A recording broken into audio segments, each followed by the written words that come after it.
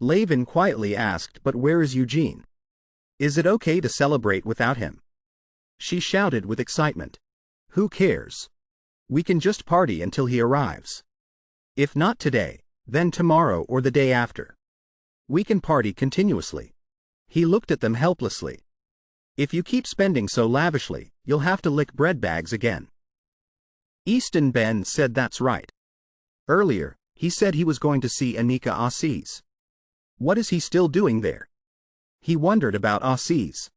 Levin was startled and remembered. Oh no, I'm dead. I'm going to be kicked out, no way. At the dungeon, a dazed Eugene quietly called out, Senior. She lazily slumped over the table. He stammered, asking, Han. What are you thinking? She replied teasingly, nothing, just contemplating whether to destroy everything and then kidnap you or not. He was startled and exclaimed, What? You can't. She rested her face on the table and replied, I won't do it. Because you wouldn't like it. He was touched, Senior. Anika turned her face away and answered, So I'm thinking of another way. He was speechless, thinking, she still hasn't given up? He wondered, but why do you want to protect me so much? She slowly lifted her head without answering, then sat up straight and stared, saying, Didn't I tell you? You are the child chosen by Lord Felon. And the Grand Duke of the Abyss is also targeting you. You've experienced it, haven't you? Eugene, confused, explained, That's true. But I still don't understand why it's me. She snapped her fingers and the restraints opened. I can't answer a fateful question like that. But you have the right to be curious. She summoned her magic. I'll tell you as much as I can without breaking the rules. He asked, bewildered, You said rules? Once upon a time, Lord Felon grew tired of the meaningless war of attrition with the Abyss. So, he signed a non-aggression pact with them, leading to the formation of what we call the Horizon. He exclaimed in shock, Didn't Lord Felon defeat the Abyss before creating it? She answered calmly, Is that how they teach it in school? Then I take that back. He shot up from his seat, shouting, You can't just take it back like that. She touched the magic circle and continued, Although the nuances of who had the upper hand differ, it's still true that this land was created after defeating the Abyss. Tea. Coffee. He waved his hands, looking at her power enveloping them. Tea for me, please. He thought, Isn't this prison cell useless? Anika picked up the teapot and explained, What's important are the details of the pact. As stipulated in that treaty, transcendent beings like Lord Felon and the Grand Dukes of the Abyss, who can control human destiny at will, are all forbidden from interfering with the Horizon. As time passed, the 12 disciples also became transcendent beings and ascended beyond the Horizon, leaving the Horizon entirely to humanity. He took the teacup and wondered, But isn't the Grand Duke of the Abyss still active? She returned the teapot to the void and added, Every treaty has loopholes. Just like how I can bypass regulations on my powers with pre-recorded spells. It's a method of circumventing the law. Notably, if a human desires the power of the Abyss, a certain level of interference is permitted. That's a crucial issue that arises from the Lord's respect for human free will. But without such loopholes, the peace treaty would have been impossible. He was surprised, but I never desired the Abyss. She picked up her teacup and replied, They interpret it broadly. Even seeking salvation in suffering can be interpreted as desiring the Abyss. Especially in your case, the accumulated pain from your past life means the sorrow and darkness in your soul can be greater. He realized a lot. His face was bewildered as he exclaimed, So that's what it is with the Grand Duke of the Abyss. She calmly continued, The power granted to those who rely on the Abyss is proportional to the soul's pain. So, the main reason the Grand Duke contacted you is, as you guessed, because your soul is incredibly attractive. If they can corrupt you and turn you into a worshipper of the Abyss at the level of an apostle or a grand disciple, it wouldn't be difficult. He trembled and uttered, Apostle. She explained, The persistence of the Abyss is beyond imagination. So they will definitely come for you again. Representatives of the Abyss, like apostles or grand disciples, are theoretically as strong as me when all my restrictions are lifted. The fact that you came from Folivia helped you avoid the worst of the damage. If such beings attack again, even I cannot guarantee your safety. That's why I want to keep you imprisoned if possible." He shouted, "Please drop that idea." She expressed seriously, "It was a promise, so I have no other choice. You have proven your abilities to me. And it seems you have a pretty good friend." Eugene excitedly asked, "Can I tell my friends what you just said?" "No." She turned away and replied, "It's up to you." He picked up his teacup and expressed his gratitude, a compliment from the top mage. "My friends will be very happy to hear that." He sipped his tea. Immediately, he spat it out. Anika said, "You're a whale." Eugene, confused, pointed at the teacup and asked, "Why am I pretending to be a whale?" "This tea tastes strange." She replied, "Really? I don't notice anything." "Oh right, I've lost my sense of taste. I forgot." He thought with a horrified expression, "How can you forget something like that?" She praised, "Now that I think about it, 30% of my unexplained stomachaches occurred after drinking this tea. Now everything makes sense." "Well done, Eugene." He was terrified. "What do you mean, well done? How could you forget something like that?" She looked at her teacup and replied, "You see, my memory is spotty. By the way, what was I about to say before? I remember now. The reason the abyss is targeting you. Of course, it's due to the allure of your soul. But that's not the only reason you mustn't fall into their hands. Your potential to become a powerful abyss worshipper is nothing compared to the real problem." He tensed up and repeated, "The real problem?" She added, "The real problem is that Lord Felon wants you." Suddenly, a bolt of electricity struck her. Eugene, bewildered, asked, "Han? All of a sudden? Are you okay?" Her hair frizzled from the shock. She calmly replied, "I'm fine." It must have been a taboo word. Since my memory isn't good, I placed a warning spell. But what was it I wasn't supposed to say? He screamed, "2 more warnings like that could kill you." She rolled her eyes, "Making a mistake could cost me much more." He was stunned. "What?" She then replied, "I'm sorry about that. That's also why Lord Felon chose you, but I can't say more." He was confused. "Really? But I'm so curious." "But it's okay. Thanks to you, Senior, I've learned a lot. Although I'm curious why Lord Felon chose me, I have a guess. Because I was just an unfortunate child in my past life. And even now, I'm not particularly talented as a mage, even after achieving unification. So this second life is like a gift from Lord Felon for a pitiful child. Right?" Her eyes widened with a glint of light. Anika smiled in admiration. "Even without knowing anything, you seem to understand better than I do." Morning at the academy. Eugene stared in amazement at the pile of letters falling out. He shouted, "You're so popular." Levin picked up the letters and grumbled, "What's the point of being popular in a lab I don't even care about?" Irosi held a few letters and said, "I received a lot of these too." He wondered, "Are they from labs? Why?" He then explained, "First-year male students will soon have to choose a major, right? They are recruiting promising new students in advance. If we're receiving so many while still in the 12th grade, our items must have made quite an impression." Hiroshi agreed, just as Eugene said. Giovanna and Josh were dissatisfied, but only the 2 of them received them. "We all worked on those things. So why only them?" He answered, "There are plenty of people who didn't get them.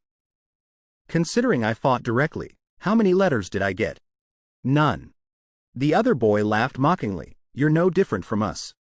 The first boy spoke up, "Perhaps it's also a burden to have defeated Assis." He cried, "Thanks for the consideration. Anyway, a major. I've never thought about it. Is a major really that important?"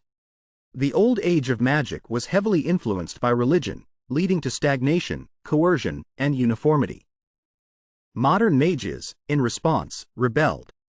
Just as the 12 disciples created 12 schools, They adapted traditional magic to create new spells or elevated the status of practical magic, which was once looked down upon. This marked a glorious renaissance of ancient academic traditions. And the magical world is now in the midst of a renaissance, progressing at an astonishing speed. That led to countless specialized fields of study today. Giovanna exclaimed, "So majors are." Havina continued, "The flowers of modern magic." He was amazed, "Really? I didn't know any of this." The other boy explained, "As a drawback, introductory classes are now looked down upon." Eugene hesitated, "Everyone knows so much. Maybe I'm the only one falling behind." Levin denied it, "You're not falling behind at all. How much would a first-year student know about their major? The point is to explore from here on out. That's why orientation sessions for first-year students are usually optional. If you don't have a major in mind, why not observe a few?" He replied excitedly, "Observing sounds interesting. But going alone without an invitation letter is a bit embarrassing. I don't know much anyway." Irosi suggested, "Then do you want to go with me? I received a lot of invitations, but I'm not comfortable going alone." The other boy replied, "Huh? Really? That's great. But Irosi, what are you drinking?" He looked at his cup and said calmly, "Oh, this? I made it myself. It makes you feel good if you drink it. Want a sip?" They looked at his cup in confusion. "It looks a bit dangerous." "It's safe, right?" A few days later, Easton was surprised. "What?" A student was arrested on suspicion of producing and distributing a banned substance and taken to jail. Eugene gripped the bars and shouted, "There's a misunderstanding. Please listen to me." Time rewinds to the day before. The test tubes were glowing red and erupting with a sound, along with the incomprehensible screams of a shocked Irosi and Eugene. "Why are they exploding?" He held the erupting test tube, which was spewing slimy foam, and cried out in tears, to the fear of those present. "Sir, it keeps foaming." A man with an angry face kicked the door open and cursed, "Get the hell out of here." The two culprits, seeing this, ran away in fear. "We're sorry." After the failure, Eugene sighed and lamented, "Maybe I have no talent for concocting at all. Sorry, Irosi. It's my fault we got kicked out. It's your first time. Anyway, alchemy is prone to explosions." Recalling his father's words, "Irosi, if you're going to blow up the whole house, Irosi, why not try a magic school instead of being here?" He tried to console Eugene with his outstanding achievements. "I've blown up so many things that my dad told me I should go to a magic school." "That's impressive. You're much younger than me but have so much experience." Eugene pulled up his sleeve, disappointed in himself. "In contrast, I don't even know what I should be doing." Irosi wondered and asked, "But you're good at fighting." Eugene didn't deny it and just smiled wryly. "That's true, but you know, I want to seem more intellectual, to be worthy of being a student at a magic school." Outside, a sudden shout was heard. "No way, Giovanna." Josh angrily banged on the door. "You bastard, don't desecrate the public restroom." Levin stood beside him, reprimanding Josh, "You're crazy." Giovanna, inside, was interrupted and angrily retorted, "Are you going to do this every time I take a dump?" Leon, with a sinister smile and his hands full of tools, spoke up, "Should I break down the door?" Josh went crazy and stopped him. "Don't you dare do that, you bastard Leon." On Eugene and Irosi's side, they heard the noise and paid attention. "Hey, it's our class." The bathroom door slowly opened. Giovanna, inside, was fuming with murderous intent. "You bastards really." Seeing something bad was about to happen, Josh and Leon ran for their lives. "The door's open, let's run." They dragged Eugene along as an accomplice. "Save us from the toilet bomber, Eugene." Giovanna, angry, with red glowing eyes, pulled up his pants but didn't forget to ready a fire spell and went berserk. "Warning, come out here, Josh." "Levin, don't involve innocent victims." Realizing their mistake, the two culprits had a second thought. "From now on, we should stay away from this restroom." After handling everything, Giovanna happily gave a thumbs up and answered, "My major? Of course, I have a plan. I'm going to join elementary magic education." Imagining himself teaching children, he happily revealed, "When I graduate, I'll return to my hometown and open a small magic school.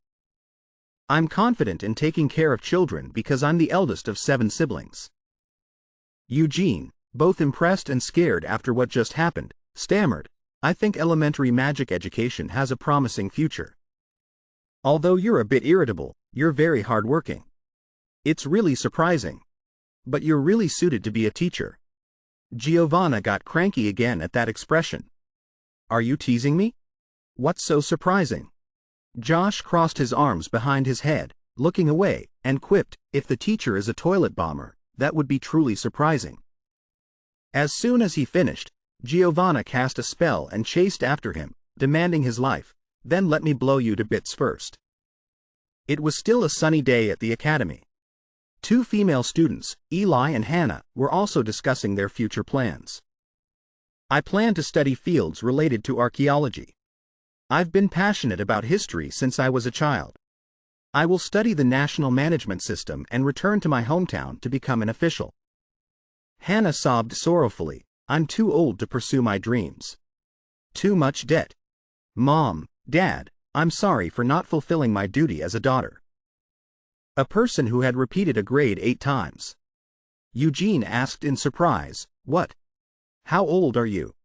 Josh whispered in his ear, "There's a rumor she's the same age as the teacher." Eugene was shocked again, "Really?" Hannah angrily shouted, "That's not true. I'm not that old. Do you want to die, Josh?" The sun had begun to set.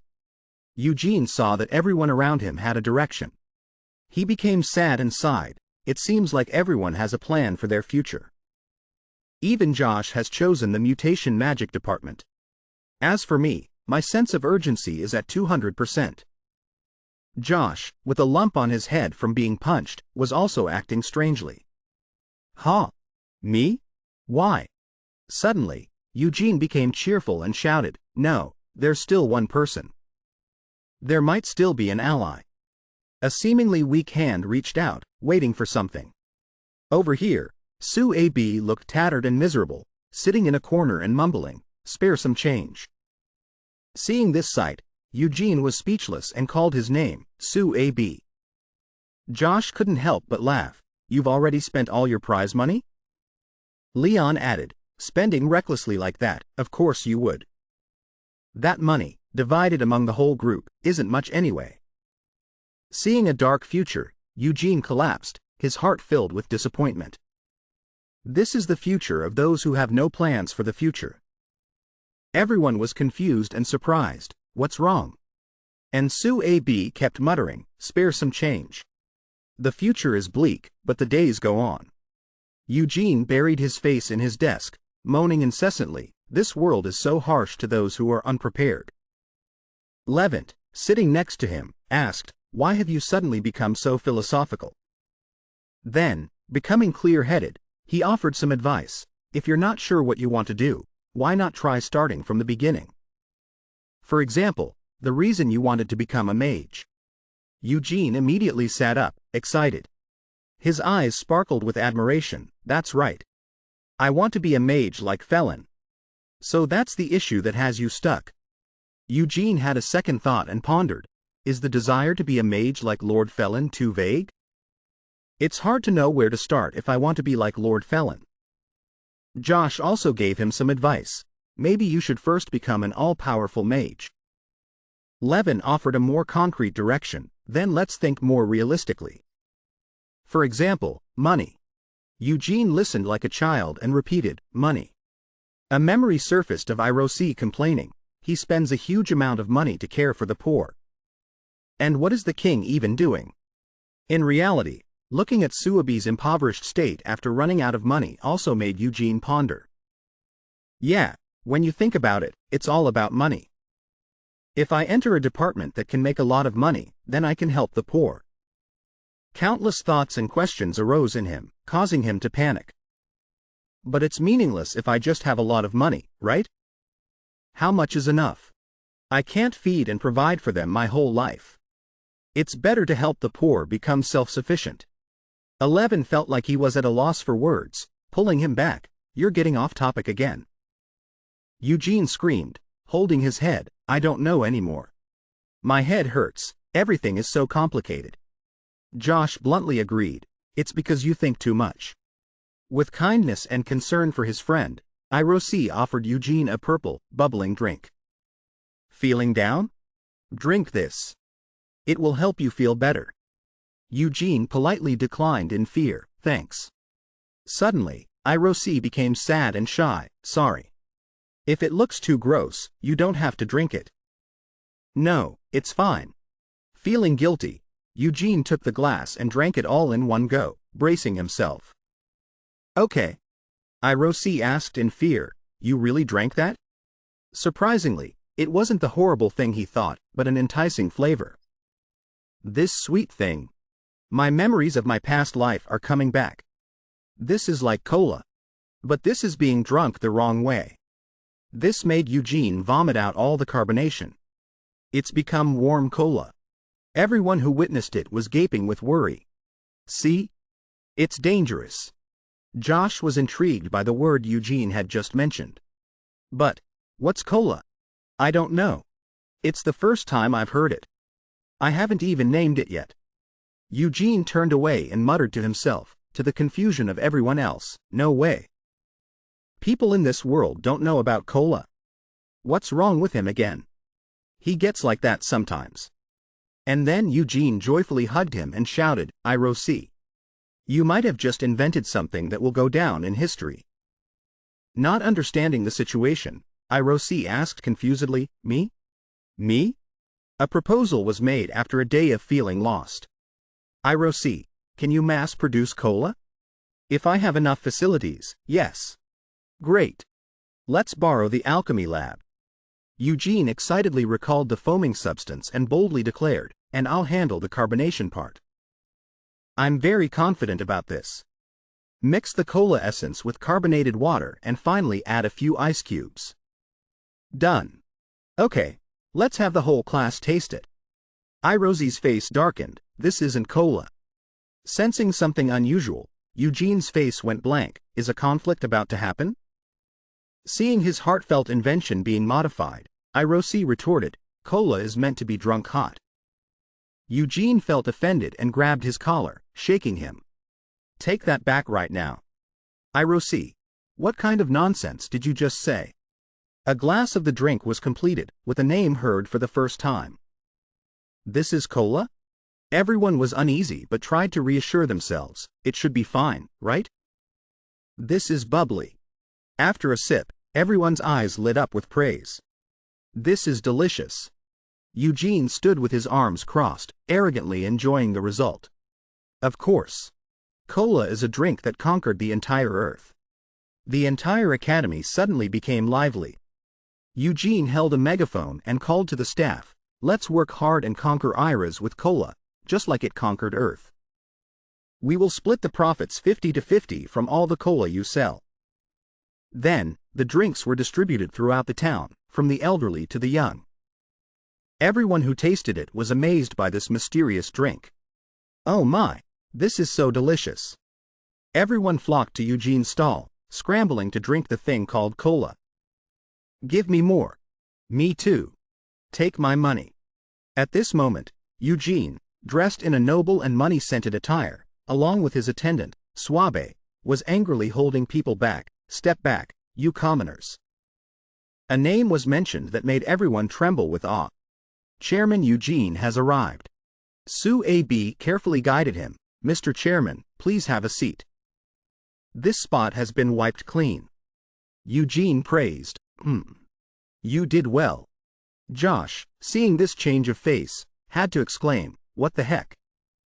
Hannah, with eyes full of longing and admiration, rushed up to ask for the secret. Amazing, Eugene. How did you achieve such great success in such a short time?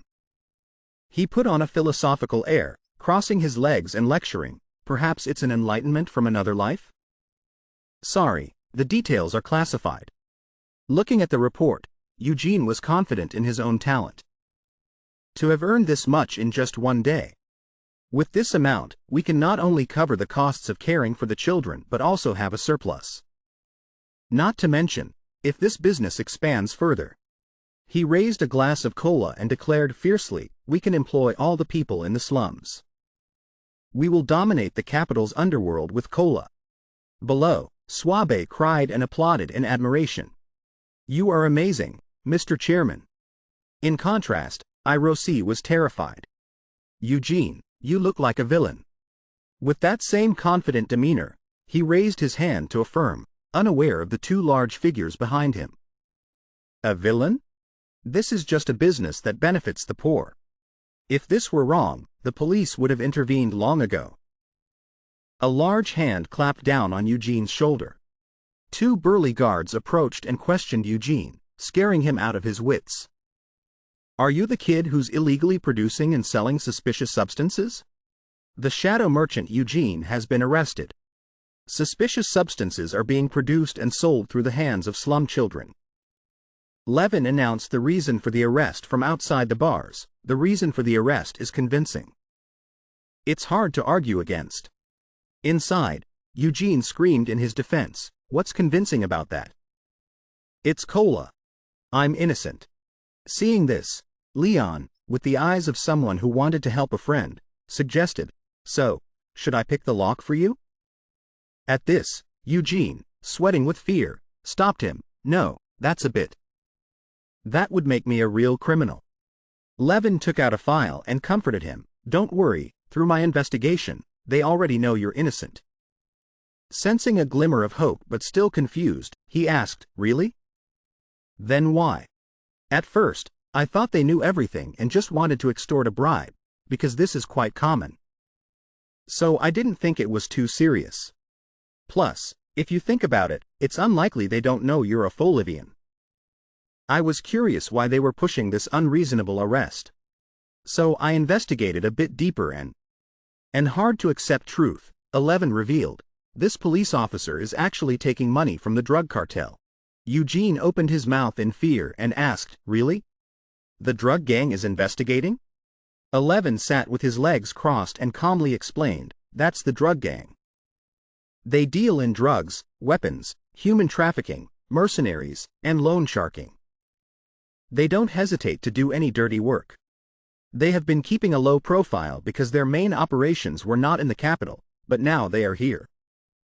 A casual remark was made, perhaps they are worried about a new competitor. Eugene tearfully explained, I already told them, cola is not a drug. After teasing him, Levon told the truth, just kidding. You'll be released soon. They were just putting on an act for that gang. If they didn't pretend, they could have been beheaded by the gang. Eugene finally realized the danger of the enemy. He anxiously shouted, police. 11 revealed, that's how they stay out of control. Of course, the biggest reason is the bribes the police have received. The police are truly corrupt to the core. So you should be careful too.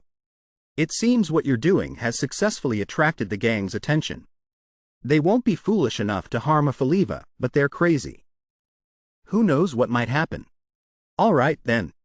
Unable to accept reality, Eugene grabbed the iron bars and cried, Chairman Cola.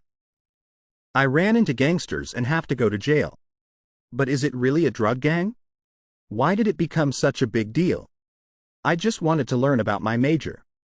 Knowing this topic came up, Levin pointed to himself and wondered, hey, speaking of majors, you asked everyone about their major but you didn't ask me. That's heartbreaking. Eugene was startled and felt guilty. Ah, you noticed? Yes. 11 got to the point. How could I not notice? Eugene, feeling awkward, tried to avoid the subject. Ah, is that so? And then he tried to smooth things over. Well, it's not that I intentionally excluded you.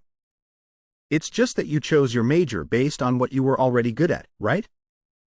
After hearing Eugene's excuse and thinking things would be fine, Leon's face darkened.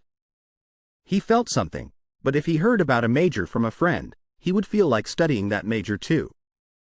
Levin used a stack of papers to hide his facial expression. That's a pretty reasonable excuse, huh? Wondering what he said wrong, Eugene questioned, "What are you looking at?" Suddenly, a girl jumped out from nowhere. She spread her arms and rushed towards him, calling out, "Eugene." Miss Easton, she was worried. Her eyes were already brimming with tears as she tightly gripped his hand and said a lot. "Do you know how much I worried about you? The alchemy professor said you were setting off fireworks again.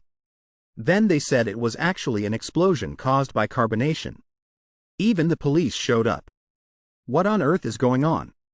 Eugene avoided her gaze and hesitated in his reply. "Well, He scratched his face, trying to find an answer. "I was just trying to find a major that suits me. And the police thing was just a misunderstanding." Hearing this, Miss Easton's eyes lit up. "Your major." Then she confidently patted her chest and asserted, "Then you should have come to me from the very beginning. Guiding a student's future is a teacher's duty." Miss Easton hugged him tightly, her mouth muttering as if she wanted to swallow Eugene whole, which terrified him. Basic magic mechanics, quantum magic, magical astronomy, there are so many fascinating majors. Just say the word, from undergraduate to graduate school, I will support you wholeheartedly. Seeing her terrifyingly excessive enthusiasm, he shouted loudly, "This is exactly why I didn't ask." After a while, having escaped, Eugene went down to the town. Walking through the crowded streets, Eugene sighed and complained, "This is even worse than being in jail. I wonder how real graduate students deal with this. Theory doesn't seem to suit me. I hope the kids are doing okay." While lost in thought, a sudden gust of wind blew everything away. He immediately noticed the terrifying magic. "That's Suabe's. Over there, Suabe was angrily destroying everything, backing into a defensive stance. It seemed she was in trouble, gritting her teeth in anger. Damn it." She looked at the fat man in front of her who was drinking cola and blocking her way. She asked him, "Who are you?" A fat man with a scarred face lowered his hand leisurely. He declared, "Isn't it obvious? I am a customer. Taking things without paying is robbery, you fool." Being insulted made Suabe even angrier. She shouted loudly, "Robbery." That man was Donbo. He looked at her and said something strange, I remember very clearly. "What you used to pay was not money, but your own life." She became even angrier, mixed with confusion. "What are you talking about?" Suddenly, he leapt high into the air. "If you don't like it." With that large body, it was hard to comprehend. He appeared in front of Suabe and declared, "I will take it back. He's too fast. I'm going to die." But something stopped Donbo, surprising him. Eugene appeared. With just one hand, he had easily blocked that powerful kick. "Eugene," Donbo sneered. "With that weak body, how could you withstand my blow?" Eugene became angry, veins popping on his face. The fat man also sensed his opponent's strength. He realized it and asked, "You saw through the center of gravity?" "My power is to nullify it." "To have such skill at this age, could you be Eugene Faliva? Am I right?" Thinking about having to go to jail, Eugene angrily interrogated him, "I don't even need to ask to know who you are." Then, a spin sent Donbo tumbling. "You're from the gang, aren't you?" Faliva technique, armor break, horizontal knee kick. He was thrown far away. Seeing this, Eugene took the opportunity to ask, "Are you okay?" Suabe immediately warned him, "Don't let your guard down." A strangely dressed man had somehow placed his hands behind Eugene without him noticing or sensing it. "There are more of them." He slowly turned his face, fear rising within him. The other man was Banta. He used his long hands to praise Eugene. "What's this? So cute. You'll probably grow up to be very handsome." Then he suddenly used his hands to pull his own mouth wide open. "So ugly," he declared. "So die before you grow up. Anyone more handsome than me must die." Seeing the terrifying sight made Eugene's eyes widen in horror. He quickly backed away to keep his distance. "What is that?" From the side, Donbo spoke up, "Calm down, Banta." Another one also suddenly appeared behind him. his hand holding a rope, and said gently, "El Gato ordered us not to cause unnecessary conflict. We didn't come here to cause trouble." The men who appeared were no ordinary people, which horrified Eugene again and again. Looking at the strangely dressed man with the rope, Georgie, he wondered in confusion, why? The man acted politely, bowing sincerely. "Please understand, young Master Faliva. I did not come to fight. It was just a small misunderstanding due to being unfamiliar with the rules of Iraq." Then his face turned red. He pulled out his rope, ready to fight. "Please use this to appease your anger until it subsides." Countless thoughts about these weirdos flashed through Eugene's mind. These people's human nature is already twisted. They're like abyss cultists, silently lost in the deep abyss. Suabe flew into a rage and cursed, "There are no rules that allow for this kind of behavior. You are perverts. What is your purpose for coming here?" This strange feeling made Eugene think. Unfamiliar. Have they only recently come to the capital? The fat man Donbo, sitting in a corner without any injuries, spoke up. "You could call it market research before settling down. A good businessman will thoroughly research their market. We discovered there is a wonderful drink in Iraq called cola. Whoever controls it can control the world." Dr. Cannibal Donbo. Hearing this made Eugene even angrier, and he retorted, "Business? Don't try to change the subject with nonsense. I just need to look at your aura to know," he declared loudly, but it left the three men standing there confused. "You are abyss cultists and you are targeting me, right? Stop bothering innocent people and deal with me." The man named Georgie growled angrily, "What the hell are you talking about? I am a devoted priest who serves Lord Felon with both body and soul." The guy's muscles bulged as he clenched his fists. "I cannot take the insult of being called an abyss cultist as a joke." The man Banta, standing behind with his hands behind his back, sneered, "Look at this kid. Just because you're good-looking doesn't mean you can be so arrogant. Do you think we came here just to see you? The person we came to find is El Gato." Eugene's face went blank with fear upon hearing this name. El Gato. Yes, El Gato is his title. His real name is... Remembering the picture, Eugene also began to understand the situation. These three assassins were from the gang. They looked crazy, but they were even more inhuman through body modification surgery. Levon was resting his chin on his hand, analyzing their formidable power. "They're crazy but also quite strong. Even within the gang. Why would they send these guys to watch me?" He sighed and gave a wry smile at this unexpected move. "I thought I had escaped Soher's grasp by using the school as an excuse. I guess they have no intention of letting me go so easily." Eugene became serious upon hearing this name. "Soher. Is it Soher, the one who destroyed your Fails group?" Levon slowly explained, "Yes. Soher is the leader of this gang. The largest criminal organization in Horizon. I was raised as an assassin for the gang under his command. I should have told you sooner. I am truly sorry. I hoped you would never have to know this." Eugene understood the situation and replied without blame, "No, I get it. And you already said it. You used to work under Soher." Levon also warned him about dealing with this gang. "Anyway, let me handle this. Nothing good comes from getting involved with the gang. You don't know what those people are capable of." On another side, LaRossi was sitting and drinking water. Suddenly, someone came over and asked, "You're LaRossi, right?" He looked at the three tall, muscular men with curiosity. "Yes, but who are you?" A hand was placed on a map showing the positions of the three men. The gang immediately laid out their plan. Districts 1 and 2 will be handled by the Falivas. Eugene's face darkened as he ordered, "And we will search Districts 3 and 4, where the slums are, ourselves. Wherever you find these three, you must report to me immediately." His face became grim with resentment. "I swear I will deal with them myself. How dare they kidnap LaRossi? I will show them the consequences of crossing the line." A girl's voice interrupted Eugene's cool moment.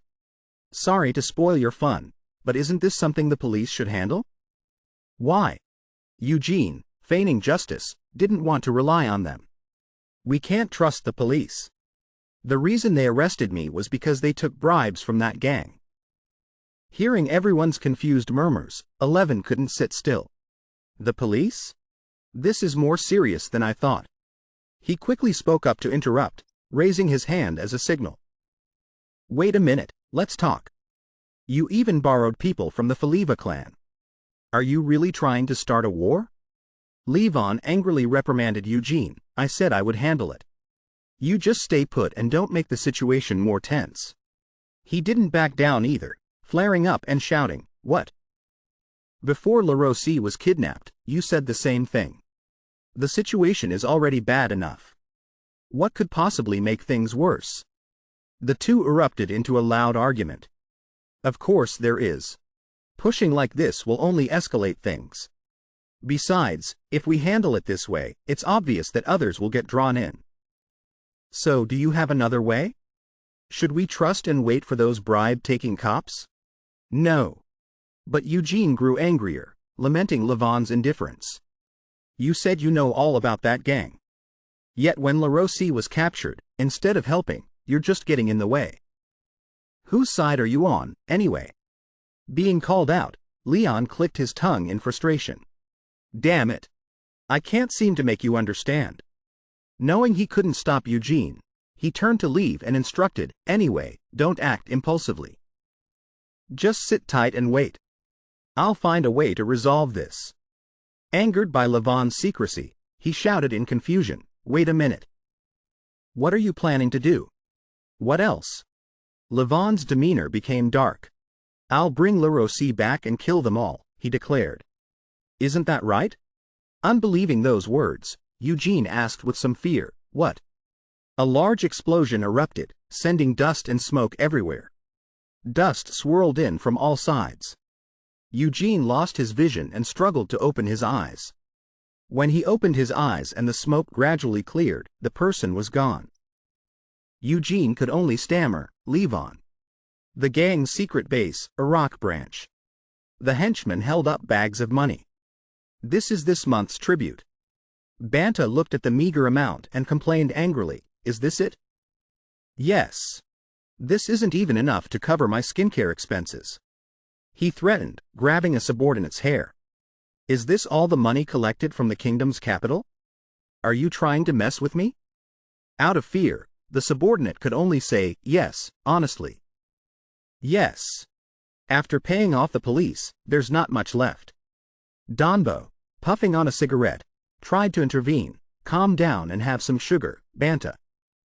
Then he spouted more nonsense. Eating sugar helps reduce stress and stimulates brain activity.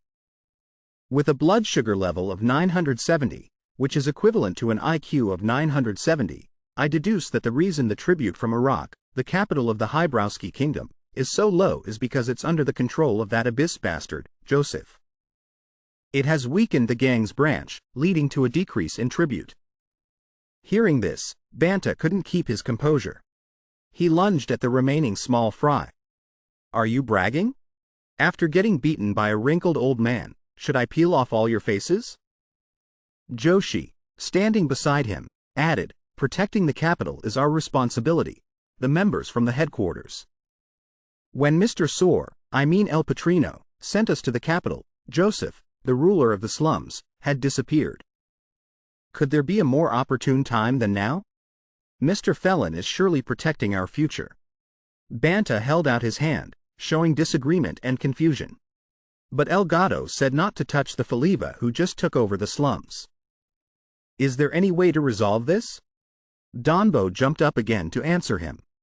With a blood sugar level exceeding 925 and an IQ of 925, my memory has found the answer. That strange taste can raise blood sugar levels to 1000. Whoever controls that strange drink called cola will dominate the market. Looking into the iron cage where LaRossi was cowering in fear, he continued, That's why I suggested kidnapping the child alchemist who created that cola. If we use this child to conduct a legitimate business, the Falivas will have no reason to interfere. Looking at the hostage, Donbo revealed his plan. This way, we won't violate Elgato's order to avoid conflict with the Falivas while we take control of the capital. The genius, Donbo. Banta shouted with joy upon realizing the benefits, so that's why we kidnapped the kid. It's true that working with smart people is much smoother. Sometimes, choosing a peaceful method is much gentler. At this moment, the subordinate listening to the story was filled with fear in his heart. Peaceful my ass, you idiots. Don't you know that crazy guy Eugene once turned the slums upside down just for some street kids? Who knows what that madman will do when you've kidnapped his friend? He might bring the main force of the Falivas here. The three butchers, seeing the flawless plan, all agreed and laughed out loud. Why does the headquarters have such crazy and reckless people? Especially when we should be keeping quiet and avoiding Faliva's attention. Georgie spoke up, suggesting, please let me handle the education of that alchemist child. He laughed as he spoke. The school of magic, that den of heresy, dared to belittle Lord Felon, the creator of the world, in favor of a mere wizard, those fools. He revealed a disgusting expression, sticking his head into the iron bars, his eyes bulging and tongue sticking out. So disgusting. I, Georgie, the priest of the true path, he threatened. LaRossi's eyes filled with tears of fear at his threats. We'll beat this heretic brat and bring him back to the righteous path. He pulled at the iron bar with all his might, shouting angrily, Iron bar! Iron bar! Iron bar! Iron bar! Iron bar! Why won't it open? Open up! Georgie yelled, ordering, the key. Someone bring the key here. In the middle of his sentence, a flash of light shot straight at his face. Hurry up before I break everything. 11 appeared. He had thrown a punch that sent him flying into the wall. Donbo and Banta didn't even realize what happened.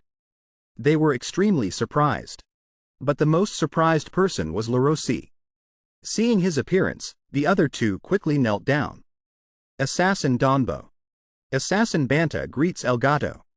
He twisted his fist, replying with annoyance, heir to the gang. I have no intention of becoming that disgusting successor. Didn't I tell you? The captured citizens were also astonished, their eyes wide, wondering, that kid is Elgato? LaRossi was stunned and muttered, the heir to the gang. Leave on. The people behind him couldn't believe it. They pointed and asserted, wait a minute. He can't be Elgato. He's been working with Eugene Faliva to control the slums. Banta laughed contemptuously, you fools. You dare not bow when you meet Elgato. How can branch members not recognize Elgato's face? Even if you die, you can't justify it. Not letting the other two get ahead of themselves, he pointed a finger and warned, what are you laughing at, you idiots? You'll end up just like him. Levon growled angrily, didn't I tell you not to touch the Falivas? Do you have to die to understand?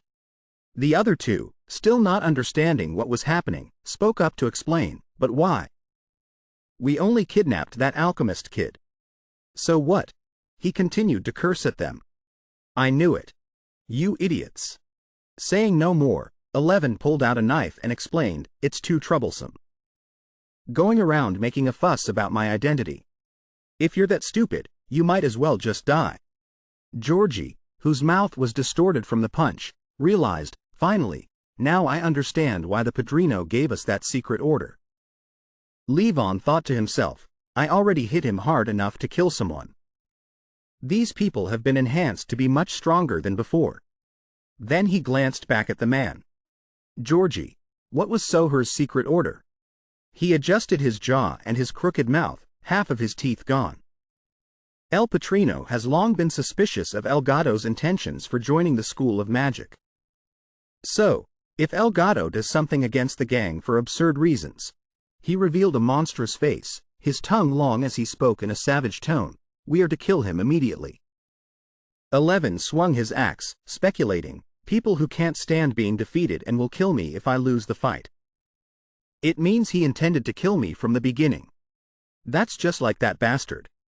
Then, with a confident demeanor, he asserted, but to kill me, the great Elgato, shouldn't you have prepared more carefully? Georgie was still trying to fix his jaw as he looked ahead. You think we came unprepared when we have to kill the infamous El Gato? As he finished speaking, a figure suddenly appeared from behind, a staff in hand, and walked forward. We have prepared a masterpiece. Levon was a bit surprised. He stared intently. For you, Mr. El Gato. A woman's body stepped forward. It was Hermana. On a dark, quiet night in town, Eugene stood listlessly by the window. Under the faint, bright moonlight, he felt guilty thinking about something and called out Eleven's name. Remembering the harsh words he had said to him made Eugene restless. He seems to be thinking about a lot of things. Was I too harsh on him? Havina Tan spoke up unexpectedly, startling him. Eugene, one of my numbers seems to have found the gang's base. Hearing the news, he quickly put on his jacket and ran over. Really? Where? Havina Tan looked at the rat puppets on the table and replied, I'm not exactly sure. But this little one can't talk anyway. If you follow them, you'll find where they are. Biu. Eugene was captivated, picking up a puppet and cradling it. So cute, I guess. Then he placed the mouse on his shoulder. Havina Tan asked worriedly, so what are you going to do? Are you going to bring the others in? Hearing that reminded Eugene of their argument. Of course, but the situation could get worse. Pushing like this will only escalate things. Besides, if we handle it this way, it's clear that others will get involved too. This made him hesitate for a moment. Ah, well. And then he fell back into thought. That's right. I can't drag the others into this mess. After a moment, he sheathed his sword and said to her, if I'm not back by tomorrow morning, then contact the main house. I'll handle this alone. At some point, Suabe appeared, also wanting to join the fight. We'll go together. She angrily clenched her fist. Let's show them what happens when they mess with our brother, those magical fools. The mouse then ran as if it had a motor, making it difficult for the two of them to keep up. Finally, they caught up to it, exhausted and panting with runny noses. I told you to slow down. A zombie can get tired too? Standing before a dark, wide, and vast sewer tunnel made them confused. And why is this sewer so big and complicated? Right. If it weren't for Biu, we would never have found it. The sewer system in Halong, the gang's territory. But let's take this chance to rest a bit. We have no other choice. Eugene asked with some concern, but Suabe, what if we also? She angrily propped her leg up and declared boldly, dangerous? Who do you think you're talking to? Then she recounted her own achievements as a child. When I was 5, I hunted polar bears alone in the ice fields. And you think I'd be scared of a little danger like this? Eugene felt his soul shaken with fear and lamented, your sense of danger is really the problem here. He also admitted, of course I know how brave you are. But you know, these guys are incredibly strong. Even among the Folivia warriors, it's rare to encounter people this powerful. I can't guarantee anything if all three of them attack at once. Ignoring his warning, Suabe questioned him again. So that's how it is? Why do you need me then? Feeling like she was being considered useless made her furious. She got close and stared. Don't tell me you see me as a burden who can't take care of herself, right? No, I didn't mean that. Then what is it? From the darkness, someone acted, pulling their own face taut, while the two were arguing. Eugene sensed the killing intent and became alert. He quickly pushed Suabe away to dodge the attack. Watch out! She looked at what had just flown past and asked in confusion, what was that? What flew towards us? A sniper attack. Looking at the weapon scattered on the ground, she realized, these are throwing knives. On the other side, Banta stretched his facial skin and spoke from the darkness. Isn't it impressive? My skin is so elastic it can withstand over 45 kilograms of force. They are projectiles with 10 times the height of a normal bow. Banta, the gang's assassin, characteristic, highly elastic skin. I can't believe you dodged them so easily. Not believing her eyes, Suabe was frightened. He used his cheeks to shoot those things? Behind her, a fat man suddenly appeared out of nowhere. To find a gun in this complex sewer system, someone must have leaked the information. And then he mumbled his speculation. With a blood sugar level of 680, or in other words, an IQ of 680, according to my deduction, it's the traitor, El Gato. Donbo, the gang's assassin, characteristic, extremely high blood sugar. The Sun doesn't need to honor a traitor. Levon is the one who revealed the location of the gang's base. The pressure from these two weighed heavily on Eugene. They were following the hamster. Hearing that sentence, he was startled and questioned them. Wait a minute. Levon is the traitor? So could it be that he came here before us? The last one, Georgie, appeared and praised him. Indeed, a sharp deduction. On his face, there was now an iron brace to reshape his mouth. I should have done everything to stop him when he was going to the cult's lair at the magic school. Georgie, the gang's assassin. His characteristic is that his corruption wasn't from associating with the cultists, denying God felon. Donbo held a mouse puppet in his hand. I'd rather interpret it more literarily. A believer who became El Gato, the man of darkness. But after meeting a boy from Faliva, who still held the purity and justice of the light, he must have remembered his true nature as a Feltz. Witnessing this scene made Eugene shudder. What? Remembering his own rebukes made Levin become confused. Whose side are you on, after all?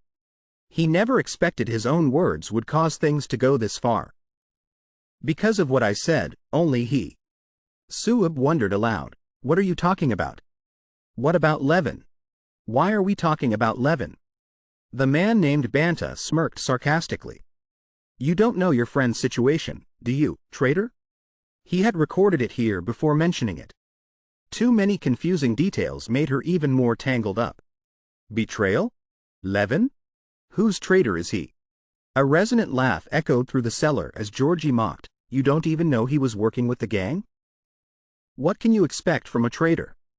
Don't worry, he hasn't defected yet. We just exchanged a sound beating and locked him up with your friend Kola, that's all. Suab felt normal again and breathed a sigh of relief. Oh, I thought it was something serious, but it turns out it's not a big deal, huh? She acted calm, her words touching a nerve with them. I don't care about these gang matters. If Levin is your traitor, then he's pretty good at it. Gaining momentum, Eugene smiled in confirmation. That's right. The two regained their confidence and got into a fighting stance. We will kill all of you and save everyone. Hearing this, the three leaders charged forward at the same time. You think you can do that? The man Georgie rushed forward, throwing out countless arms. With compassionate love, first technique, snake bind. 2 arms had already gripped Eugene's wrists tightly. His arms were coming from a strange angle. He threatened fiercely, put away your sword. There's no love in it. Not letting him run rampant, Eugene swung his sword, making him spin like a pinwheel and then plunge headfirst into the ground. In metal, anti-armor technique, Faliva wrist twist. A strong gust of wind blew, making him cautious. The fat man, Bondo, saw this and rushed in to support. Eugene's face turned pale when his own attack had no effect. A sword slashed straight at his head, but there wasn't even a scratch. He pointed and sneered, "You're aiming for my head? You're too green. It's a skill, the hardest part of the human body. That's obvious, and you can't cut it with a sword, right?" What's this? The man, Bat, pulled his mouth open. Sharp blades were revealed from inside his mouth. The cheek is the most elastic part of the body. After releasing them, the blades flew forward with astonishing speed. Ah, so a well-cared-for cheek is more than 10 times more elastic than a bowstring. Defenseless, the blades flew directly at him. His companion shouted worriedly, "Eugene!" Suab chanted a spell, and lightning appeared. Verara! A stone barrier was erected. Now, for them to block it. Are you okay? I'm fine. They hit my armor and cloak. Hit by the blow, Eugene winced in pain. It didn't penetrate, but the damage. As expected, long-range attacks are the most troublesome. Pushed into a difficult position, Suab bit her teeth and pondered. Eugene can't hold them off alone, it's too much for him. Long range. An idea flashed in her mind with a gambling smile. I think I know who to fight. The three men standing behind the wall exclaimed. This scale of magic. She must be at least a 7th circle mage or higher.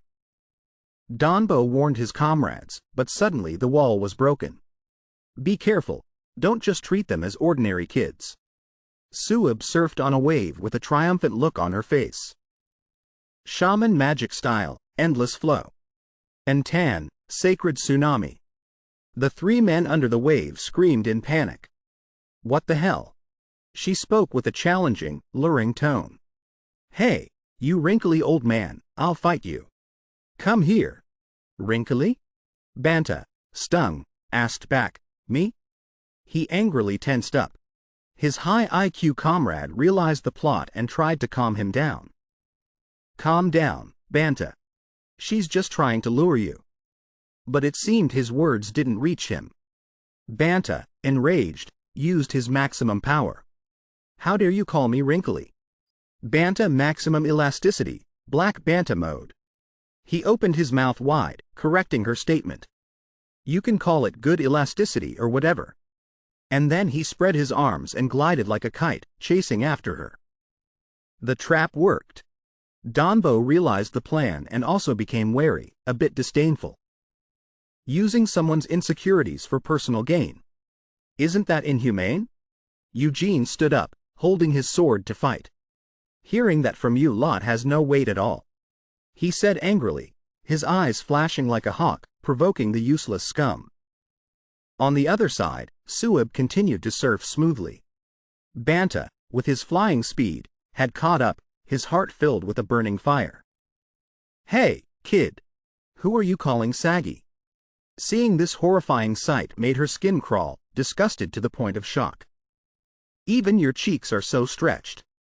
This remark hurt him, and 2 streams of tears flowed from his eyes as he screamed. She was not afraid at all, challenging him even more with delight. Bring it on if you've got the guts. At least I've done my part. Back to Eugene. He had to fight the 2 remaining big guys alone. I'm worried about you, Eugene. His sword blade suddenly glowed red with power. Fire sword enchantment. The pressure from the flames spread everywhere. Eugene, furious, wanted to finish them. Dizio's flower slash. A single strike set the entire corner of the cellar ablaze with raging fire. Infernal steel fire magic. The other 2 were stunned by this power, staring blankly. The fat one, scared, dropped to the ground, letting Georgie take the full force of the blow. The explosion shook the place, sending up thick smoke and flames. He quickly tried to leave. I can't waste any more time on these clowns. I have to find LaRossi and Levin quickly.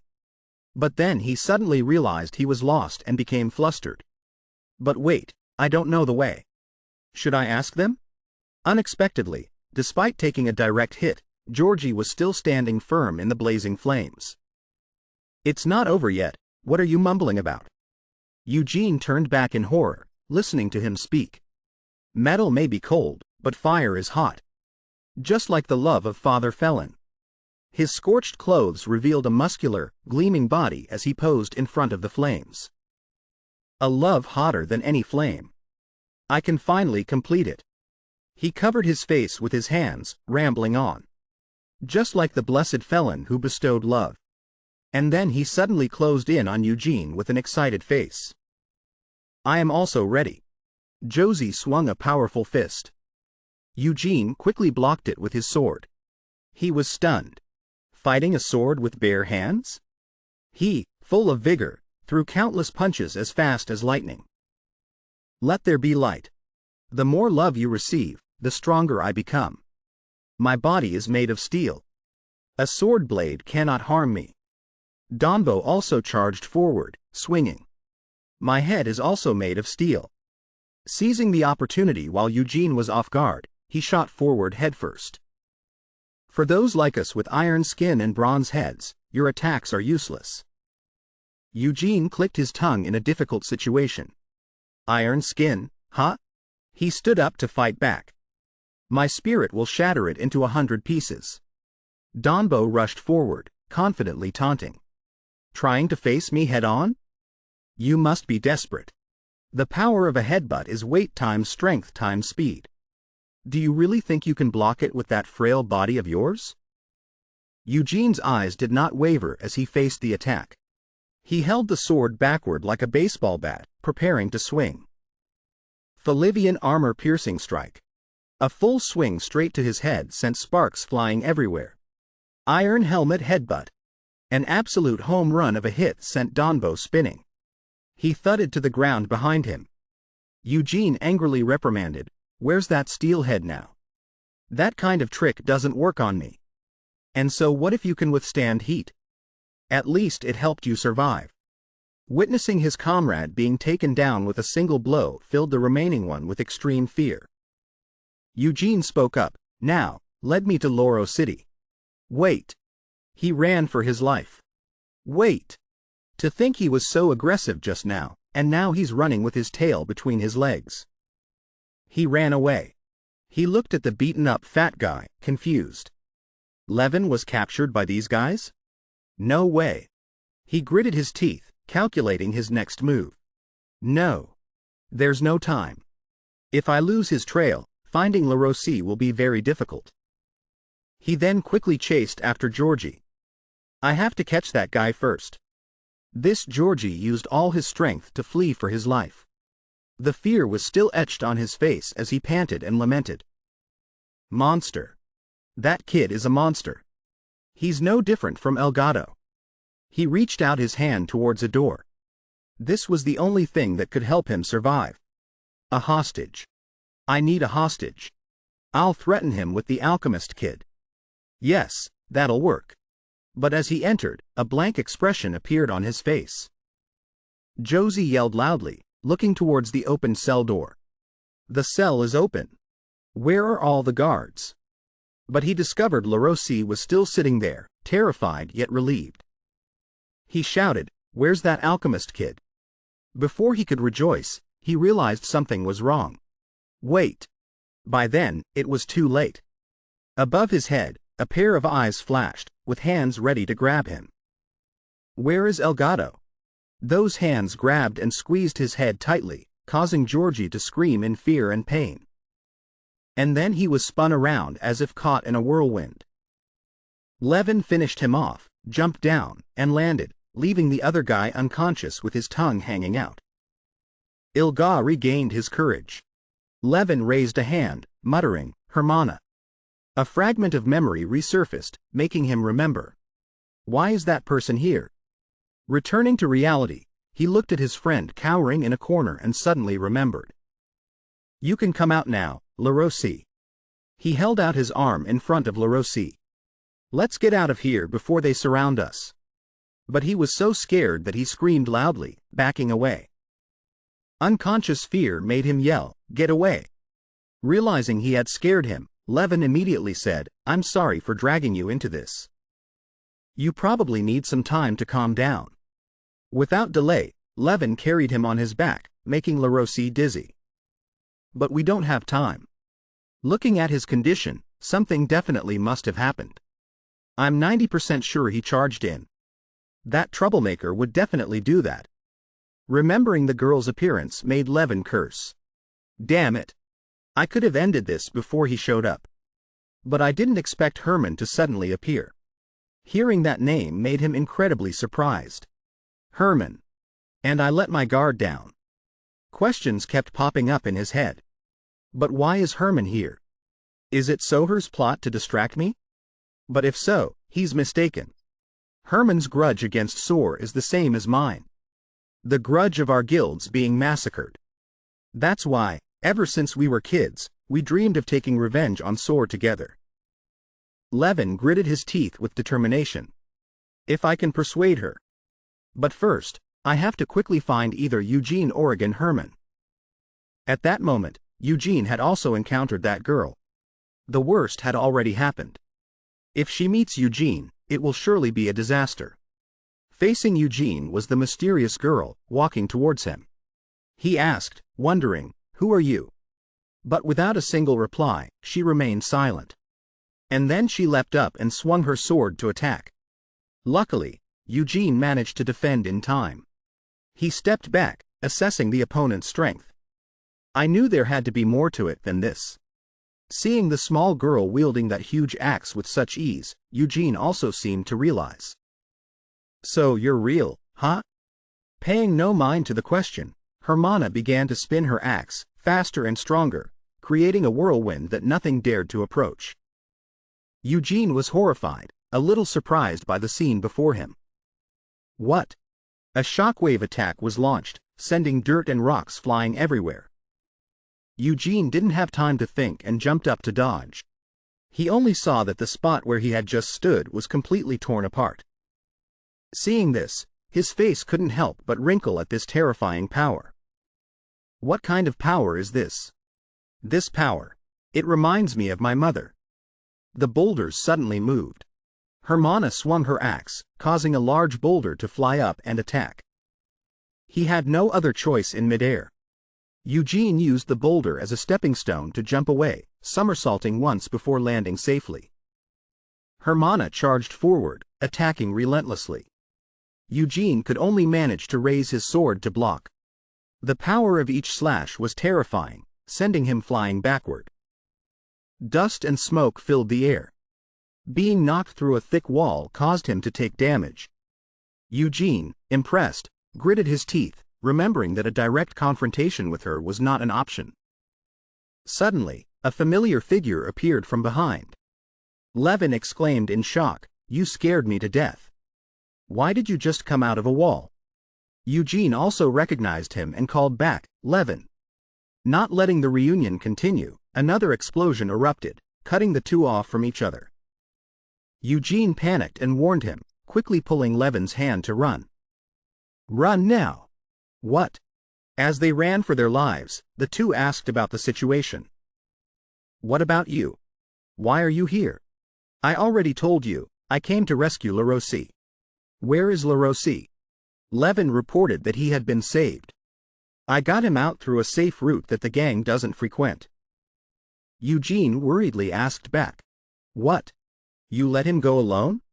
He sighed, "What else could I do? I still have things to do, and I'm all by myself." Eugene was still worried about LaRossi. But to let a child go alone. "We'll talk about this later. Let's get out of here now." "So who are you running from?" Suddenly, Levin stopped for a beat and looked back. Seeing his comrade stop, Eugene also halted. "Levin, what are you doing?" Levin reassured him. "It's okay. She's someone I know." Unable to think of anyone, Eugene confirmed, "You know her?" "Her face is completely covered. Hermana always hides her face. Hermana, like me, is one of Soher's special collections." Hearing this sentence made Eugene even more confused. Soher's special collection? The two acquaintances met and greeted each other. "Long time no see, Hermana. Sorry for leaving without an explanation." "It's hard to explain. For now, let's just say my departure was a continuation of what we always talked about." Hermana trembled but remained silent, sensing the danger. Eugene, worried, broke out in a cold sweat. He quickly rushed forward to hug Levin before her attack. "Watch out!" Levin stood frozen, looking towards Hermana. Fortunately, they dodged the fierce attack. Eugene, scared, reprimanded him. "You said she was someone you knew." Levin, still not recovered from the shock, unconsciously called out Hermana's name. "You seem close to her from the way you talk. So why did she attack? Did you mistake her for someone else?" And she didn't even answer. Levin became more and more panicked, not believing the truth. This can't be happening. He remembered the memories of when he was with her. I could never fail to recognize Hermana. But Levin's eyes were filled with resentment. Could it be? Sore. Looking at the girl in front of him, imagining the terrible things that had happened to her. Did something to Hermana? Georgie stepped forward from behind. This is quite a reunion. It seems it's not a very satisfying one. Eugene didn't recognize the person he had just been chasing. Who is that guy? His head was twisted backward, and he was trying to fix it with his hands. Elgato. What an unbelievable thing. How is he still alive? Donbo also suddenly appeared, surrounding the two of them. The human body is a marvel. With half of his head caved in, he was still cheerful and nonchalant. Humans, even if half of their brain is destroyed, can still move with enough sugar. Eugene was amazed, his eyes following the guy. This one too. And the others as well. We are completely surrounded. So there were other Sicarios observing the situation. Levin remarked. No matter how you look at it, isn't this excessive force for such an odd mission? Georgie, after having his head twisted back, still spoke with sharp sarcasm. If it weren't for you, Elgato, nurturing rebellious thoughts, they would have been back long ago. But now, it's a pity. Levin anxiously retorted, rebellion? What rebellion? If I revealed the madness you've caused, even the Patrino would say you deserve to die. Attacking Faliva is no different from abandoning the capital, Ira. That's right. A thought surfaced in his mind. Soho's relationship with the Eternal Society is a closely guarded secret.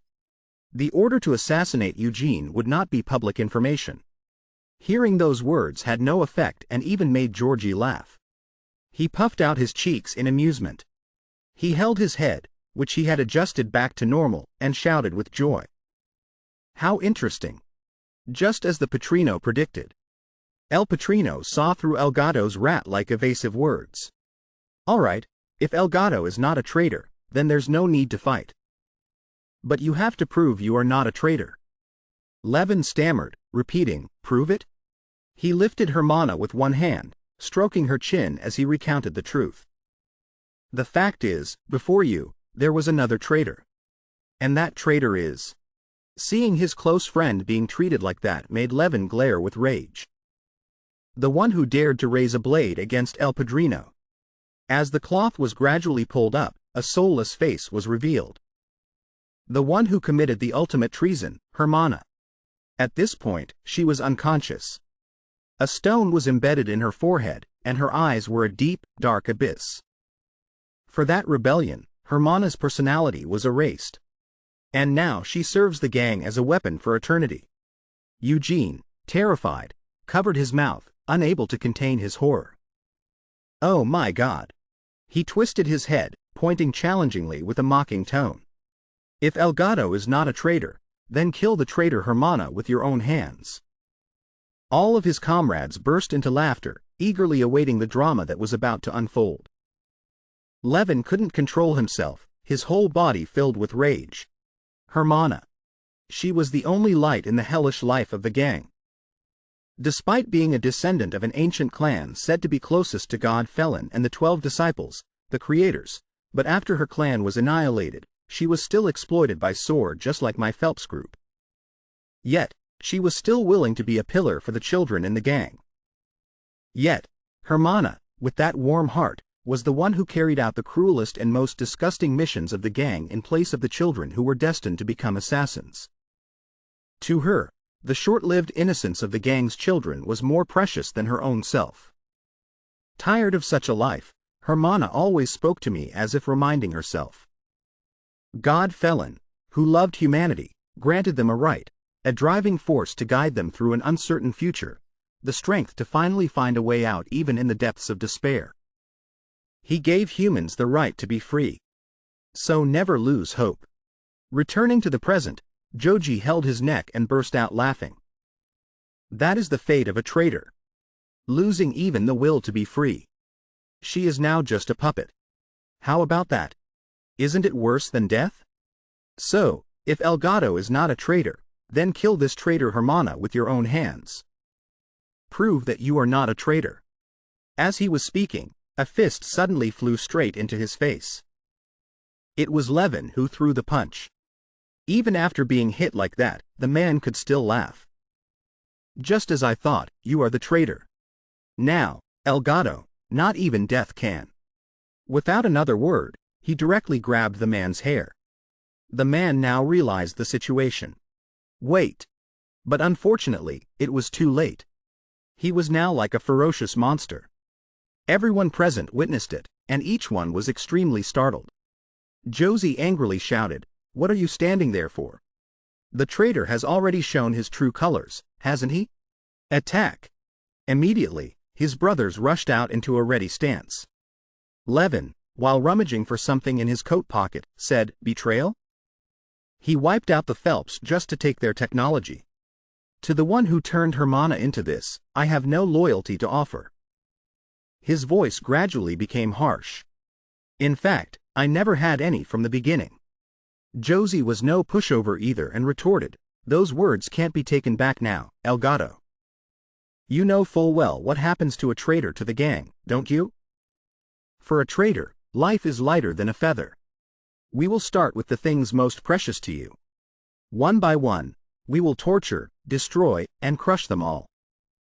And when there is nothing precious left to lose, you yourself will finally be tortured, begging for death to end it." Levin, fuming with rage, said, "Go ahead. You think I have anything left to lose?" Hearing this, the man shouted back, "Of course, we will. A traitor doesn't need limbs, do they? To make sure he pays for his betrayal, capture him alive. Just keep him alive." As he finished speaking, Eugene took the full brunt of their attack. He gritted his teeth, trying to hold on.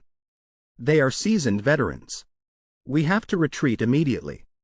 But now, thinking this, he turned his head to look towards Levin. He won't listen to reason. Suddenly, Georgie ordered, "Hermana, restrain Elgato." Immediately, Hermana followed the command, pointing her sword at Levin. He quickly cast an enhancement spell. Meanwhile, Eugene was trying to dodge those terrible attacks. He clicked his tongue and thought, "That person is Hermana. She is definitely the strongest one here. If she joins the fight in this disadvantageous situation, then everything is over. It's him. That's the one who gave the order to Hermana. If so, maybe I can stop her." Having thought it through, Eugene charged straight towards Georgie. The man was also a little worried at this moment. "Damn it, half of my brain has been crushed. My motor functions can't keep up anymore." He held his sword to the man's neck and threatened, "Stop Hermana, or I'll kill you." The man spoke defiantly. "Kill me. Even if everyone here dies, punishing a traitor is more beneficial for the gang." Hearing this, he broke into a sweat. Just like the Abyss worshippers, they are the kind of people you can't reason with. If so, don't hesitate anymore. At least reduce their numbers. As he thought, he slashed at the man. "This is fat." Suddenly, his eyes widened. "What?" Georgie threw him to the ground and exclaimed, "You let your guard down, Olivia." He slammed his sword hard into the ground. The man continued, "And my Siro, cultivated through a high-intensity diet, is the most dangerous poison in the world. I will die, but you won't be able to escape either." After saying this, he collapsed to the ground. Eugene was sitting in a corner, covering his mouth and worrying. Hermana and Levin were also fighting fiercely on their side. He gritted his teeth and asked, "Damn it, Hermana, what am I supposed to do with you?" Suddenly, a sword rose up. A man appeared out of nowhere and stabbed him from behind. Eugene was also struggling greatly. "I can't breathe." His face looked extremely tired. The poison is spreading fast. Suddenly, a stream of water flowed out from nowhere.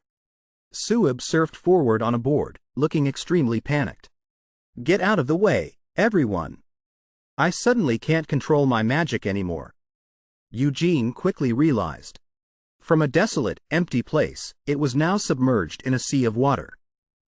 In a dry spot, Suib jumped up from the water. She let out a sigh of relief.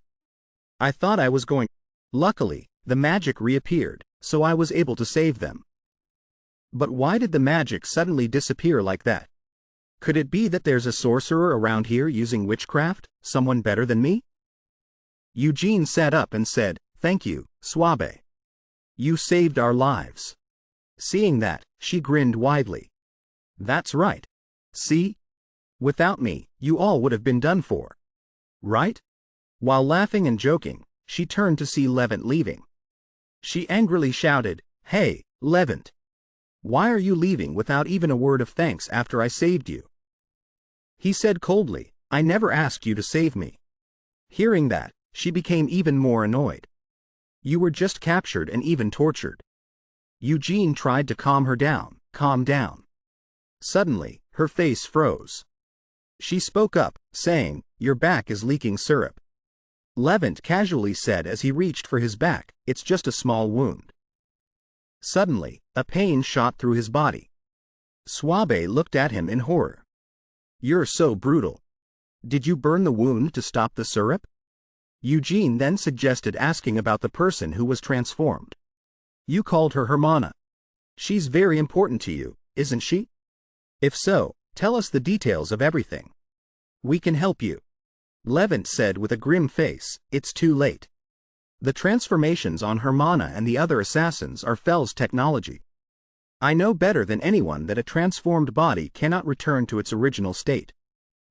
Especially when the brain has also been tampered with. It's impossible to avoid damaging the brain when trying to destroy those complex implants." His face also gradually became grim. "Only the implants, specifically." Suddenly, his eyes lit up as if he remembered something. He quickly ran over and suggested, "What about the absolute removal tool? Can't it target and remove only the implants?" "The absolute removal tool is a magic that reduces the wavelength of matter or a magic that turns it to zero, making it disappear. If I accurately target the wavelength of the implants, we should be able to remove them safely, right?" Then Levant hesitated slightly. "That might be possible. But no matter how talented you are, can you handle such complexity?" Eugene immediately dispelled his hesitation. He smiled and said, "But that means there's still hope, right?" Seeing that, he was deeply moved. He bowed his head to suppress his emotions. He sincerely uttered, "Then please help me save Hermana." He replied confidently, "Of course.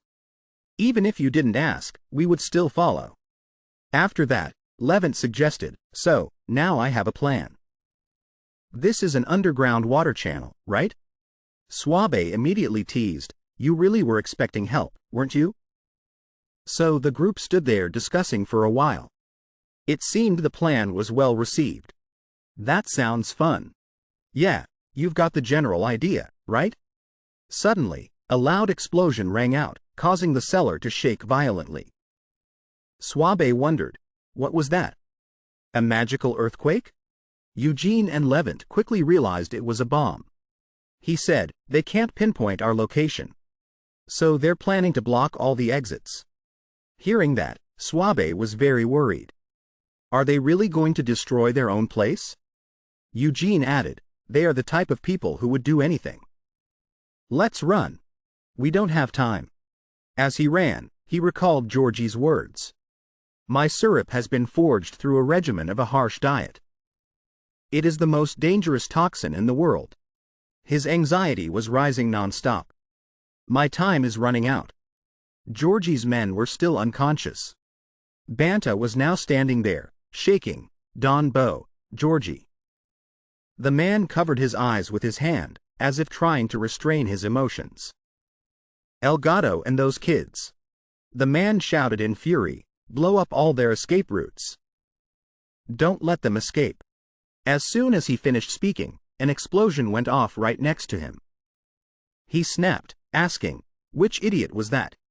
Which idiot set off a blast here instead of at the exits?" As he turned to look, the man froze slightly. It was Swabe, who jumped out excitedly. "It was us who did it." "You idiot, how does it feel to see me again? Are you happy?" Banta was fuming with anger. "You saved us the trouble of looking for you. We'll deal with you first. Then we'll make Elgato pay." Hearing that, she grinned. "Looks like we don't have to go looking anymore, huh?" Levant had been silent all this time. In his hand now was an axe, emitting a fierce electric current.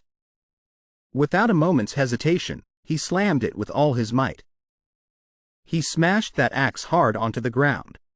All of Banta's guards were electrocuted at once, and he was no exception. He even convulsed more painfully than the others. All those bastards were now writhing on the ground. Eugene was very satisfied. All right, just as planned. While Swabe beside him sighed mockingly, trying to act all cool.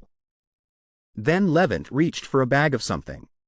Without much thought, he took that pile and threw it straight at their location, creating a terrifying explosion. Then he swiftly smashed through the wall. He pointed outside and said, "Swabe, use your magic to call the water in and wash those guys out. They'll fall to the bottom floor." She said excitedly, "Great, it's my turn. I'll send them straight to the sea, catching them in one move." Anton. Her joy didn't last long before her smile faded. The two boys on this side saw it was taking too long and turned back to ask, "What's wrong?" "Swabe, hurry up. After this, we still have to find Hermana." She answered worriedly, "It's just like before. The natural elements won't listen to me. It's as if some creature is controlling the natural elements here." But while the group was confused, a familiar figure emerged from behind. "Swabe, because of this, what's happening?" Hermana gradually appeared before the three of them. "Because of my strings, the foundation of magic is also its core. The number of strings, along with other factors, is a sensitive issue for mages. Meanwhile, shaman mages borrow power from nature. But strings are also an important factor for them. A shaman's strings connect them to nature. So, the more strings one has, the more deeply they can communicate with nature. At the highest point of the horizon is the celestial ocean, where the genius shaman Swabe from the celestial sea tribe resides, the one who possesses 8 strings. Even a great shaman who has reached the human limit of 10 strings cannot avoid a battle for control of nature with Swabe. Therefore, it's impossible for nature not to respond to Swabe. Impossible. There is only one possibility for this to happen. Something beyond the existence of humans is dominating nature in this place." Everyone had now noticed the appearance of Hermana. Without a word, she rushed to attack. Seeing this, Levant was extremely worried. Even Hermana. "Damn it. The plan is ruined. I wanted to create a one-on-one situation with Hermana. Once the unconscious ones wake up, the crisis from before will repeat itself. If so, it's better that we change locations." Finishing his thought, he ran off, making Eugene wonder, "Levant, what are you doing?" "Wait a minute." Holding the item in his hand, he exclaimed, "All right. Everyone, get ready." The two teammates were now bewildered. Ready for what? What's going on now? As he spoke, he threw the item in his hand. It's about to explode. When that thing landed, Hermana's whole body emitted a strange light. And then a terrible explosion occurred. Because the explosion was so powerful, both Eugene and Swabe were thrown back. Levant. This crazy guy. A large stream of water gushed out. Because of that, Swabe also surfed out on the water's surface. She snapped, asking, "This madman. Why did you suddenly blow up the floor?" Levant said, "Because you suddenly couldn't use your shamanism, I came up with a temporary solution." Swabe, even if you can't use shamanism, you can still use ice magic, right? After all, you did pass the entrance exam. Eugene, prepare the absolute dispel magic. He replied, "Okay." Then all three of them acted in unison. We will continue the plan. Although Hermana has complex implants in her brain, they are all controlled by the gem on her forehead. But due to the complex layers of enchantments, the only thing that can remove it is his absolute dispel magic. Remembering the discussion from earlier, Eugene was horrified by Levant's plans. No. Even though I suggested it, I don't have enough skill to use that magic accurately in the middle of a battle. I need time to concentrate. And its effective range is too short. I can't be sure that I can hit the gem on the forehead of Hermana, someone whose close combat skills surpass mine many times over. He replied seriously, "Of course, it will be very difficult. Hermana is a descendant of the ancient people who fought against the abyss alongside God Felon and the 12 apostles. She is stronger in every aspect compared to modern humans. But she is not invincible. If Swabe and I coordinate using lightning and ice magic, we can make her lose her sight and create an opportunity for you to use the absolute dispel magic. Suabi's face turned pale at this. Huh? But hey, if I can't use shamanism, then I'm useless with magic. I haven't even mastered half of it. And I only just barely passed the exam. Hearing that, Levent froze. What? While distracted, he took a full blow from Hermana. Seeing that, Eugene was terrified. He screamed Levent's name.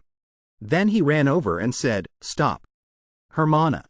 She swung her axe and decisively struck at him. A loud explosion rang out. In a flash, Eugene was sent flying 100 meters. Damn it, my body. Seeing that, Levent could only click his tongue. He silently cursed, damn, too many unexpected variables. Why did the shamanism have to fail right now? The common factor between the times the shamanism failed is Hermana's presence. Could this be related to the fact that Hermana is an ancient human? I don't know the principle. But anyway, this isn't a problem that I can solve. Right now, the only thing that can create an opportunity for the absolute dispel magic at this moment is... Finishing his thought, he shouted loudly, "Eugene, focus on casting the spell. As for Hermana, I will make her lose her sight." Seeing his recklessness, Eugene was extremely worried. Levent, wait. That is the technique. This is the pinnacle of Fell's magic technique. It's a spell that can turn even a toy sword into a magic sword by carving a high-intensity enchantment on it. If there are no special modifications on the body, the limit is only 5 minutes of using it. When my body is this exhausted, I'll definitely collapse soon. Then, Eugene, I believe in you. As Levent thought, he used all his strength against Hermana. She quickly raised her hand to block the blow. Perhaps the two were evenly matched in strength. Eugene and Swabe could only watch from the sidelines, following this terrible battle. Swabe gritted her teeth in frustration.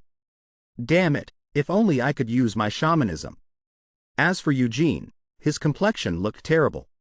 Damn it. Because of the poison, I'm gradually losing focus. After thinking, he punched himself hard in the face. Swabe turned back in alarm. Eugene. His eyes were full of determination. If my mind becomes hazy, I have to force myself to hold on. If the poison spreads further, I won't be able to maintain my concentration. This is probably our last chance. Everyone's lives depend on this last chance. Seeing his recovering appearance, Swabe couldn't help but be surprised. What is this? Nature didn't respond to me before, but now it's listening to Eugene. She wondered, even though nature didn't respond to a shaman with 8 strings like me, why is it now obeying a mage with only 1 string like Eugene? Suddenly, Hermana stopped fighting with Levent and turned in another direction. Is she noticing Eugene's location and running this way? Swabe quickly stood in front to protect him. Damn it. I won't be a burden. Hermana swung her hand out. She grabbed Suabi's hand, then flung her away violently. Seeing that, Eugene tried to quickly gather his power again. Just a moment. Just need to hold on a little longer. Suddenly, a source of electricity was emitted. It struck Hermana directly. She cried out in pain. Eugene's eyes widened in surprise as Levent quickly signaled, "Right now, Eugene." As if understanding, he got into a ready stance. His hands skillfully controlled the power. All of it was directed at Hermana. The absolute elimination power was thus created. A bright central light appeared between the two. Hermana gradually returned to her original appearance. Eugene smiled in satisfaction. We did it. Her strength was now depleted. From you. Finally. Before she could say anything, she collapsed to the ground. Levent rushed to support her. You really succeeded. Thank God. Swabe grimaced and said, Damn it. My body is shattered and my head is full of questions. Then she asked again, So is she free from control now? He answered, No. She only stopped because the control device was destroyed. We still have to remove all the remaining implants. Hearing that, she looked around. So first, we have to get out of here. But how do we get out? Levant's calm reply came. We have to figure out a way right now. Seeing that, his two companions were startled. You acted without planning ahead? He said seriously, anyway, we have to leave here immediately. I'm about to collapse too. At that time, you and everyone else will have to drag me and Hermana out. Suabi's irritated voice snapped, you give orders so naturally. He continued, head towards the drainage system. It will definitely lead outside.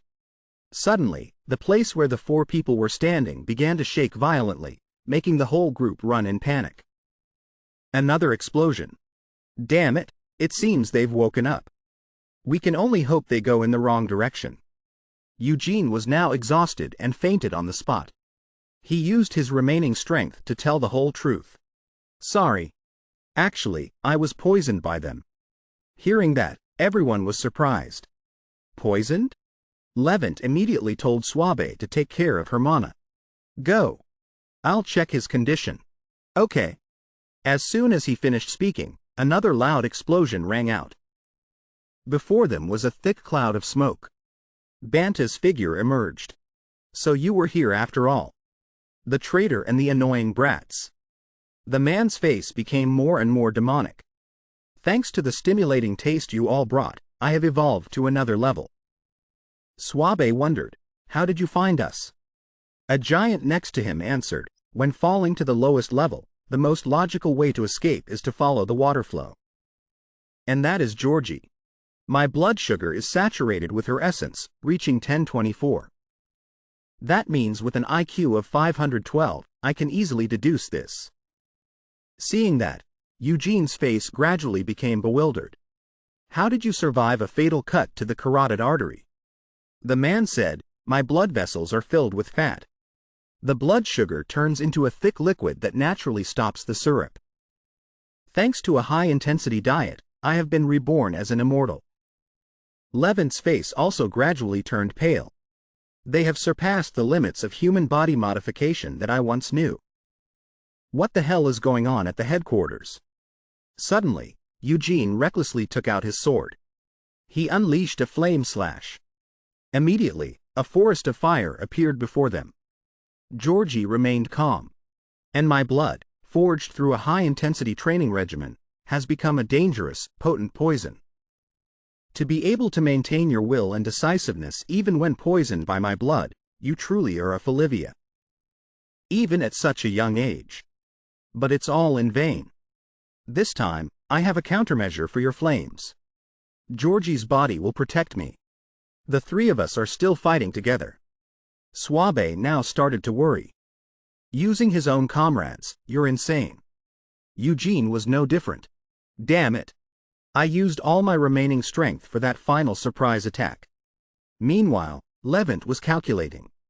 Neither Eugene nor I can last much longer. I have to end this battle as quickly as possible. Suddenly, Georgie spoke. El Gato, blood frenzy release. Of course, I also considered that possibility. Without the blood frenzy, you absolutely cannot fight against Hermana. That means you only have 1 to 2 minutes left. Gambling your life and buying time for us. As long as we hold out, our absolute victory is certain. Hearing that, Levant gritted his teeth in anger. This bastard. Eugene had already realized that these people even knew Levant's weaknesses. With the situation like this, he turned to suggest to Suabe, can you perform the Berserker ritual on me? No. With the power of the Berserker, this poison will be nothing. Suabe was startled. What? That's not something you can just do casually. It requires compatibility. Moreover, the current situation doesn't allow for it. He asserted, it's fine. I will definitely succeed. Trust me. I've done it before. She broke into a sweat. You've done it before? Suddenly, Eugene's eyes gradually looked grim. Sparks of electricity struck his body directly. We let our guard down. His whole body convulsed. Banta, pulling a face, gloated, do you think I would miss that opening? You cursed brats. Eugene tried to endure the pain. He wasn't lying about evolving. Now he's even more troublesome. What should I do? My vision is getting blurry. Meanwhile, Levant was fighting against the demon guards. Damn it. Have they all been enhanced? My stamina has decreased severely due to injuries. Damn it. Suddenly, a voice rang out, "That's enough." It quickly drew everyone's attention.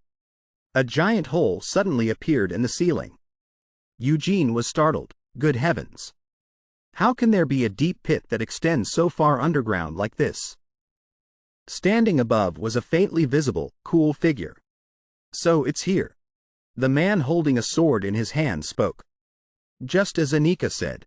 You really are a young master, never listening to others. Eugene's eyes now lit up brightly.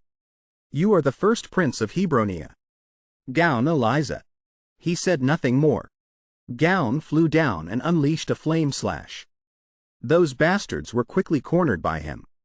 Seeing this, Eugene's jaw dropped in astonishment.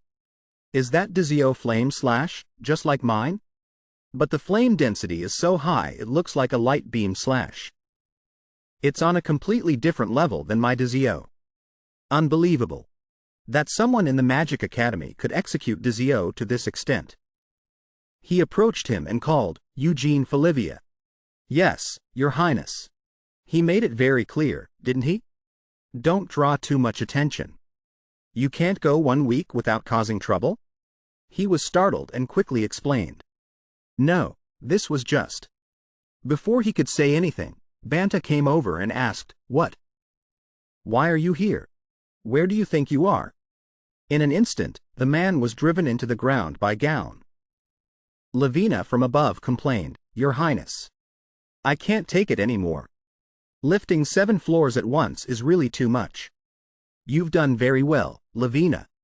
Seeing that, Levant was astonished. She lifted such a huge mass? That amount of mana is ridiculous. As for Eugene, his eyes were gradually dimming. Thank goodness. Quickly, a hand came to support him. It was Ina. It's all right now. We're here. As if losing his senses, he asked her, Who are you? She immediately turned and scolded, Don't scare him like that. Look, he was so scared he fainted. Gown said calmly, Stop joking and check his condition. He doesn't look well at all. Swabe rushed over and said, Poison. He was poisoned by those bastards. Poison? Ina also understood. So that's it.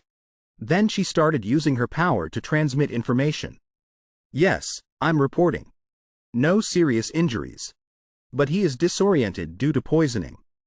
Eugene wondered, Who are you talking to?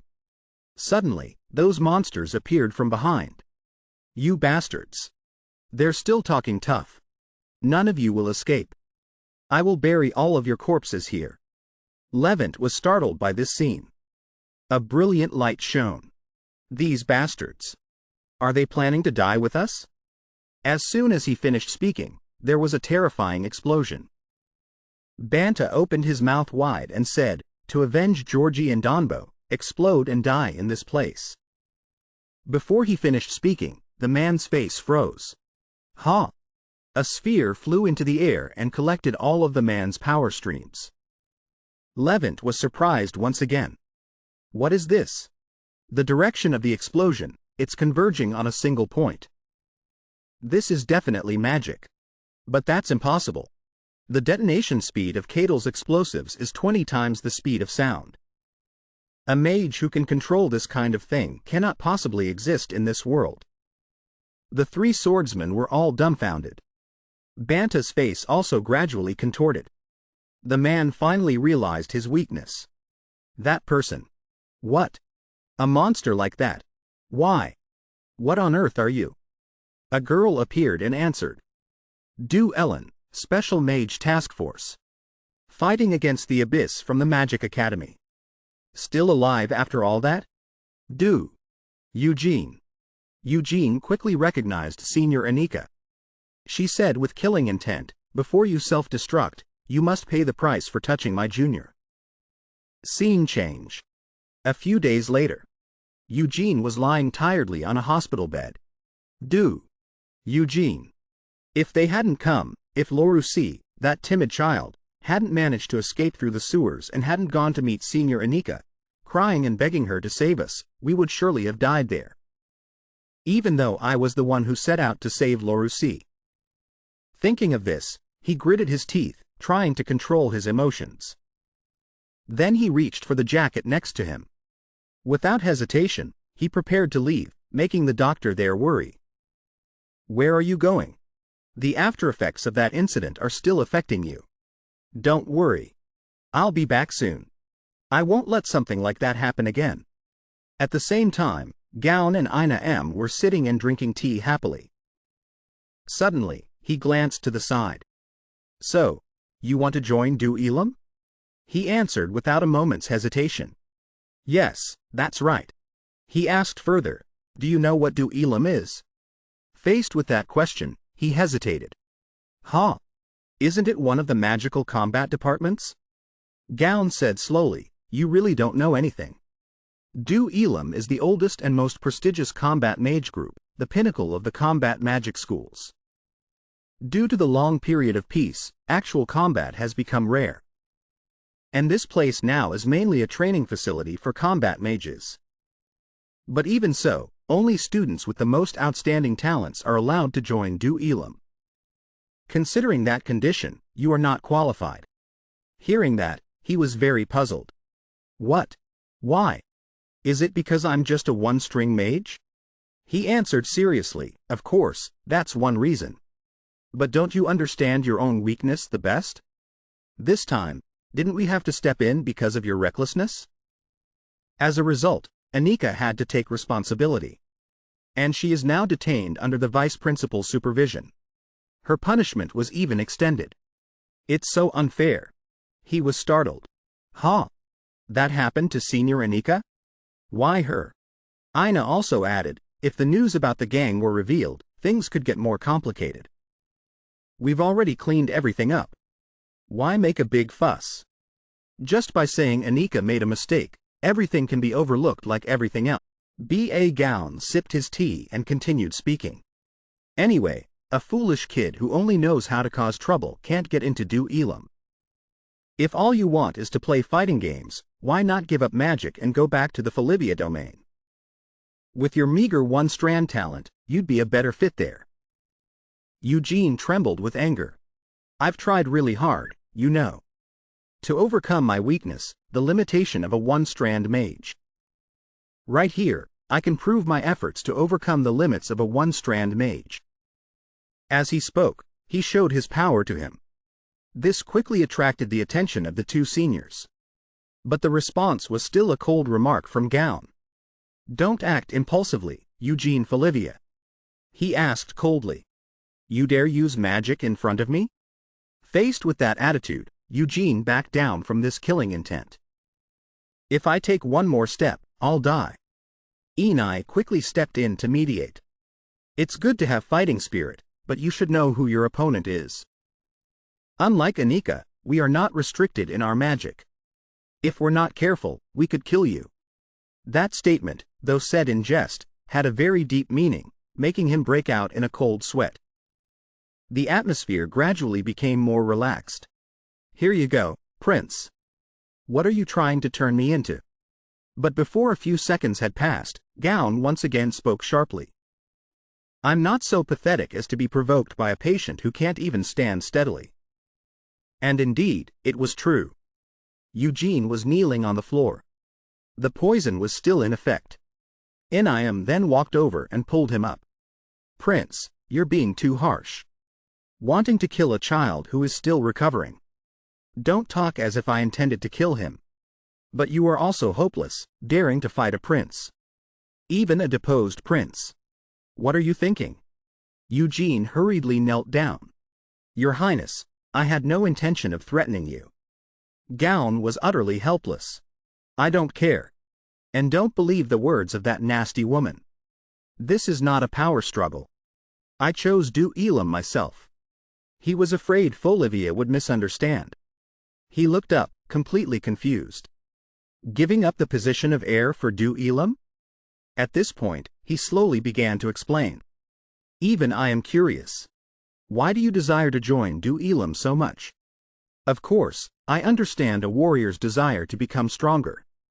But it doesn't necessarily have to be through Du Elam or even a magic school. Right?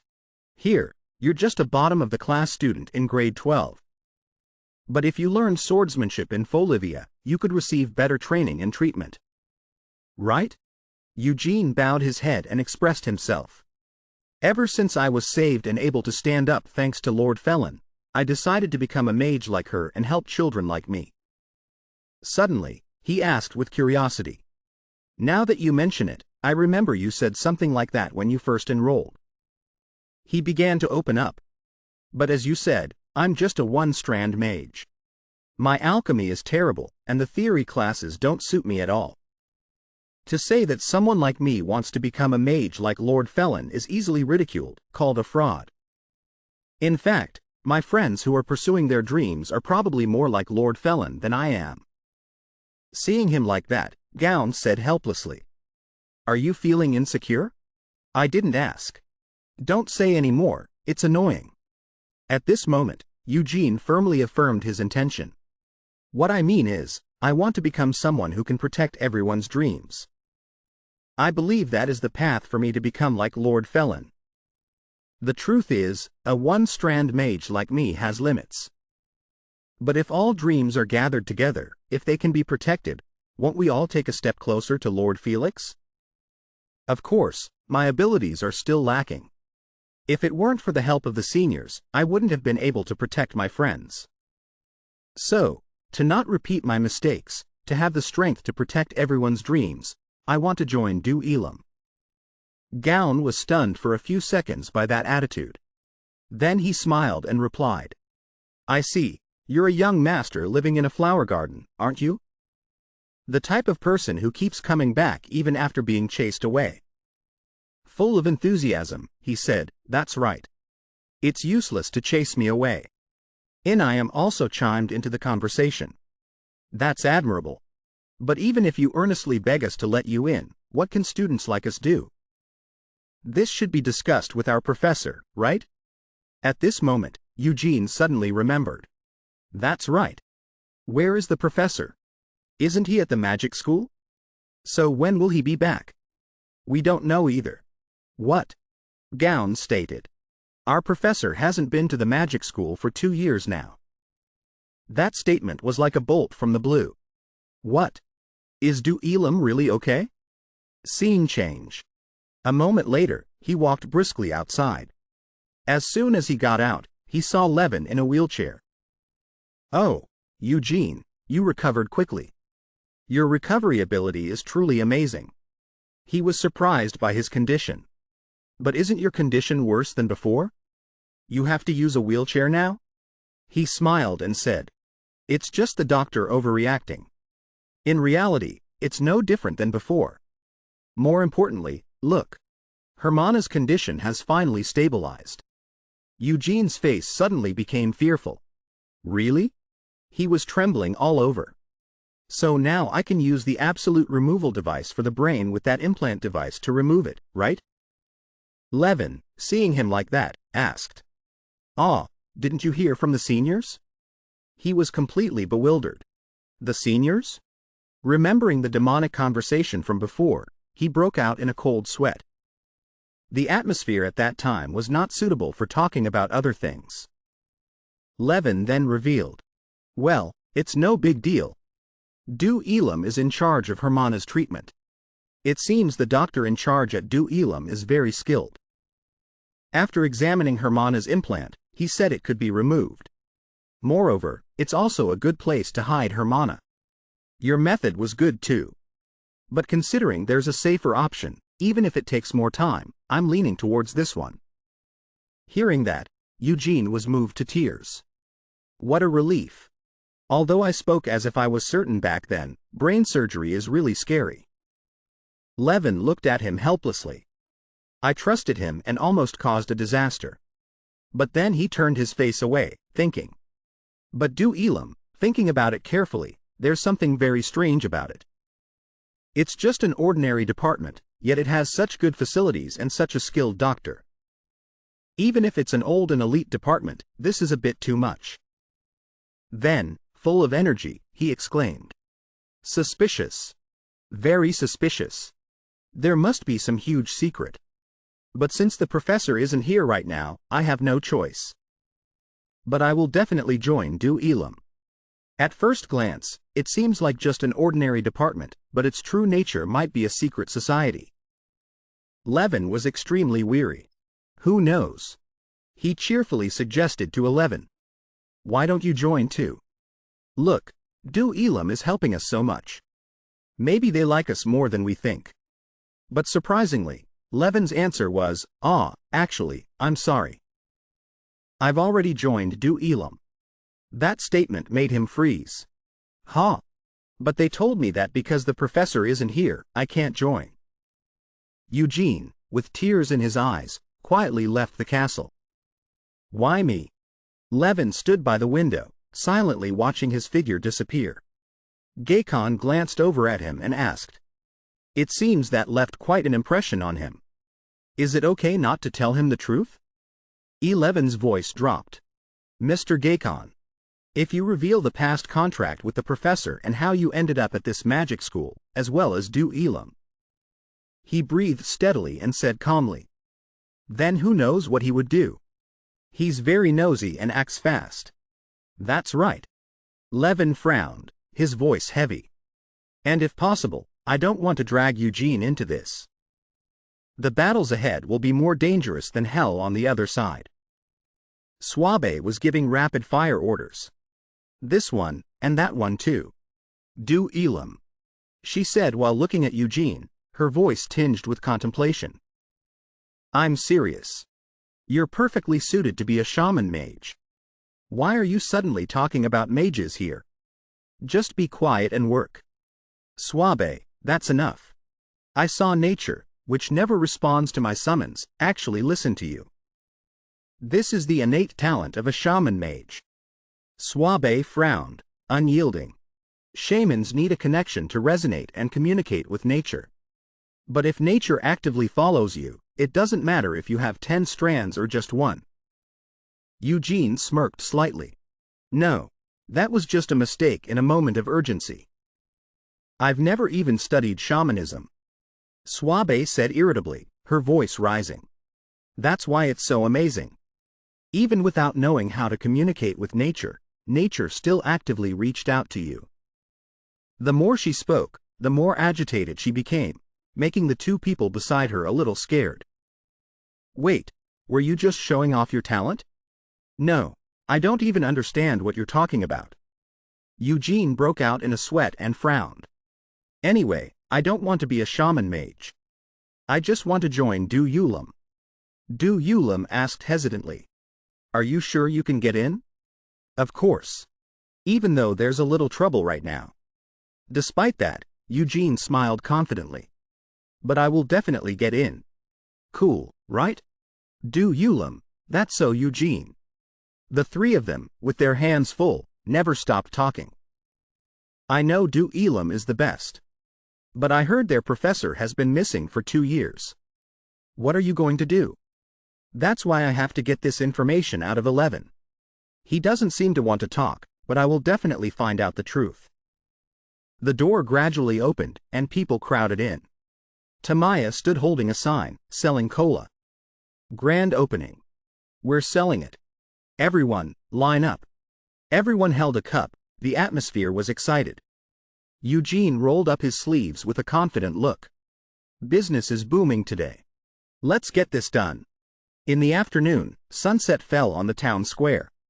Suabe hugged a bag of gold, her eyes glued to the pile of cash, beaming.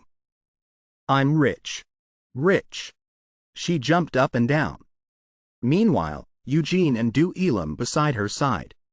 Now I'm filthy rich. So tired. We sold a lot of stuff. Suabe's eyes gleamed with cunning. With this money, I can even buy back the shaman tools from that old woman that I pawned. You pawned your grandmother's belongings? He stretched, relieved. Then let's go visit 11 at the hospital. Du Elam said worriedly. 11. His injury is more serious than I thought. They said it would heal in a week. But Suabe, busy admiring a gold ring, was still cheerful. Then, to cheer him up, why don't we buy him a recovery gift? A pure gold ring should do, right? Now I understand why you're always broke. Why not deposit the money with my friend for safety? The three of them chatted lively, unaware of a pair of eyes silently watching them from afar. Afraid of being robbed? Don't worry. Who would dare touch our stuff after we smashed that whole gang? No, I'm not worried about being robbed. I'm worried about your spending habits. Suabe was about to leave when a hand suddenly grabbed her leg tightly. She screamed. Ah! Even if I spend it all, I'll earn it back. An old beggar hugged her leg and whispered. Excuse me, miss. Without waiting for him to say more, Suabe furiously stomped on him repeatedly. Die, die. Eugene rushed to stop her. Hey, you're going to kill him. Die. An afternoon sunbeam shone down on the small town. The old man, his face swollen, still tried to drag himself forward, his hoarse voice begging. Please spare me some change. Huh? Hey mister, are you a beggar? Suabe replied coldly. If you need money, don't beg, go earn it. Like me. Talking as if you're so great. The old man choked up. I rushed here from afar. I'm exhausted, so hungry I can't walk another step. His words made Suabe pause, her expression softening. So pitiful. But I've walked that path too. She opened her gold pouch, intending to give him a few coins, but the pouch was empty. Out of sympathy for a fellow sufferer, I'll give you a coin or two to go buy some soup. Her face changed, her eyes widened. Suabe snatched the bag up and saw a large hole cut in the bottom. Where's all my money? She clutched the bag, feeling as if her heart was being squeezed. Could it be him? Rage exploded within her. Suabe shouted. Where did he go? That beggar must have stolen all my money. She turned to Eugene, her voice urgent. Eugene, did you see where he went? No, I didn't see. How could you not see? He was right in front of you. Eugene stammered awkwardly. That's true. The three of them looked down the alley at the end of the street, but the old man's figure had vanished as if he had never been there. How could he just disappear right in front of our eyes? Levant's hospital room. Late afternoon, the three of them entered the hospital to visit Levant. Still annoyed, Suabe grumbled as she walked. Damn it, my hard-earned money. Eugene reassured her. Don't worry, we've reported it to the police. They'll find him soon. Eugene stood at the hospital room door, knocking lightly. In his mind, he was still mumbling. Although the police aren't very reliable either. If I catch that guy. He pushed the door open. I swear I'll beat him to a pulp. Levant and a strange man were in the room. You're all here. Suabe immediately confirmed. It's him. Levant hadn't finished his sentence. Let me introduce you, this is. Suabe, enraged, clenched her fists. We meet again. The old beggar. Roy smirked faintly and replied. Thanks, young lady. I'm full now. Levin, confused, frowned. Do you two know each other? But why call him a beggar? He does look shabby, but the thing is. Suabe didn't let Levin finish his sentence. She roared and charged like a whirlwind. I'll kill you. The three of them rushed to stop her. Wait, Suab. Levin's jaw dropped and his eyes widened. What are you doing? But he just gently raised his hand, the movement incredibly light. There was no sound of impact. Just an invisible pressure that made Suab stop in her tracks. The fire in her eyes gradually died down. Her breathing was heavy. Roy said calmly, his voice slow. You shouldn't make a scene in a hospital room. Eugene was silent. A single thought flashed through his mind. He can nullify magic. This person is just as I thought. Leon stepped forward, looking serious. Wait. I don't know what you're all misunderstanding, but this person is not a beggar. He is the professor of Du Eileen. The air in the room seemed to freeze. Eugene, Swabe, and Du Elam exclaimed in unison. What? The professor of Du Elam. The one who's been missing for 2 years.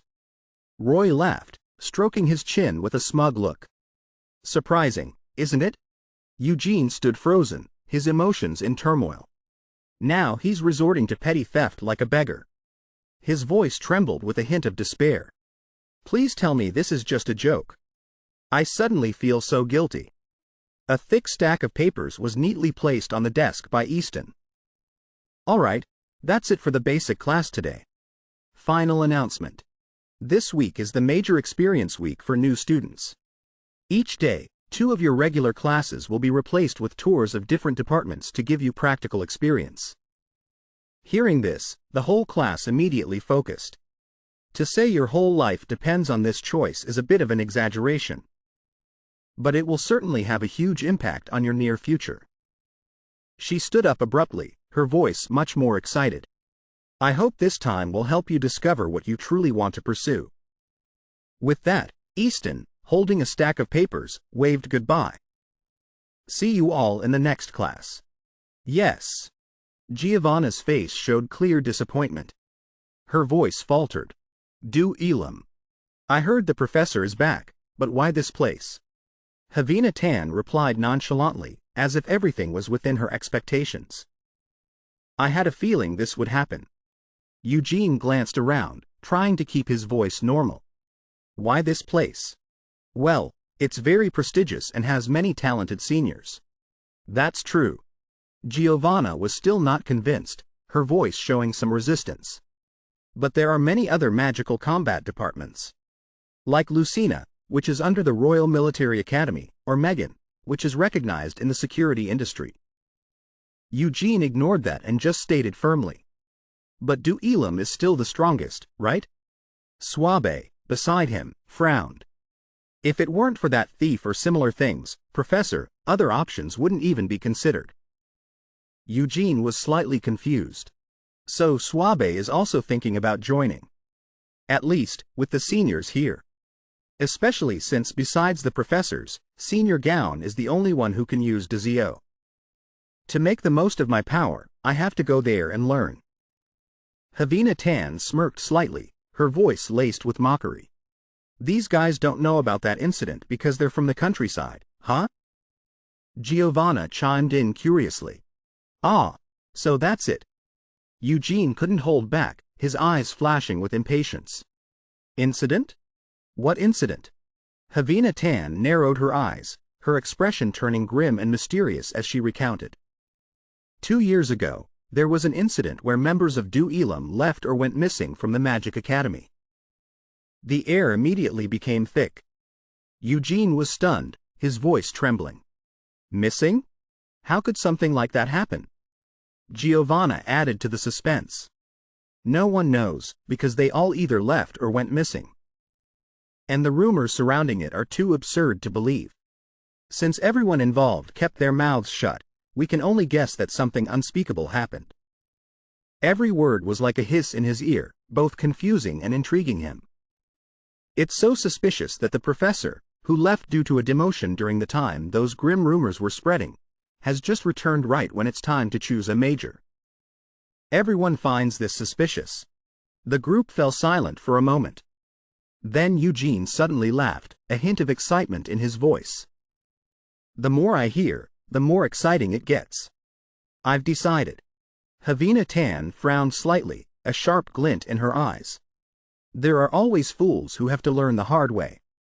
Do Eugene, major experience class. Eugene and Swabe joined the bustling crowd in front of the classroom. There are so many people. I thought it wouldn't be crowded because of the bad rumors. Only cowards are scared of those silly ghost stories. A gentle voice spoke from beside them. Even if they are bad rumors, it's normal for people to be curious. Because it's been 2 years since Du Elam recruited students. Ari walked up, his eyes fixed on Eugene, his smile both friendly and mysterious. Attending one class doesn't cost anything. And who knows, maybe you'll be lucky enough to get in. After chatting, he introduced himself. Hello, I'm Eri. Just visiting. Oh, I see. Hello, I'm Eugene Folivia. Eri nodded slightly. I know. Actually, I decided to apply to do Elam after witnessing the fight between you and Senior Aussies. Really? That's so embarrassing. A snicker was heard from behind, cold and full of mockery. It's funny watching you insects flatter each other. He let out a soft huff, his condescending voice echoing in the silent space. I thought watching Aussies make a fool of a one-string kid was fun enough.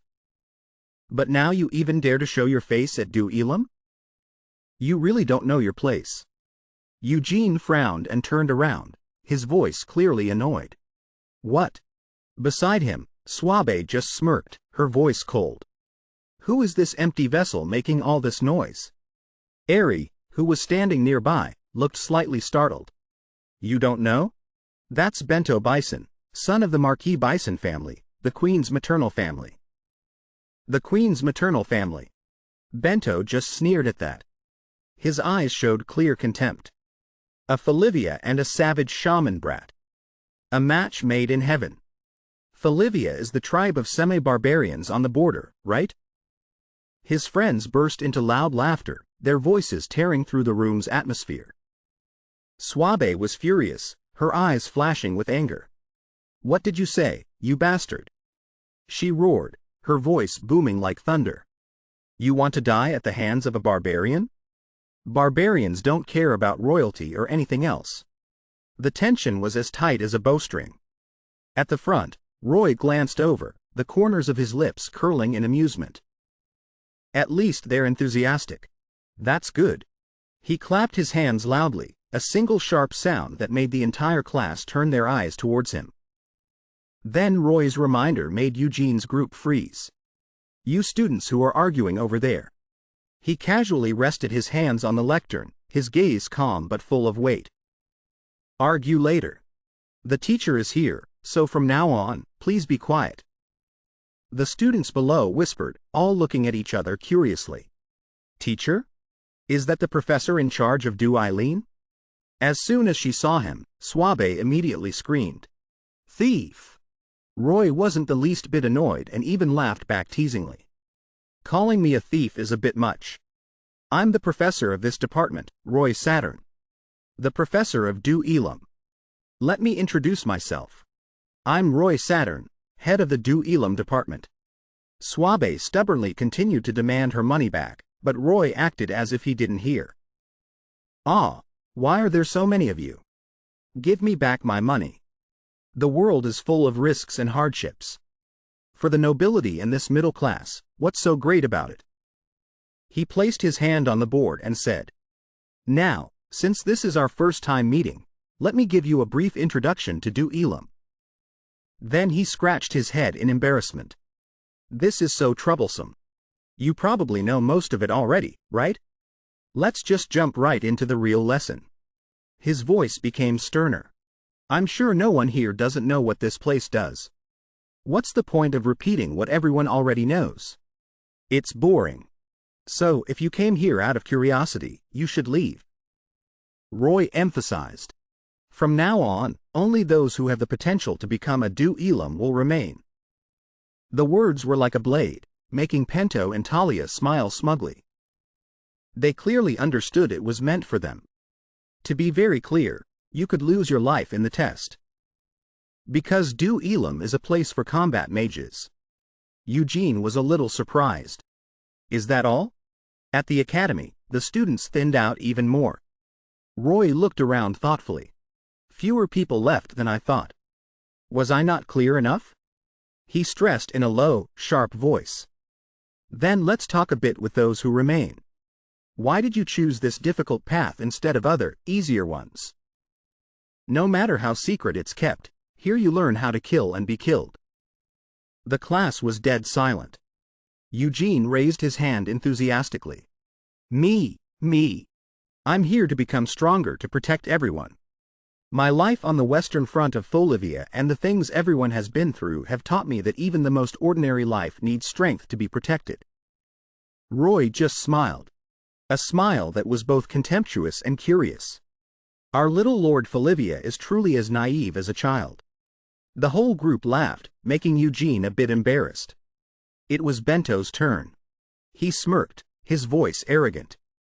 Of course, I'm here to pursue honor. What else can elevate a person's honor more than achieving merit on the front lines? Talia was even more arrogant. Do I need a reason to become strong? Eri said timidly. I'm here because I think I can become more confident. Suabe was blunt. Obviously, to become the others. Me too. The responses echoed in unison. Me too. The atmosphere was lively and fierce. Everyone showed a clear goal. Me too, a student stammered. At that, Roy's expression immediately turned sharp and cold. His words were like a blade. Our mages are truly unwavering, no matter what I say. Honor and strength. Since you are still young, I guess that's acceptable. But what's with those smiles? Are you all excited and happy? The atmosphere suddenly changed. Roy approached Eri.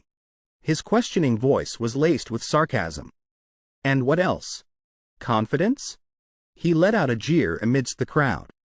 Did you all hear that? He said he came here to become more confident.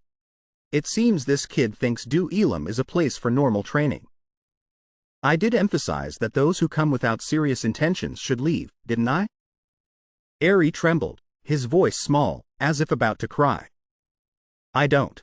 Roy's words grew heavier, without a hint of mercy. Why is someone like you still in this room? Suabe and Eugene immediately stood up to defend their friend. Wait a minute. What's with that tone, teacher? Professor, that's right. What right do you have to lecture us when all you do is leech money from students? Roy smirked with a smug look. Why, you ask? He paused for a moment, then his voice suddenly turned ice cold. Because. And then he used magic to incinerate Eri. The whole room fell silent. Everyone's jaw dropped, their faces pale. Eugene stood frozen, his eyes wide with shock at the sight. Roy became more intense, his voice irrational and frantic. Looking at arrogant kids obsessed with war like you makes me so furious I want to kill someone. And I can't hold it back. I know, and I also understand that my temper is a problem. He aimed directly at the group of students and declared coldly, all right. Since I've crossed the line once again, how about I give the naive little lord and the young lady here a lesson on the reality of war? Eugene was as if frozen. From now on, I will attack to kill you for 5 minutes. Bento burst out laughing in satisfaction. What a madman this professor is. Anyone still alive in this room after 5 minutes will be admitted to Du Elam. Italia smiled. The demon Roy emphasized. His voice devoid of any mercy, if you're scared, you should run now. I'm not kidding with these words. 2 years ago, I dealt with insects like you in the same way and declared them missing. Those words felt like a heavy stone on Eugene's chest. He gritted his teeth, his eyes filled with indignation and anxiety. Of course, no one comes here to learn how to kill without being mentally prepared to die. Right? His eyes locked onto Eugene as if to confirm, as if to call out the spoiled brats. Eugene gritted his teeth, trying to hold back his emotions. The class erupted. Screams and panicked footsteps filled the air everywhere. Run! The professor's gone mad. Yugi frowned, gritting his teeth. What kind of test is this? He shouted as Roy's punch came rushing towards him. Stop this nonsense. But Roy had no intention of stopping. Stop? Do you think this is a child's game? At that very moment, Roy's punch flew in, fast, powerful, and unbelievably ruthless. A barrage of intertwined fists. His fist deformed into many at once. His immense power rushed forward. That's the problem with you lot. The glass sword in Eugene's hand cracked and flew away. He was startled. Was that magic just now? Italia's eyes widened in amazement. Bento also turned pale, realizing the same thing. Wasn't that magic? Suab shouted from the side, her voice lost in the chaos. Eugene. Roy's fist smoked. His roar echoed like thunder. At the military academy next door, even the 12-year-old children who enroll know clearly that they will become soldiers. Compared to them, what are you all, really? Mages? Do you truly understand what it means to be a battle mage? I can't stand those who want to be battle mages but lack even the most basic resolve. He roared, his voice sounding like it could shatter the room. Get out of my sight or show some resolve. Talia immediately responded with a spell. If that's what you want, I will not refuse. 4 seasons magic, set direction. Bento, not to be outdone, spoke with clear disdain. It's too obvious, Professor. Suabe, competitive, lunged forward. Don't act so high and mighty. Living in nature is inherently a battle for survival. Eugene, panicked, tried to intervene. Wait, everyone. If they get drawn in. Roy stood in the middle of the ruined room. The 4 opposing students were barely hanging on. Finally, a few decent ones are left. Magic flared up, a dark, distorted light that made Eugene shudder. But he muttered to himself, his eyes wide with horror, it's that magic again. Roy charged straight at Talia. That kind of thinking is just a mandatory condition. You've never really fought an opponent, have you? Italia was shocked. What? Before she could reply, her entire body was thrown, slamming hard against the ceiling. He continued, his voice cold. Who would be slow enough to get hit by such sluggish magic? Eugene watched the scene, his eyes suddenly flashing. I get it. The fist appearing multiple times and the magic that made him suddenly disappear, those 2 things are actually one. He bent the light with magic, making it so even Folivia's eyes couldn't see clearly. It doesn't glow like normal threads, making detection difficult. But if you observe closely, there's still a faint trace that looks like a black string. The magic seems simple, but the way he moves to stay out of the enemy's sight. He switched his target to Bento with the speed of wind. That precise and sharp attack. He's utilizing this simple magic in a frighteningly effective way in actual combat. It was as if he was watching a master swordsman from his own family, not a mage. He took a deep breath, his gaze sharpening. But because of that, I can block it. Eugene dashed out, blocking Roy's attack. Even if it's hard to see, I can still predict it. I've faced many strong opponents. Roy laughed, a dry laugh echoing amidst the smoke and dust. Indeed, Olivia is a bit different. Bento gritted his teeth. Damn you. Who asked you to help me? Just then, Roy disappeared. A cold gust of wind blew past Bento's back. But if there's an opening, you should have stabbed me from behind. He appeared, his hand swinging down like a blade. Of course, I wouldn't just stand there and take it. But still, if you're so soft-hearted, how can you protect your friends? Bento collapsed. Roy turned, his eyes locked on Eugene. Eugene Folivia. Sueb shouted. Eugene, get ready. On my command. He immediately agreed to a coordinated attack. All right. Sueb cast her magic, her hands glowing brightly. That petty thief is acting all mysterious while beating up students. This. Eugene swung his sword, merging his mana flow with hers. He shouted, putting his whole body's strength into a fierce slash. This is neither education nor a test. You can't even tell the difference between a school and a battlefield. Roy's lips curled into a long, amused smile. He swung his sword, mana gathering. A giant blast of icy light tore through the space. How foolish. Team Magic, Great Ice Sword. Smoke and dust swirled, covering the entire classroom. His lips curved up, his gaze dissecting his prey. Interesting. Did he just imitate my magic? To be outsmarted by a student. I intentionally used magic at a student's level, but for it to be copied instantly like this is truly surprising. Moreover, he concealed his lack of magic skill by hiding in the smoke. This kid is a true genius. Please, Eugene stammered, begging, his voice choked. Stop this meaningless game. If you continue to act like this, then I'll have no choice but to take you down. The smoke made him cough violently. But it's this weakness that's the problem. 4 seasons magic, iron spikes. The surroundings were like hundreds of metal arrows. He peeked his head through the spikes, a sinister smile on his face. You're very angry, aren't you? Roy erupted like a provoked beast. That's right, this is it. He lunged forward like a storm, his hoarse voice coming out between ragged breaths. You need that kind of spirit. Like a gorilla. Suib didn't reply. Her hands drew intricate magical lines in the air. Vera. As the sound faded, a stream of energy swirled around her. Anton. It merged with Eugene's magic. All right, let's begin. He replied hastily, yeah. Holy waterfall from behind. The holy waterfall crashed down. Roy braced himself against it. In the boy's hand, an ice sphere gleamed. Ice sphere. From above, a barrage of magic rained down like hail. Chain spell, ice hailstorm. Eugene charged, attacking from behind. Stop.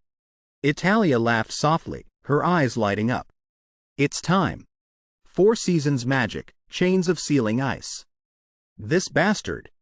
Before Roy could react, a relentless barrage of attacks descended upon him. He roared, channeling all his strength into a punch straight at Talia. Void shock. Everyone was stunned. The classroom seemed to explode under the flames and the shockwave that shook the entire castle. Thick smoke and dust filled the room, obscuring everything. Amidst the chaos, Roy's voice came out, half annoyed, half helpless. Damn it. What should I do? Another year without pay. Why did I instinctively blow the kids away without realizing it? Bento lay collapsed amid the rubble. His voice was hoarse. Sorry, but the decision stands. All of you are eliminated. He glanced over. And what's more? He walked over and grabbed Talia's battered body. It's best to deal with this one now to avoid future trouble. But just then, he froze. A strange feeling crept up his spine. I have a bad feeling about this. Eugene, with all his might, his hand trembling as he held his sword, charged forward. Stop it! He shouted, his voice hoarse. Don't kill anyone else. Roy stopped, but his eyes were fierce, his face contorted as if turning into a demon. A strange smile appeared on his lips. You pass. Gown walked in, his eyes scanning the wreckage. You've caused quite a stir upon your return. If the results aren't good this time, I won't let you off. Roy, bandaged after the fierce competition, looked tired but still proud. He replied curtly, NDT0, don't exaggerate. It's just as you expected. Top of the first years. Natalia, injured, was being cared for by other students. Suib, Eugene, and a few other mages were also recovering. Plus the mage and Folivia. So, about 3 people passed. Eugene stepped forward to face Roy. Do you have something to say? He snapped irritably. Get rid of this ridiculous grading system. Shouldn't you be mourning and reflecting on the students who were injured and died?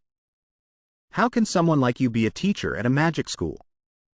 Roy just chuckled. What's wrong with you, teacher? What's so funny?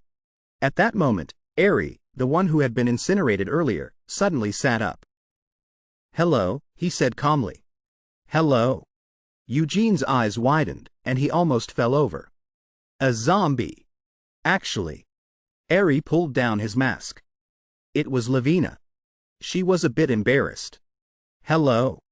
Actually, it was me. Eugene was bewildered. Senior from Du Elam? Why were you in disguise? Because I'm the youngest. No matter how extreme the professor gets, they won't kill a student. I just had to act a little to make you believe it. Roy interjected coldly, as I said, the kids at the academy are aware that they are soldiers. Meanwhile, battle mages lack a sense of tension. Gown nodded, adding, most mages start as scholars, so you and your friend having warrior-like tendencies is quite special. Eugene was stunned to hear this. Is that really the reason? But the killing intent at that time. It felt like he really wanted to kill me. Was I wrong? Sweat beaded on his forehead from the extreme tension. So the bad rumors about Du Elam, about the missing students. Roy answered calmly, no, that's true. What? His eyes darted around. The missing students, I either killed them or led them to their deaths. Gown cut in sternly, he's still an outsider. Don't talk nonsense. All right. If you become a part of Du Elam, you'll get to hear me ramble. If you want to join, come see me later. Then, right after, he was handcuffed and led away by several guards. Now, I have to go for an investigation. And since I've shown such an ugly side, I'm worried if it will affect recruitment. So I just want to say, Du Elam can't promise you much. At the very least, we can help you meet your enemy. That night, Eugene lay wrapped in his blanket, thinking idly about the word enemy. They think I want to join Du Elam for revenge after the Falivia invasion. He pulled the blanket over his head, wondering to himself. It's natural to think that. The fact that I'm still ambiguous after such an event is strange. A hint of sadness crossed his face. But what do I know? There's too much I don't know to make a decision. Eugene bit his lip, curled up in his blanket. Come to think of it, I don't really understand others either. But I've meddled in quite a lot of things, haven't I? And yet, I'm not even clear about my own situation. If I join Du Elam, I might have to fight my uncle. He clutched the blanket tightly, telling himself, stop running away from your problems and face them. Early the next morning, Eugene, Swabe, and Levin appeared on a deserted mountain. Why call us to a place like this for the first lesson? Yeah, why on a mountain? I'm not sure either. Maybe because the classroom was destroyed. Levon probed further, half jokingly, half seriously. By the way, you actually came? I thought you wouldn't come because you lost faith in the professor.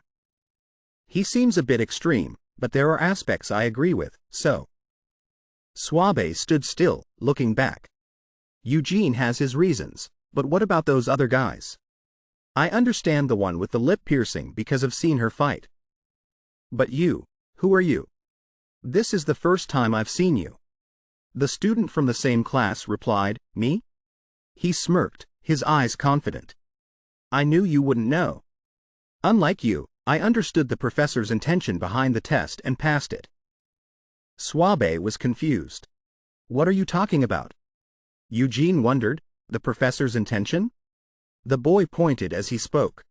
That's right. While you guys were clashing, I was quietly hiding in a corner, waiting for it to end. Swabe was blunt. So why is someone like you here? He was still confident, continuing his words. You still don't get it. The condition to pass was to survive for 5 minutes in the classroom. In other words, we were being tested on our survival skills. That sounds convincing, she said, annoyed. What's convincing about it? No, I can't accept someone passing like that.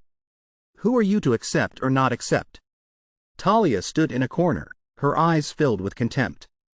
Pathetic insects. Suddenly, from the bushes, Roy appeared, startling Swabe. Hey, you coward. Keep quiet. You're killing me with the noise. Roy stepped out of the bushes, his tone relieved. So you've all come. What a relief. Good. I was worried because it was hard to filter out the decent ones through the test. But if no one came, that would be a real worry. She was surprised. Professor. Eugene was startled. Why were you sleeping in a place like this? I was preparing for the lesson. Roy approached, his step slow, his voice hesitant. But who are you? I don't remember passing you. See? The boy flinched and stepped back. Levon spoke up. He thought it was a survival test, so he secretly hid in a corner of the classroom. Is that so? Quite unique. That's right, he explained, sweating profusely. Among so many people, only I grasped the true intention was our survival skills and came up with the answer. Right? Roy moved closer, questioning him. You don't really think I designed a test to select cowards who don't even fight and just hide, do you? You honestly think that? What? Then. He looked at the boy thoughtfully for a moment. Roy suddenly became lenient. All right, you pass. Hearing that, Suave exploded. What? She pointed at him, questioning, are you serious? This cowardly cheater passes? What, are thieves sympathizing with each other? Cheating? Roy stroked his chin. Normally, I would have kicked him out. But unfortunately, he's a perfect fit for today's lesson theme. What? Just for that reason? Eugene peeked and asked, calling us out to this remote forest, is the lesson related to survival skills? Could it be? The professor's face suddenly darkened. It seems you suspect something. That's right. Today's lesson is. Roy took out a small, folded piece of paper. A treasure hunt. The 5 of you will cooperate to find the treasure chest drawn on this map. Suab yelled, how are we supposed to find it with that drawing? Roy said calmly, that is the core of today's lesson. Your basic combat abilities have been confirmed. But more importantly, individual strength is the ability to carry out missions. Ironically, any military force tries its best to solve problems with the minimum level of violence. Do Elam is no exception. That's why, with just a small clue, you must solve the given problem. That is the first lesson. This is smaller than small. Roy clapped his hands once, a dry sound like an opening signal. And now, our new students, show your teamwork to find the hidden treasures of gold and silver. Real treasure? Suave raised an eyebrow, her expression a mix of doubt. Gold and silver.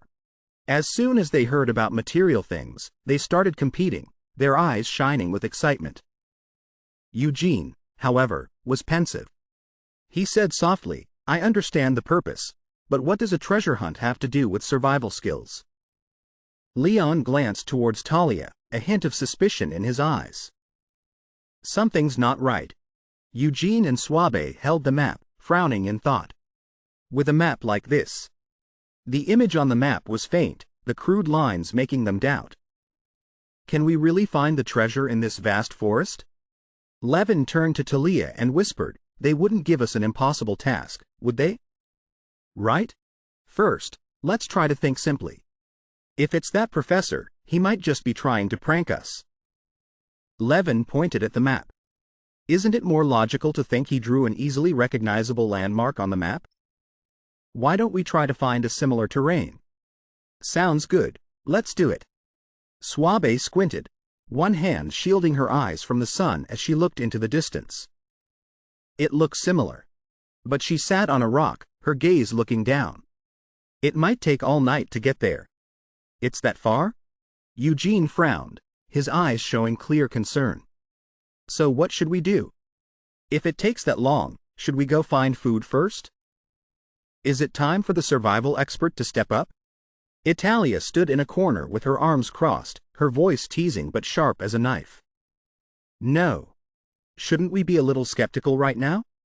She glanced at Levon, a mischievous smile on her lips, her eyes both wary and hiding a hint of danger.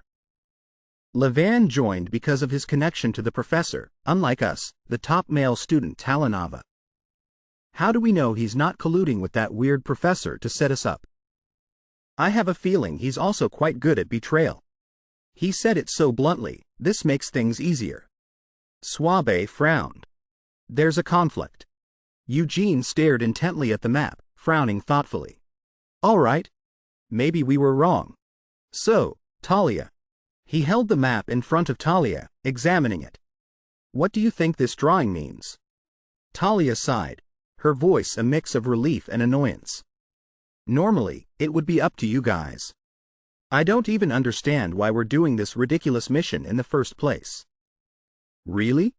Eugene's eyes lit up with excitement. Then shall we go find food together? Talia frowned in annoyance. Are we here for a picnic? Eugene held up a piece of fruit, his face beaming with excitement. Something on this level. The group gathered together, their laughter ringing out. This looks like fun. Inayam stood silently observing, chuckling softly. How cute. They have no idea what's waiting for them. What is this? Suddenly, the salamander looked up at the sky, its eyes wide with astonishment. A barrage of meteors shot down from the sky, the brilliant flames illuminating the entire forest. Eugene and his two friends looked up in unison, their eyes wide with shock. His face changed color, his heart pounding.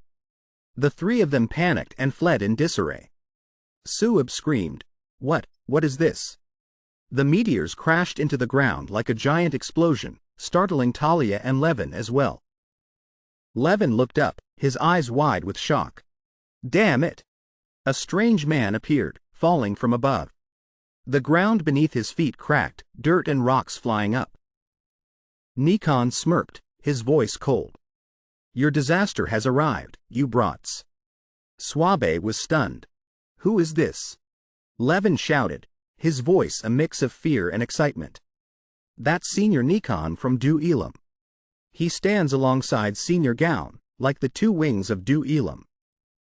Nika frowned, gritting his teeth. This guy. Before he could finish, he launched a kick straight at Levin, his voice growling. How dare you steal my introduction? Another explosion rang out, startling Talia. Her eyes widened, and she laughed smugly. I knew it. They had no intention of letting us find the treasure peacefully. Eugene shouted amidst the chaos, Levin. He crossed the water, dodging the speeding meteor fragments. Eugene gritted his teeth and looked back. There are still obstacles? Levin shouted, Eugene, is this a test? He tried to calm himself. It must be a test about completing the mission despite the interference of the seniors. I'll buy some time, so you focus on the mission. Eugene pursed his lips. The mission. He looked down in thought for a moment, then, along with Suabe and their other friend, got up and ran again. Then I'll leave it to you. Nikon smirked coldly. Buy time? You're mistaken. He threw off his cloak, his gaze slowly landing on 11. My target from the beginning has been you, 11. I can't stand that you're only here because of your connections, and your background disgusts me. I accepted it because it was the will of our esteemed professor. But deep down, I still can't accept it. He began to cast magic, streams of energy twisting in the air. These conflicting emotions, this mix of feelings, has given me an answer. Nikon roared, two streams of mana like giant lightning bolts extending in front of him. If you can't even handle the first lesson and run away, that's proof of your weakness. Levon stood opposite him, his eyes cold but firm. I guess you're often told you're not very smart, right? Nikon was surprised.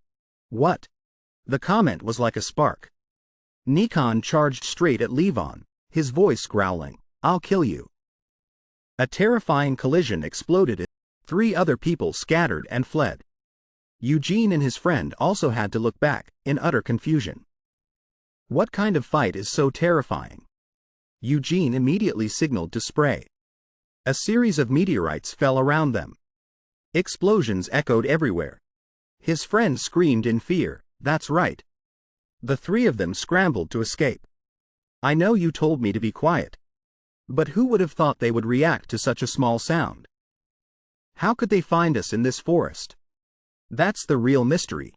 They followed our trail through the dense forest and attacked with precise magic. But they weren't even here. Judging by the curved trajectory of the magic, they were clearly attacking from a distance. But the strange thing is, they still reacted to even such small sounds.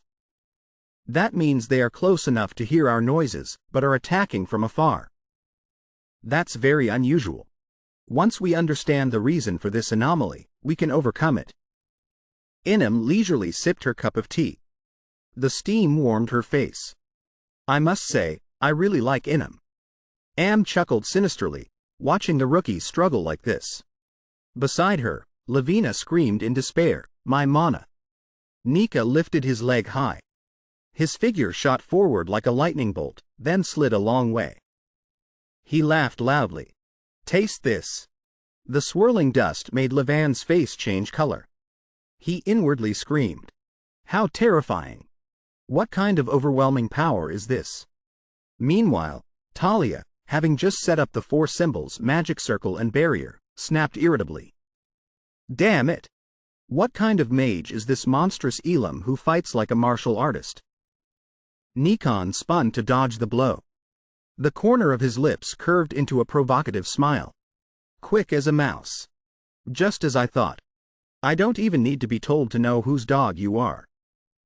Levan gripped his sword tightly, his eyes filled with anger. He advanced step by step, pressing forward. You know who I am and you still dare to cause trouble? It seems your mind isn't very sharp.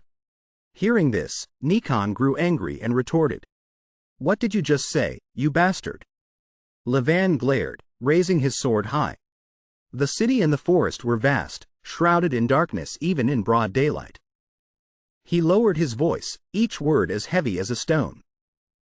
In this place, no matter who the opponent is. Levan's entire body emitted a fierce pressure, causing the ground to tremble. No one can defeat me. Nikon raised an eyebrow, his voice tinged with excitement. Interesting. Planning to ambush me by hiding in the shadows, are you? Then he too unleashed his power. His breath erupted like a consuming fire. All right, I'll play along. But don't dream of escaping my hunting instincts.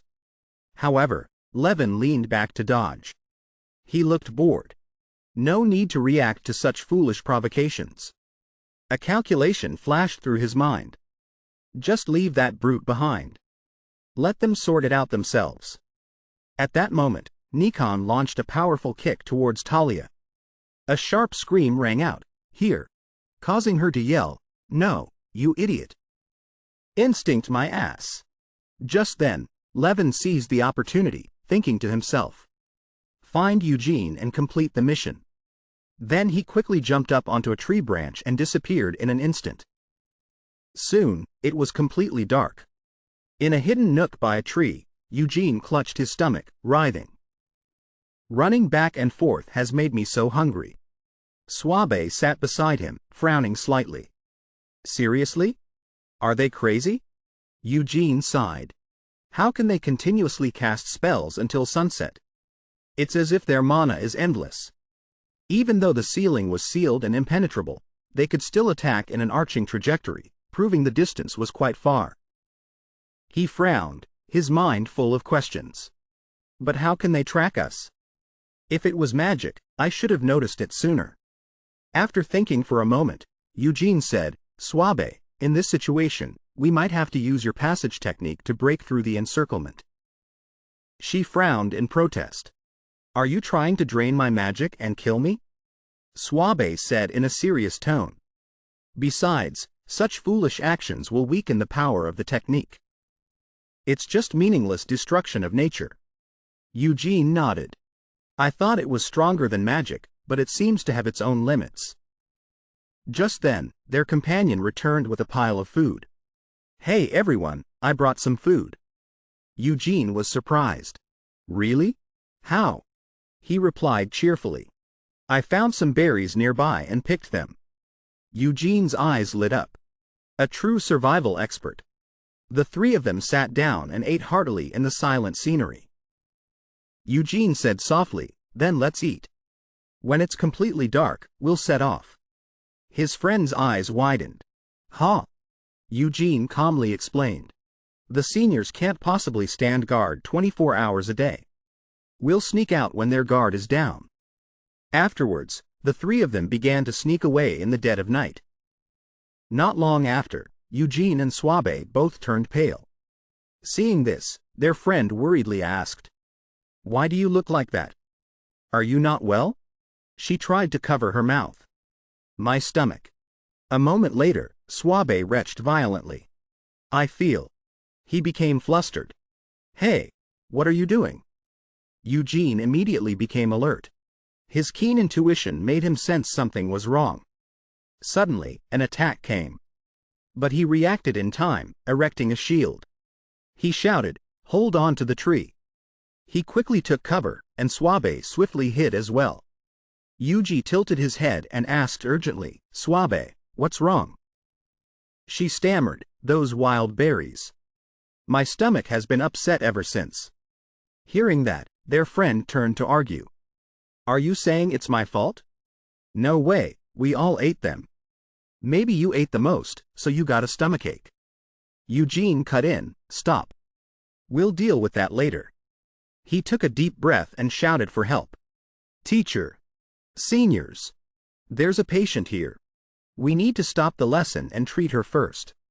But at the same time, someone attacked them again. He panicked. Can't they hear us? A cold sweat ran down Eugene's back. They reacted to sound before, so it's not that they can't hear. Could it be that they want us to overcome this on our own? No, even so, they couldn't be that heartless. In that moment, he realized something. It means they can hear us, but they don't understand what we're saying. Eugene said decisively, if that's the case. Suddenly he froze. Ha! Deep in the forest, countless crimson eyes gleamed, following their every breath. He was horrified. Why aren't the wild animals running away despite so much commotion? It can't be. Are they controlling the animals to track us? But is that possible? Maybe they're just attracted by the noise. I'm not sure anymore. Eugene suddenly remembered. That's right. In his line of thought, he recalled Havinathan. Havinathan previously used summoning magic to control animals. Back then, Havinathan had said, I don't know for sure. Anyway, these little creatures can't talk. And if this is a type of magic similar to the one that controlled BU, that would explain why they can hear our words but not understand them. Thanks to this, Yuji quickly figured out an escape route. If that's the case, there's a way out. The three of them immediately covered themselves with leaves to hide. Swabe was skeptical. Will this really work? Who would believe that something moving is actually standing still? Eugene replied softly. This isn't to deceive humans, but to deceive the animals. He explained seamlessly. I believe the ones observing us are probably the animals in the forest. He spoke with a confident tone. I've seen similar magic before, and there are limits to the information they can convey through animals. He continued as he walked. So, if we disguise ourselves like this and confuse the animals even a little, it will disrupt the one who is tracking us. Swabe was still doubtful. You really think so? Elsewhere, Inam was observing through a projection spell. Not bad. Amidst the chaos, piecing together clues and experiences and turning them into decisive action is not as easy as one might think. Roy, standing beside her, smiled faintly. Good judgment, decisiveness, and also leadership. If he is properly honed, he could not only become a warrior but also your right-hand man. She smiled faintly. But it's still too early to close the book on this. Should we show them a world far beyond what they've ever imagined? Roy sighed. They're just freshmen. Go easy on them, Inam. He fell silent for a moment, then looked up. But does that one have to be so blunt? This could be very dangerous. What should we do now? Roy chuckled lightly. Come on, it'll be fine somehow. You can rest now, Lavina. Lavina, exhausted, lay sprawled out. Yes, thank you very much. He stood up and stretched. Well then, it's time for me to prepare. At the same time, Eugene, Swabe, and their friend had followed the forest path and saw a house ahead. A house at the foot of a cliff. He cried out with overwhelming joy. We finally found it. It's really here. We did it. Suabe's eyes widened. The treasure? He glanced at the dilapidated house. It looks more like a haunted house than a treasure.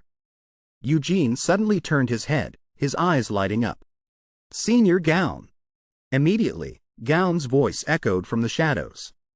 You've finally arrived? Looking at your condition, I guess this journey wasn't easy. Eugene breathed a sigh of relief. Now that you've appeared, Senior, does that mean it's almost over? Right? Gown nodded slowly. That's right. This place is your final stop. He took out a vial of medicine from his cloak. First, let the mage drink this pill. She shows signs of being poisoned. Eugene was stunned. What? Poisoned? Swabe, her face pale, tried to explain.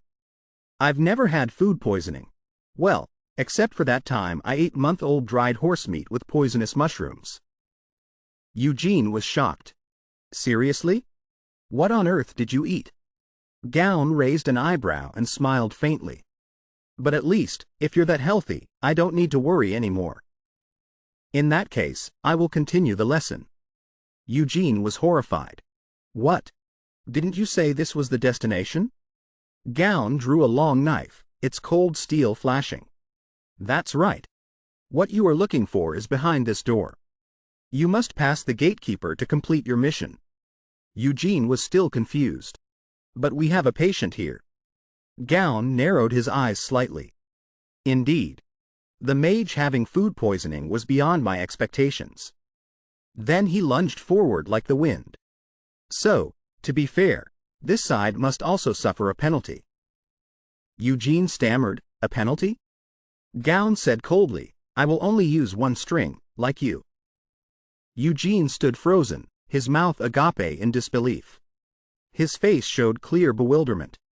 What did you just say? At Gown's decision to fight with only one string, Eugene became angry. That's a blatant provocation. Are you trying to mock me for being just a one-string mage? Or do you really believe you can fight and defeat me with just one string? Gown remained firm in his decision. Win or lose, without this kind of penalty, this fight would no longer be fair. As soon as he finished speaking, he had already begun the battle. Fire slash. Witnessing him manipulate the magic, he was extremely astonished. It's hard to believe this power comes from a one-string mage. However, he showed no signs of faltering. But, on the other side, Eugene was still moving the fire slash flames. Gown calmly used a small flame to counter it. What a waste. Unsurprisingly, he was defeated, to everyone's amazement. That big flame was just extinguished by that tiny spark? How? That's complete domination. But of course, it couldn't end that simply. Contrary to the kid's reaction, he was a bit surprised. What? Dizio is a technique to temporarily increase the number of strings by cutting existing ones, thereby amplifying magical power. However, a one-string mage still has a weakness. Even with Dizio, with at least 2 strings, one slash is enough to reach the minimum limit of 4 strings to cast a spell. But with only one string, one must slash 3 times to create 4 strings. He knew that by limiting himself to only one string, even though he actually had 4, and then suddenly using Dizio, it would prevent me from adapting in time. So, as soon as he launched the fire slash, he immediately circled behind me. That means, after I said I would use one string to provoke him, he immediately decided to use that very spell as bait. Faced with his godlike calculation, Gown had to tip his hat in admiration. Hiding a cold calculation behind a mask of anger. Very impressive. However, no matter how good a plan is, it still has flaws. He blocked an attack from my blind spot? But if you think you'll win this match by sword fighting with me, you are sorely mistaken.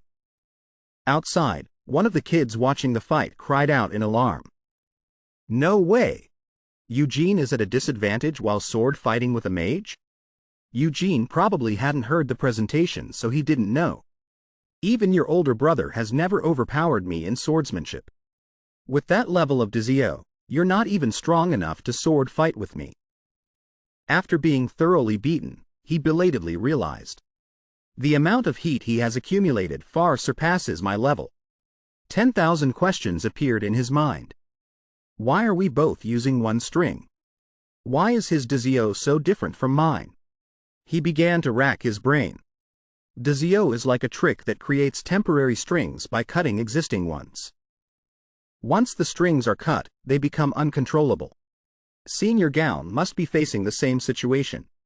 So how can he still coat his sword in heat? Seeing his confused expression, Gown had to explain. It seems you still don't understand the difference between you and me. Well, it's not hard to explain. Simply put, it's rhythm and timing. Hearing this, Eugene, a complete newcomer, awkwardly replied, Rhythm? Faced with his bewildered attitude, he didn't hold back. The strings are endlessly oscillating waves. If you cut along this tiny wave to use Dizio, that wave will manifest in the real world exactly as it is. All his predictions were only second to Zhuge Liang's, missing only the fan. So, if I cut at the exact moment this string reaches its equilibrium point, at that very moment, I can pour all my energy into this tiny sword. At this moment, he was enlightened. So that's it. If that's the case, I can probably do it too. To a young man who had not yet experienced the world, he could only force a smile and say, easier said than done. He continued to explain for him to understand. Dizio itself is a difficult technique to master, considered a separate art form. And you have to add the element of precise timing to it. Even with constant training, it's not easy to master. Eugene smiled confidently. No, I feel like I can do it right now. Facing a cocky upstart, Gaon said helplessly, don't be so arrogant. Although I acknowledge your talent, it took me 3 years to realize and achieve that. Don't you think this is a state easily achieved? However, he could lack anything but confidence, so he still insisted he could do it. His mind started racing. With everything I've learned from everyone so far. The Grand Prince of Hebrona's technique, Gaon Lisa. If I can apply that.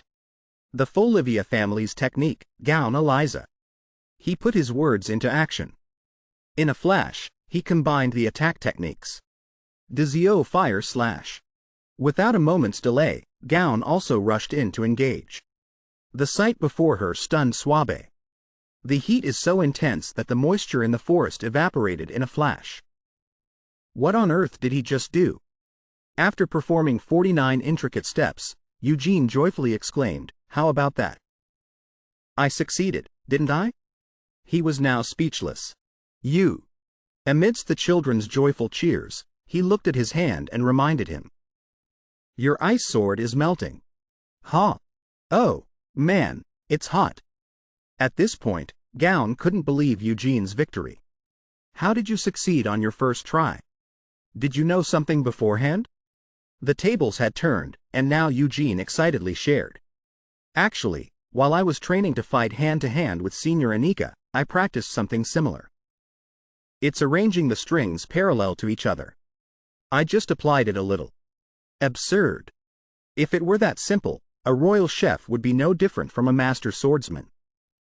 In terms of learning ability alone, he possesses a talent on par with transcendent mages like Lavina and Anika. Could it be that him being a one-string mage is just a limitation, like them? Amidst the children's joy, he turned from pride to anger and quickly flipped the script. But it's not over yet. The success of the mission depends on infiltrating this house. To get past the gatekeeper, which is me, you must first overcome this fragile ice sword, a weapon too weak to withstand the heat of Dizio. His declaration greatly disappointed the children. They cried out in frustration. What? That's not fair. Shouldn't a true senior acknowledge their junior's growth and let them pass? Do you really want to defeat newcomers like us? You look much better now. Gaon was about to pull a fast one. As he was speaking, he turned back to the door and suddenly exclaimed, "Ha!" Leon stood there, full of pride. It seems we've passed the test, Senior Gaon. Eugene couldn't hide his shock. Leon! How did you? Leon excitedly held up a key. I picked the lock while you two were fighting. Since you were both distracted, it wasn't too difficult. Instantly, his emotions almost burst. That's amazing. Gaon had no choice but to declare. There's no room for excuses. You win. We won. We won. Suddenly, laughter came from inside the house. Mr. Roy said cheerfully, I was wondering what all the noise was about. So, you kids have arrived. Teacher Roy. He looked at the children with a sly expression. It seems one person is missing, but that's probably not important, right? Were you just lazing around in there by yourself, teacher? He joyfully replied to the children. Of course. I was preparing for the lesson. Come on in. It's time for the final lesson of the day. At the house where Teacher Roy's class was held, the children followed him into a pitch-black cave. The sight made Swabe exclaim, "This place is creepy. It's like the abyss's lair I saw before." Seeing she was right, the teacher seemed quite surprised. "Oh, you recognized it, did you? Huh. So this really is." Not letting her wonder any longer, "Exactly. This is the lair of the abyss worshippers. We've wiped them out and now use this place for mental training." Mental training? What made Swabe most curious was, wait a minute. What about the treasure? At this, the teacher acted mysterious and said, If it's a treasure you're looking for, isn't it right here?" A boy who was a spy was suddenly brought out and made to kneel before everyone. Exposed unexpectedly, he looked extremely panicked. All the children were shocked. Swabe cried out, "Are you crazy, teacher? I wouldn't even take this guy for free. No way they're using him as a prize." "What's going on, teacher?" Teacher Roy didn't think so and calmly explained. "To be precise, he is the treasure. Because what treasure is more valuable than finding a spy who has infiltrated our ranks?" The children were flabbergasted. A spy? At this point, he approached the boy and asked, "Why did you poison the food?" The children went from one surprise to another. "Poison? No way! So my stomachache was because of—" No, that's not it." The boy immediately defended himself. "If it was poison, then why are Eugene and I fine? We both ate the same thing." "That's true." Levant, having listened to him, said doubtfully, "If it was poison, does that mean you really did sneak something into it?" Teacher Roy asked him again, "What did you add? Sprinkled some strawberry syrup for a surprise?" "That I really didn't," he gently persuaded. "There's no need to pretend to be so clumsy in your loyalty. It's clear you're being used without even knowing it. If you tell us who ordered you to do this, we'll let it go." Hearing him, the boy softened and confessed, "I'm telling you, I didn't even think it was poison. Because that person is also a professor at the magic school." "What? A professor at the magic school?" At this point, Teacher Roy's patience ran out. He grabbed the boy's collar and yelled, "Who is that bastard? Spit it out." "Yes." Before he could finish his sentence, he coughed up syrup. "The name of that person is—" An abyssal monster suddenly appeared, roaring, "Silence! Why would you reveal that? You fool! Do you have a death wish?" Immediately, Levin ran over to assess the situation. "Oh, he's dead." From inside his body, Eugene looked at the monster that had just appeared and asked, startled, "What is that monster?" Only then did it notice him. A large question mark appeared in its head. Eugene Folivia. Why was he unharmed after being poisoned? I need to capture him, but in this situation, I have no choice. Teacher Roy, furious, rushed forward and grabbed the monster's throat to interrogate it. "Who are you? Who sent you?" Threatened with strangulation, it showed no fear and remained defiant. "You think I'll tell you? You fool! You think gathering a bunch of kids to play pretend will accomplish anything?" Before dying, it didn't forget to issue a warning. It's useless. In the end, the prophet and his apostles will stain the horizon black with the abyss. Receive the blessing of the plague god. With that, its body self-destructed. Eugene was annoyed as the liquid splattered on his face. He was extremely frustrated. What is this? This is... He suddenly realized. He is the Grand Duke of the Abyss. He showed no fear and declared boldly, "It's useless. I won't be fooled by you." A ghostly voice echoed in his head. "Witness this, child of Folin." Although this wasn't the first time, it made him freeze. Again. That same scene again. My past life. Or my many past lives. The voice had no intention of letting him go. Again. They are all writhing in agony. Remember this. This is your original sin. Don't you dare try to escape the fate I have ordained for you. Swabe felt extremely uncomfortable. I'm so nauseous. What is this? It seems he had no way out, so he chose to self-destruct. What puzzled the professor most now was, more importantly, the plague is really bad news. If someone who can control the plague infiltrates a large city like Iraq, it could become a major disaster. The teacher looked at the children and asked with concern. Hey, is everyone all right? You call this all right? Is this even considered a lesson? It seems you're fine.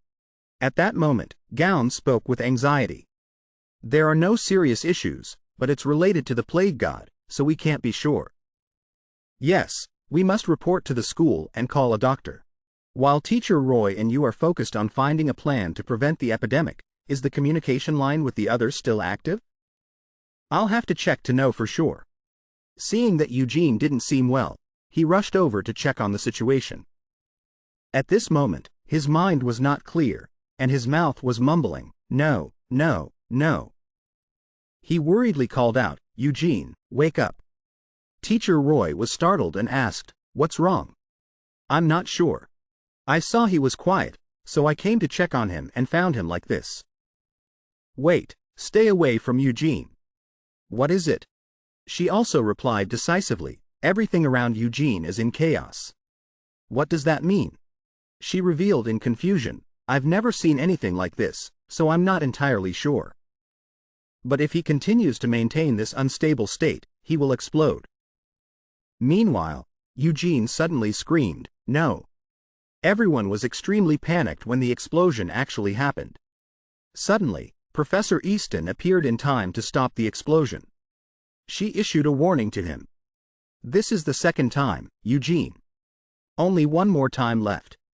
After 3 times, everything will end." After Anika stopped the explosion, she warned him that this was already the second time. "Eugene, if it happens a 3rd time, I won't be able to keep my promise to you, senior." "What on earth am I?" She didn't answer his question but directly advised him. "Don't let the illusions from the abyss enchant you, pulling you into despair. You are simply Eugene Falivia." At this moment, he was openly bitter, so angry he was losing his color. "Stop deceiving me, I know everything. I've seen the truth behind this twisted and horrifying life, a mystery that has existed since the beginning. It is the very source of this grim cycle." She came to his side, patting him soothingly. "Forget all the memories of your past life. I can't speak clearly about what lies on the scales of destiny. But the reason Mr. Felon crossed billions of stars to save you was to free you from the suffering of your past life." Hearing this, his soul became calm. He felt sad and said, "But I can't even resist the power of the abyss." Seeing him so lacking in confidence, she encouraged him wholeheartedly. "The abyss craves your fall, but more than that, this world also wants to protect you." To his surprise, she said with confidence, "You still haven't realized your true talent. The power of this world will never submit to the abyss. I will teach you how to unlock your own true power." "My true power." Teacher Roy's voice, full of doubt, came from a distance as he ran over. "Anika, there was clearly an explosion." "Don't tell me you." "That's right, I stopped it." At that moment, she also made an official announcement. "And from now on, I will be the one to teach Eugene." Her sudden decision left Teacher Roy stunned. What do you mean by suddenly appearing and saying that? Even he himself found it hard to believe. Is that true? However, she also set a condition in return. "Until I say you're ready, you are not to go anywhere." Huh? The scene changes to the Magic Academy. Teacher Roy walked while sighing. "It's been a long time since I've spent a summer in my hometown. It's really hot. Hearing you say that, anyone would think you've lived in the north for 15 years. Teacher Roy stood high above, observing the training ground. Those people are still training diligently despite this weather. So what do you think? Do you believe she's making progress? Gown replied as if it were a matter of course. Without a doubt. She's doing very well. He explained his assessment. Combining magic with martial arts is inherently a difficult challenge. Yet, she has reached a level where she can use it in combat within a month. This is clearly where she belongs. Just as he finished speaking, from the training platform below, Nikon's helpless voice shouted. That's not it. Suabe, not giving in, said with annoyance, I already told you. Don't just shout. However, he seemed indifferent and continued his instruction. The key isn't to hit the enemy quickly, but to maintain the rhythm. Move like a mage swinging a magic staff and like a mage performing a ritual dance. Align the flow of the string with the trajectory of your movement. Finally, he expressed his frustration. It's been a month, and your success rate is still only 70%. Feeling looked down upon, Suabe was boiling with rage and went into rebuttal mode. You think it's that easy? How am I supposed to do that in the middle of a battle? After hearing the argument, Gaon remarked, it seems he's still not satisfied. He turned back to continue defending his point of view. But if you consider that very few people can use Dizio, and that it's a combination of swordsmanship and magic, this rate of progress is still truly astonishing. Of course, there are always geniuses, people who can mimic high-level techniques just by seeing them once. He explained what he just said by stating, that's because Dizio is still too outdated. The West is too obsessed with pure magic, which makes them lag behind in matters like this.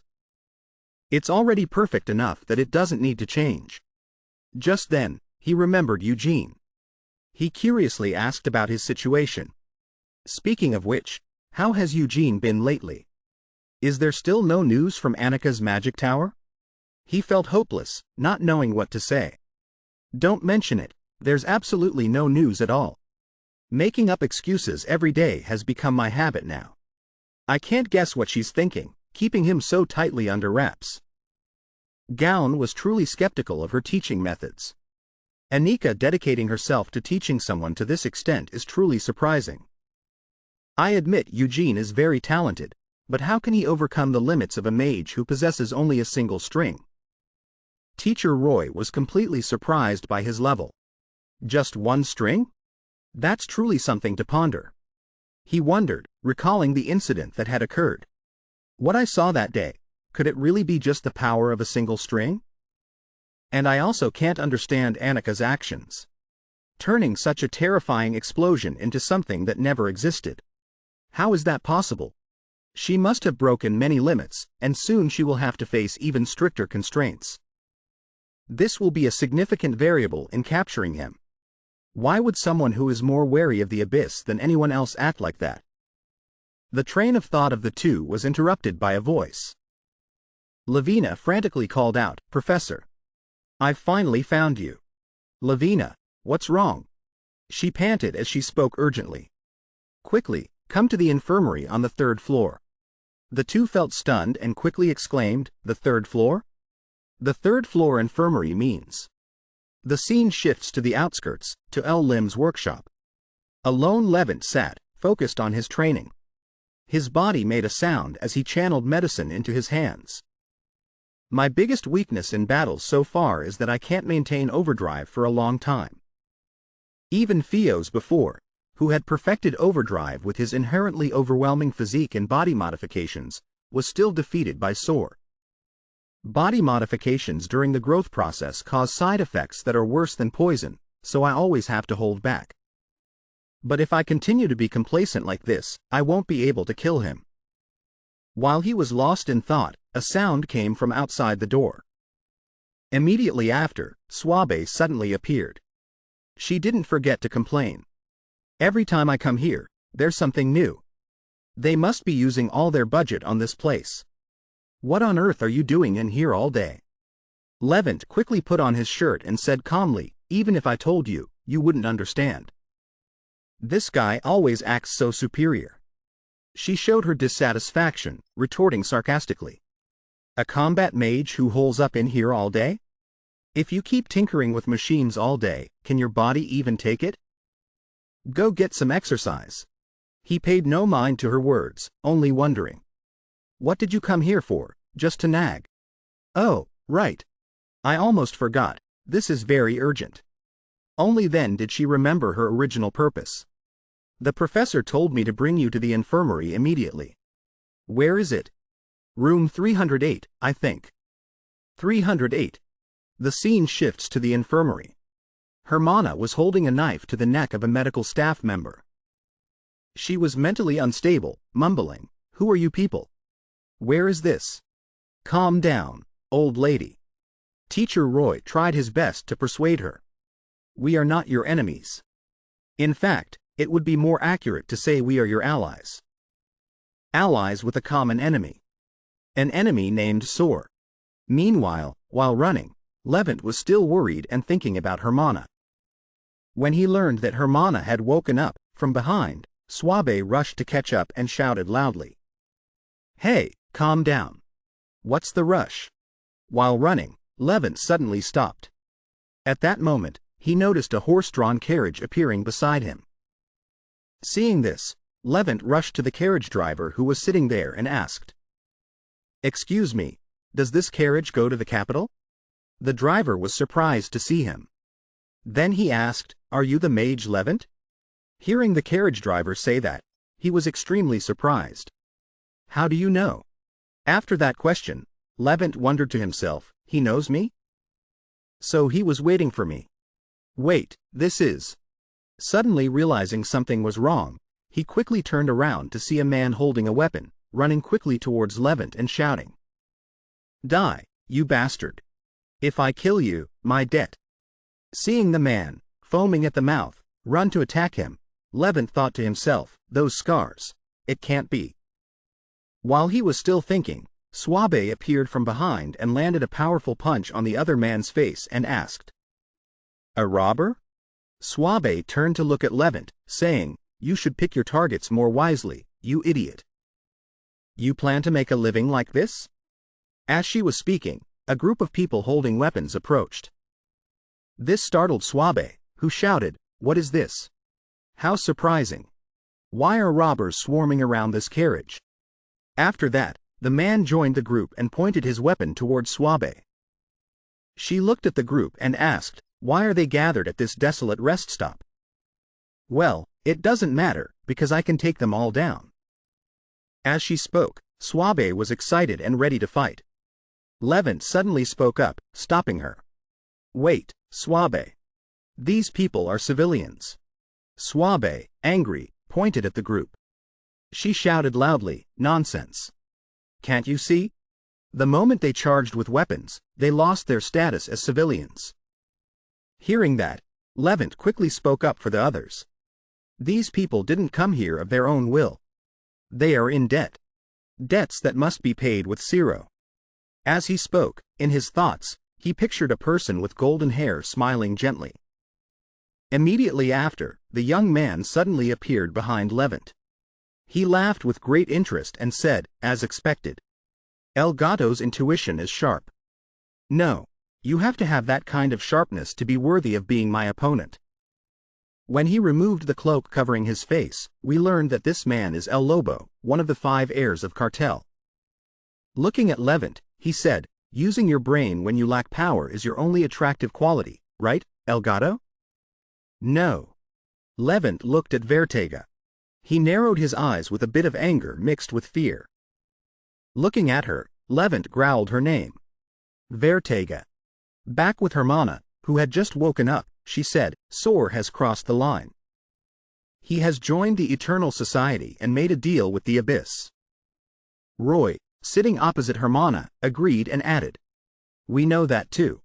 He is the head of the largest criminal organization in Horizon, Cartel, and also an arms dealer and a mercenary leader. If a person like that allies with the Eternal Society, it's like giving a tiger wings. We are hunting him down to eliminate him before he sinks any deeper. What I want to know is more detailed information." Suddenly, Hermana cut Roy off, saying, "No. You don't understand the significance of the deal between Soar and the Abyss. Even I didn't expect it, but thinking back, it was a natural course of action."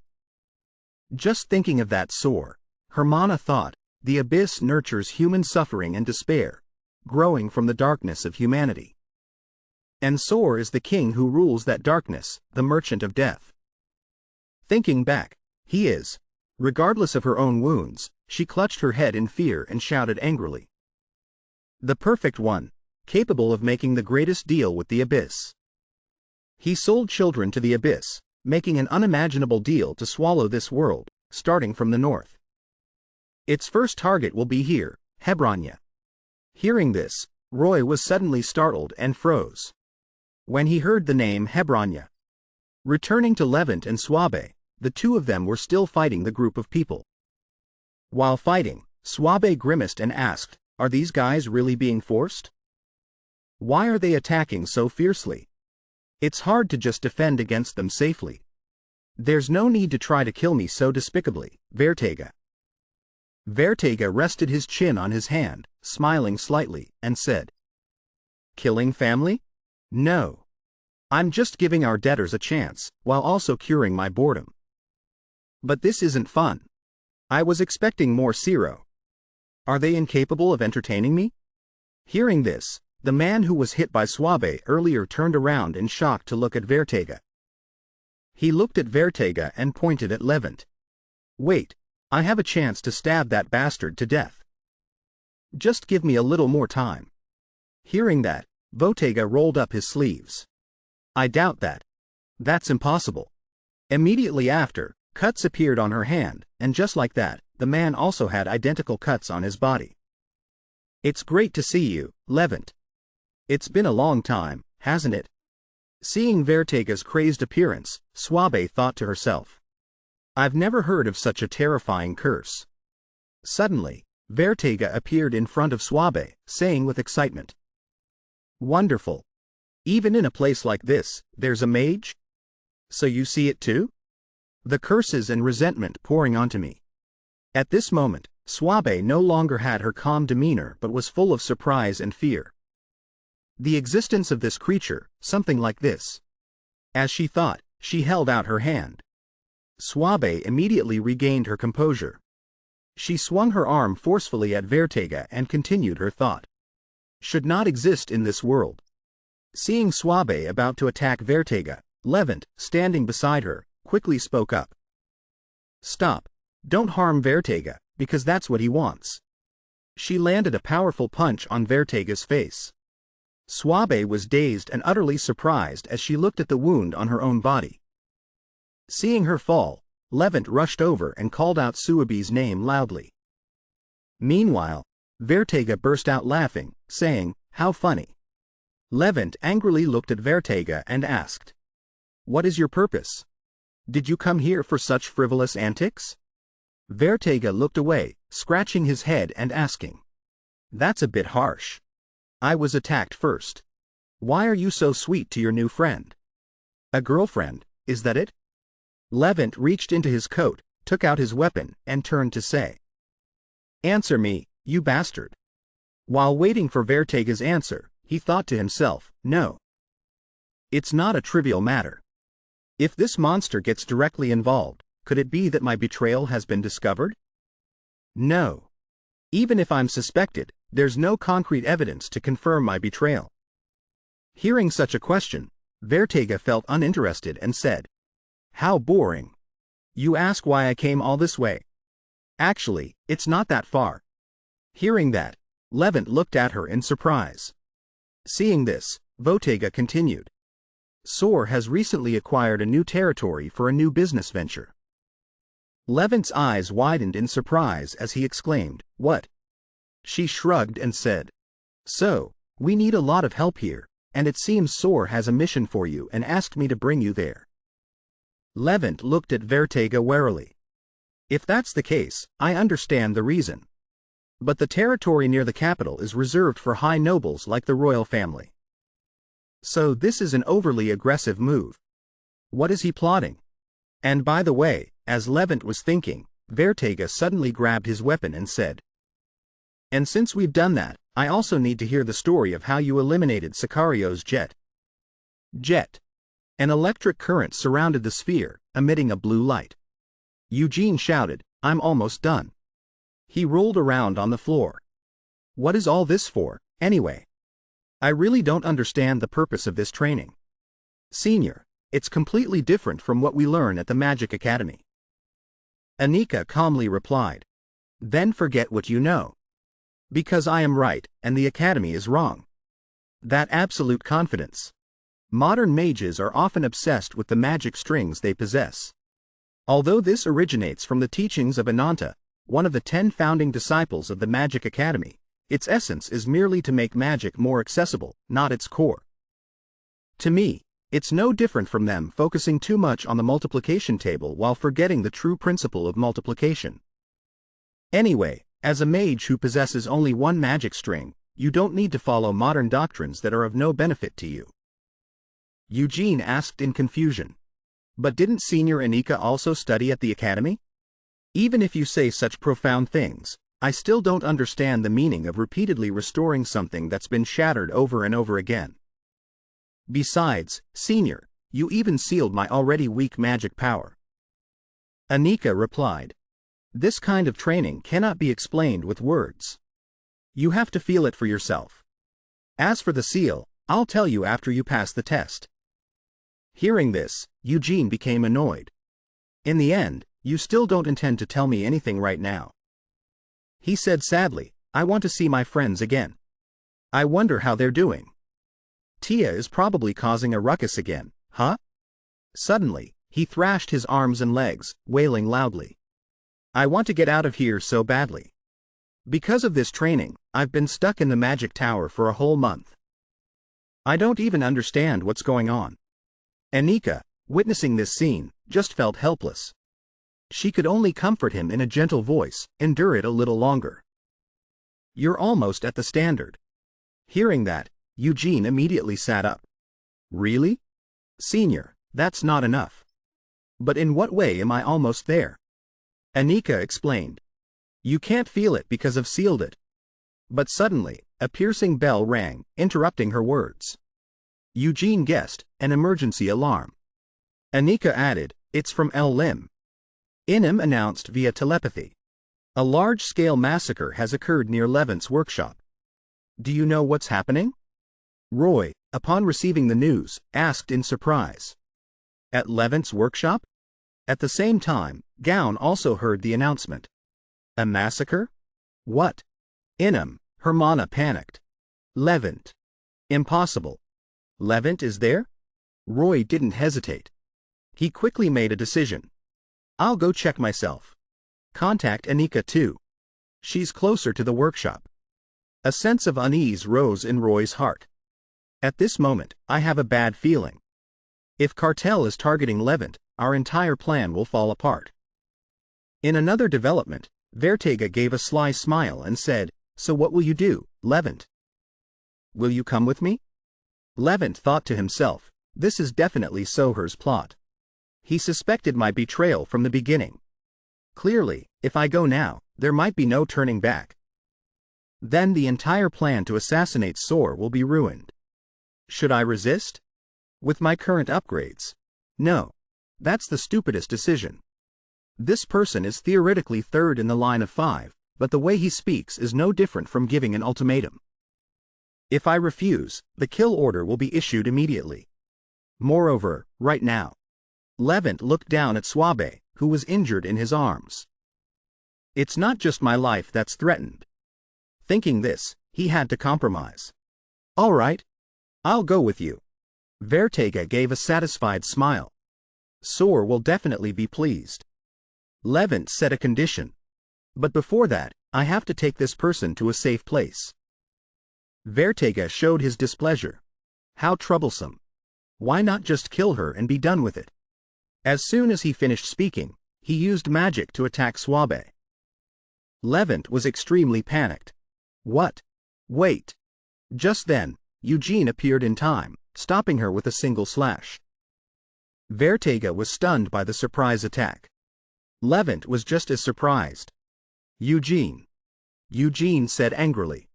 So the one who caused this is you. Why did you? Suddenly seeing Siro flowing from his own body, he was baffled. He was clearly the one who was cut. So why am I?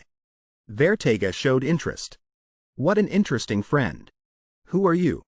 A suffocating feeling filled the air, making it impossible for Eugene to control his fear. This evil aura. Levant suddenly shouted, Be careful, Eugene. Vertega was no less stunned. What? Who? Suddenly a beast appeared. Summoning the binding of the death dragon god, Bind. However, In just a moment, she stopped the dragon god. She said calmly, "That was close. Are you Eugene Folivia? I never thought of this. There's clearly a kill order for Eugene Folivia. So why do you two seem to know each other?" Levent retorted, "Isn't it ridiculous to have a kill order on a Folivia?" Vertega laughed loudly. "No need to make excuses, Levent. I was just about to say that this is truly fortunate. Especially since that red-robed psycho from the Eternal Society warned us not to touch him. If you had actually killed him, we would have to declare war on that madman." "Eugene, are you talking about Uncle Idia?" She shrugged. "I have no reason to tell you.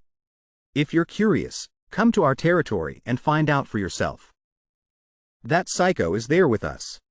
Hearing this, Eugene was stunned. "What?" And Vertega continued. "Besides, this place is already too noisy. Others will be drawn here. So let's hurry back, Levent." Eugene was surprised. "Back? What is he talking about?" Levent looked down and said, "Take care of Swabe." Eugene still hadn't understood what was happening. "You're really... Levent, where do you think you're going?" Vertega said cheerfully. "Everyone has been waiting for you after all this time. So, goodbye for now, Eugene Folivia." Eugene refused to stand by and watch Levent leave. He used his special technique, Nihilid's third law. Absolute annihilation.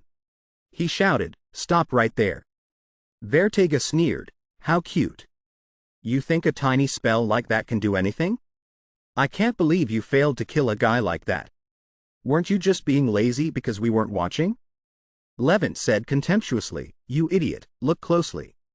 Surprised, "Huh?" Levent continued, "That is the magic of one of the 12 disciples." Vertega felt intrigued. What an interesting person. Eugene wondered to himself. Did he just say cartel's territory? And Uncle Idia is there too. Looking at the scene before him, Roy was stunned. Eugene, while lifting Swabe, said softly, "Sir. You're late."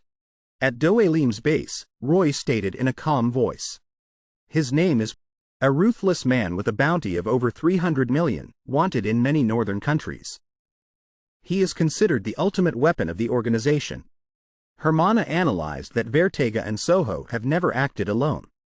So the news about Soho appearing near the capital's territory cannot be false. Gown added, "If it's near the capital, it must be the Marquisate of Bison. It is said that the head of the house recently abdicated due to a serious illness, making way for a young heir. There are too many suspicious things surrounding this matter. Furthermore, while investigating the plague spread by the minions of the plague god, we discovered that a similar plague is also spreading around the Marquisate of Bison." Lavina's eyes widened in astonishment as she asked, "Isn't the Marquisate of Bison the Crown Prince's maternal family? If such a powerful family colluded with the organization?" Gown frowned, his hand on his chin, "But the risk of this infiltration is too great. For a cunning man like Soar, this action seems too reckless." Roy chuckled softly, his tone full of confidence, as if he had already seen through the opponent's weakness. "If that's the case, then that very recklessness is our opportunity. Du Elam will infiltrate the Marquisate of Bison. It's been a while since we had a field mission. We have 2 main objectives. First, investigate Soho's plan in the Marquisate of Bison and gather evidence to launch a military campaign. Second, establish contact with potential forces that can resist the new Marquis of Bison and the organization within their territory. Prepare quickly. Don't give them time to react." The door to the room suddenly burst open. Eugene stormed into the room, his voice filled with determination. "Teacher, I want to go to the Marquisate of Bison too. I am also a part of Du Elam." Roy bluntly dismissed it. "Don't be so foolish. We are not so short-staffed that we have to send a rookie on a field mission." His cold words shocked Eugene. "What?" He put his hands in his pockets and continued to speak. "Moreover, you haven't even passed Annika's training yet. Right? If you want to participate, at least complete that first." Eugene angrily questioned, "Levin has been captured. And what's more, Uncle Idea, the one who burned down Folivia, is also there. And you're telling me to just sit still and train? Roy looked directly into his eyes, his presence overwhelming. That's precisely why you can't participate. Our goal is not to storm in to save the princess and seek revenge. This is an infiltration mission to gather information. It requires patience, not blind hatred. If you act impulsively just because you're overcome by emotion, we will all be in danger. You have put yourself in fatal situations many times just by getting carried away by your emotions. If you truly have a sense of responsibility, you cannot deny that. Eugene lowered his head and hesitated, saying, "That's true." But at the same time, Roy turned and walked away, his voice calm but firm. If you understand, leave this mission to your seniors and focus on your training. Don't worry, there's no need to rush. When the real moment for revenge comes, you won't be left behind. At Eugene's house, the door to his room suddenly burst open. Taya rushed into the room like a gust of wind, calling out loudly, "Young master." He grabbed Eugene's shoulders and shook him continuously. "It's been too long. What kind of class keeps you for a whole month? And your arm." His body swayed with every word Taya spoke. He tried to speak up during the training, but he was cut off by him. "They call this training? It's way too dangerous." Eugene hesitated and said, "Taya, but I have to go back to the Mage Tower for a bit." Hearing that, Taya couldn't help but be surprised. "Huh? You're leaving again?" Eugene glanced away, scratching his head and speaking in a flustered tone. "No, it's nothing. I didn't say anything." Taya's eyes lit up, his face radiant. "Thank goodness, I thought you were leaving again. I was worried sick." Meanwhile, Eugene thought to himself, "I can't say it out loud." Taya suddenly remembered, "Oh, that's right. Young master, look through the pile of letters that accumulated while you were away. Everyone was very worried about you." Looking at the pile of letters before him made Eugene very excited.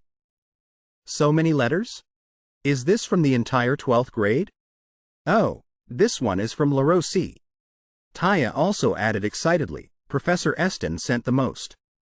She has compiled all the lecture content from the beginning until now." What a respectable professor. As soon as he heard that, Eugene's enthusiasm vanished, his eyes empty. "So all of this is just summaries?" A letter caught his attention. "This is a letter with a noble seal." Taya was a little surprised. "I've never seen this one before. It must have arrived recently." Eugene picked up the letter to look at it. "Let's see, the sender is, what? The Marquisate of Bison." Taya seemed excited. An invitation from the Marquis of Bison himself. But Eugene felt uneasy. Why was it sent to me? Suddenly, a series of urgent knocks echoed from the door, accompanied by an urgent call. "Eugene." It made his heart feel like it was about to jump out. "You scared me. Suave, why aren't you resting in the hospital?" Suave said hastily, "That's not important. Did you get this too?" Eugene was surprised. "You got one too?" In another room, Eugene's group had arrived at the Marquisate of Bison. Bisona. Taea placed the luggage on the table, showing interest in the place. "So this is the territory of the esteemed Marquis of Bison. It has quite an atmosphere." But Suave looked disgusted. "What atmosphere? This place reeks of a disgusting evil aura." Taya snapped back, "How funny. Someone who hasn't even refined up to level 50 was also invited just for being a schoolmate." Yugi reminded, "Don't be so hostile, Suave. We are here to congratulate the new Marquis of Bison." Every word he said made Taya admire him. "Oh my God, you talk just like a real nobleman, young master." He continued to speak. "Anyway, Taya, we have something to do. We'll be out for a bit. Let's go, Suave." Suave immediately understood. "Got it." The two of them left, leaving Taya with 1,000 questions. Where are they going when they've just arrived? Suave walked with her hands on her hips, annoyed. Is this new Marquis of Bison an idiot? Where does he get the confidence to throw a party and send out invitations when the organization is still running rampant everywhere? While Eugene was quite calm. Well, thanks to that, we were able to come here separately from our seniors. She smirked sinisterly. True, that's also an advantage. I'll repay him by cursing that scum organization. An eye for an eye, a tooth for a tooth. Eugene stood to one side, looking at her terrifying expression and feeling a chill run down his spine. So that's why you came here. Suabe returned to her serious demeanor. Of course, finding Levin is still the top priority. But how do we get close to him? He is the heir, so it's not easy to get near. Eugene proposed a plan. We have to gather clues from the organization first. Suabe asked with a look of boredom mixed with frustration. But where do we find them? I don't think they'd be wandering around openly. Eugene's gaze was firm, his voice resolute. I have an idea of where they might appear. At a lavish and splendid place, Suabe's eyes widened in sparkling amazement. Good heavens, what is this? There's so much money circulating, and everyone is wearing luxurious clothes. Are all the invited nobles here? Following Suabe's face, which couldn't hide its craving, Eugene spoke up. There's no place more suitable for the organization than a casino. They must be here. He thought pensively. If we gather information about the organization's leaders from here, we might find out news about 11, and perhaps even information about Uncle, who is said to be here. In another development, Soho's smug voice echoed in the silent night. In a single city, it's no exaggeration to say that half of the royal and noble descendants of the entire kingdom have gathered. How could anyone refuse an invitation from the new marquis? Clinging to power is the secret for those noble lords to maintain their noble bloodline. Idea felt impatient. I'm not interested in your views on the nobility. Is everything ready? Soho replied confidently, of course. You can look forward to it. The esteemed nobles, consumed by their rotten and defiled desires, tainting their own noble bloodline, will soon kick off the festival of sin. People in the casino were surprised. Another straight? Goodness, in a row like this? He only started with 10 chips. In the distance, a nobleman gritted his teeth, his face full of despair and resentment. I've lost everything. And yet, he gets it all. Eugene glanced around, forcing a smile, thinking to himself, this situation is turning bad. He went to the restroom, washed his hands, and sighed. I have a feeling I shouldn't be doing this. It feels like I'm cheating. Of course, I'm just reading their cheating methods in advance. Anyway, I've definitely attracted their attention. If I can lure out a gang operator and get information about 11 and Uncle.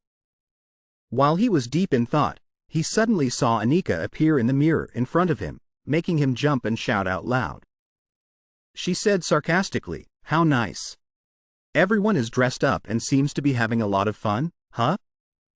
Eugene, still not fully recovered from the shock, said, "Sis Anika, why are you?" Anika rested her chin on her hand and explained. You haven't returned to the magic tower for days, so I used a tracking spell. It's clear that you secretly followed Du Elam. Finding you didn't take much time. But I didn't expect to find you having fun in a casino like this. Her expression suddenly turned serious. Don't you feel the urgency? When the Dark Duke is still watching you. Are you still being careless because I always handle everything for you? Right? Sorry, but I am bound to the magic tower, so I can't help you from a distance like this. Eugene bowed his head, showing remorse. I'm sorry. But I have an important reason to be here. Anika shrugged nonchalantly. Well, can I stop you? Now that things have come to this, you should quickly meet up with Roy. Roy is the only one who can help you when the Duke comes for you. Eugene was helpless. The professor's name that you just said so casually. Ignoring his meaningless complaint, she continued with a stern face. And in the worst-case scenario, I will allow you to release the first seal. He was surprised, his voice tinged with excitement. But you said I wasn't allowed to yet. She said with a reluctant tone. There's no other way. Even if it's a bit forced, it will still be useful. But remember, once the seal is released, the abyss will also become aware of your existence. So only release the seal when you have no other choice. The top priority is to meet Roy first. He quickly sensed the danger and asked doubtfully. Sis, you seem a bit rushed, as if something is about to happen at any moment. Anika warned, the invasion has begun. This place is about to become their domain. As soon as she finished speaking, she used a spell to disappear from the mirror, leaving Eugene calling out, Sis, hey sis. Suddenly, a brilliant red light shone from outside the window, where countless terrifying eyes appeared in the darkness. He froze, unable to utter a word. The abyss? He quickly ran to Swabe. Swabe, we need to get out of here now. Something is very wrong here. Let's postpone the plan and find Du Elam first. Swabe turned her head, her face distorted, beads of sweat on her forehead. She stammered, something's wrong. I can't stop. It made him panic. Swabe, what's happening? Swabe rushed over and grabbed the hem of his shirt, looking no different from a real gambling addict. Eugene, please, lend me some money. He looked incredulous. Money for gambling? Now is not the time to worry about that. Swabe pleaded, please, I'm really about to die. She held her head in fear. I understand now why people were tricked by that gang. It's not just about submitting to force, it's also a contract. If I can't pay off my debt, I will definitely die. But Eugene didn't realize the seriousness of the problem. Calm down. Losing money doesn't mean you're going to die, right? A chilling slicing sound cut through the last two words of his sentence. A woman burst out laughing, a crazy, almost uncontrollable laugh. This is really insane. I just need to deal with the worms who can't pay their debts. Thanks to SOAR, business has become much more convenient. A man next to her spoke up. The order from Petrino for the heirs is to harvest noble souls for the congregation. That man's nickname is Captain, head of the casino security department. Killing them is fine, but it's more profitable to bleed them dry while they're alive. So just kill them in moderation. The woman clicked her tongue and shrugged. So what? I've already mortgaged countless souls to myself anyway. The service staff stood solemnly on both sides, bowing to the woman. Welcome, El Canijo. El Canijo responded excitedly. Hello everyone. Is business booming, huh? She is El Canijo, the owner of the casino and one of the 5 heirs of the gang. Ogun dashed forward, furiously questioning Cadel. How can you treat human lives like trash? He attacked with magic, slightly startling El Canijo. What's this? The staff shouted in panic. Sir El Canijo. Captain spoke up to stop them. Don't make a fuss, you fools. Eugene suddenly froze. My body, why is it like this? While El Canijo stood with her arms crossed, smirking. Too bad, there's a rule against harming the ruler. But who is that guy? Explain why he's walking around freely like that. The female staff member, terrified and trembling, answered. Yes, it's him. He's the only one who has won at the casino. El Canijo seemed displeased. Really? Did you two already play against him? She only managed to say one word. Yes. Then die. Witnessing that scene, Eugene was both horrified and angry. Hey, what are you doing? Are you crazy?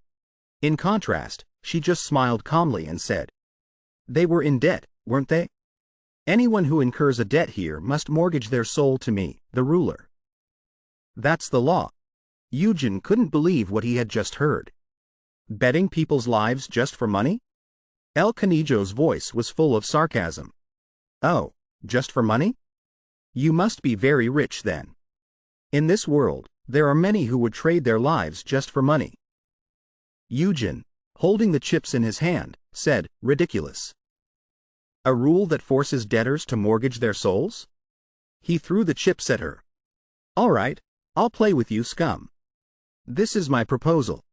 I will pay off the debts for all of them. In return, I want the right to challenge you. El Canijo burst out laughing. Haha, this guy is really crazy. You know, once a bet is placed, it can't be taken back, ha. At the same time, a beast appeared, circling Eugene's body. He thought to himself. So, this is it. The invisible power crushing people. The contract Suabe mentioned must be this monster from the abyss. In a way, this is advantageous for me. If these guys are the referees, they must also follow the rules of the game. And she is definitely one of the high-ranking leaders of this gang. She must know about Levant and Uncle. I will definitely defeat her. Eugene's eyes were filled with determination and resolve. He looked straight at El Canijo and said, I don't care. I have no intention of backing down. You must personally participate in this game. Don't push it off on your subordinates. El Canijo smiled smugly. All right. I will play with you. However, the ruler sets the rules of the game. Soar stood from afar, observing the casino and muttering his philosophies. This world operates on exchanges. So, whoever controls the rules of the game, rules everything. Watch carefully this night that I rule everything. This is what I want to pass on to you 5 heirs. And the world that you must complete, Levant. Levant retorted. How many times do I have to remind you? He is the first heir in the gang and is known as El Gato. I have no intention of inheriting. El Canijo said excitedly. The execution game. Death reaps the body parts of the victim based on the cards that are turned over. Victory will be yours if the card turned on your turn makes the sacrifice die. 10 fingers, 4 hands and feet, 4 arms and legs, 2 eyes and 2 ears, and 1 hidden card, the head, which will grant an instant win. There are 23 cards in total. A very simple game. If you win, I will release the souls of the debtors who mortgaged themselves to me here. But what if I win? You will have to pay me double. Eugene angrily shouted, Nonsense. Do you think I would agree to play this meaningless murder game? She replied. I already said. El Canijo excitedly opened her mouth and laughed loudly, saying, There's no turning back. The monster from behind him with its sharp claws whispered in his ear. You should have been more careful with your words. Eugene gritted his teeth, thinking to himself. This shackle, it looks strangely familiar. It's like the absolute command of the Grand Duke of the Abyss. An unbreakable bond. I can't resist. This is what Senior Anika was trying to warn me about. This is the effect of the veil. The Abyss is affecting the city? A terrifying power is enveloping the entire city. My God, Soar and Uncle, the Eternal Order. They are planning to sacrifice the entire city to the Abyss. Collecting souls at the casino is surely part of that plan. I have to stop it. Although I know the chances of winning are very low. He bit his lip helplessly. Fine. I agree to play this game. A contract with the Abyss cannot be broken once the rules have been set. He shouted his demand. But we must add a condition that any act of cheating means immediate failure. El Canijo covered her mouth and giggled, saying, I don't need to accept that request. But okay, fine. She sat leisurely and said, Then, choose a sacrifice from my debtors. Who would be a suitable choice? Then El Canijo turned, grabbed Suabe's chin, and said with a smile. That's right, this one seems good. Your friend. Eugene stuttered in panic. Suabe. She trembled and called his name. Eugene. She sat with her legs crossed, looking bored. An arm card has already appeared? Well, can't be helped. Then she ordered. Execute. The monster devoured one of Suabe's arms. She screamed in terror. Eugene, what's happening? I can't see or hear anything since just now. And the pain. Elconzo said leisurely.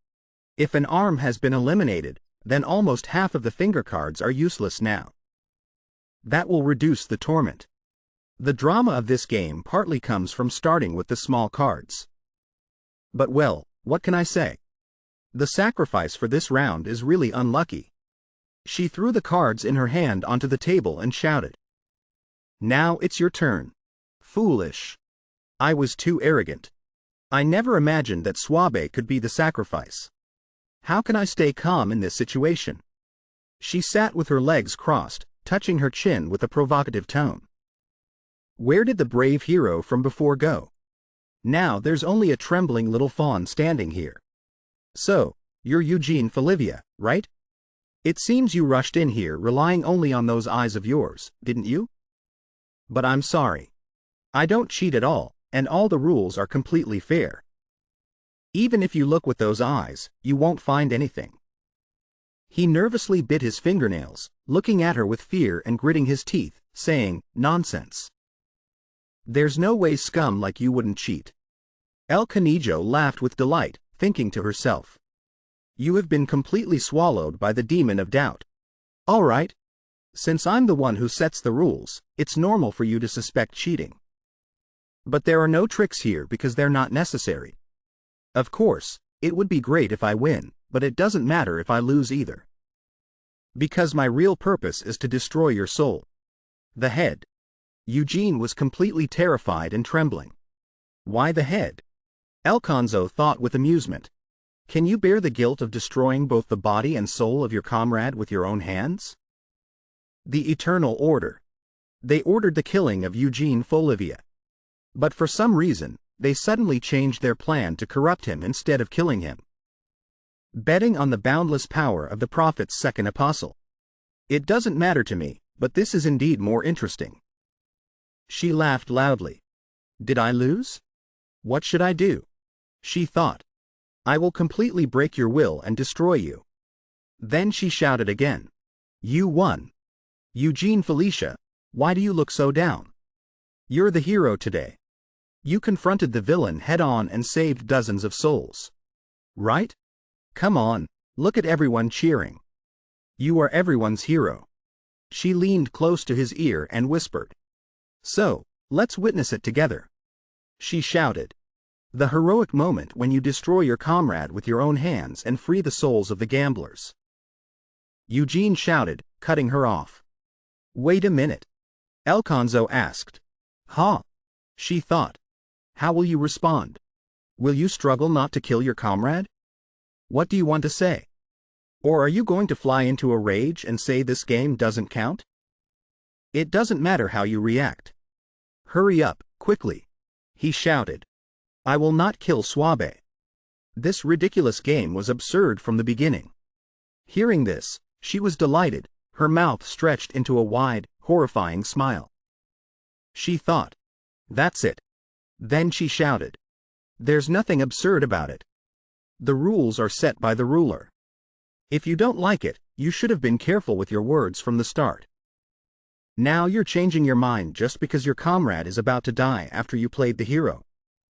But now you only have two choices. Accept victory and kill your comrade to free the souls of the gamblers. Or surrender, save your comrade, but at the cost of your soul. Haven't you already won? Why are you still hesitating? What is there to hesitate about? Just follow the rules and end everything by sacrificing the victim. He realized with fear. So that was her plan. She continued. Now do you understand? No matter what you choose, all that's left is a hopeless situation full of pain. He frowned, his gaze firm as he looked at her. But then he pointed at her and said, That's right. That's what doesn't make sense. What I bet was the entire debt of all the debtors here. And Swabe is also one of the debtors. If I win, Swabe can't be killed because she is no longer in debt. Her face restrained a smile as she replied lightly. Trying to play with words, are you? Sorry, but the winning condition of this game is the death of the sacrifice. Unless the sacrifice dies, the debt will still remain. Eugene replied. No. You said it yourself. Drawing the head card means an instant win. The winning condition is not the death of the sacrifice, but simply drawing the head card. In a normal bet, this would just be a play on words. But not this time, right?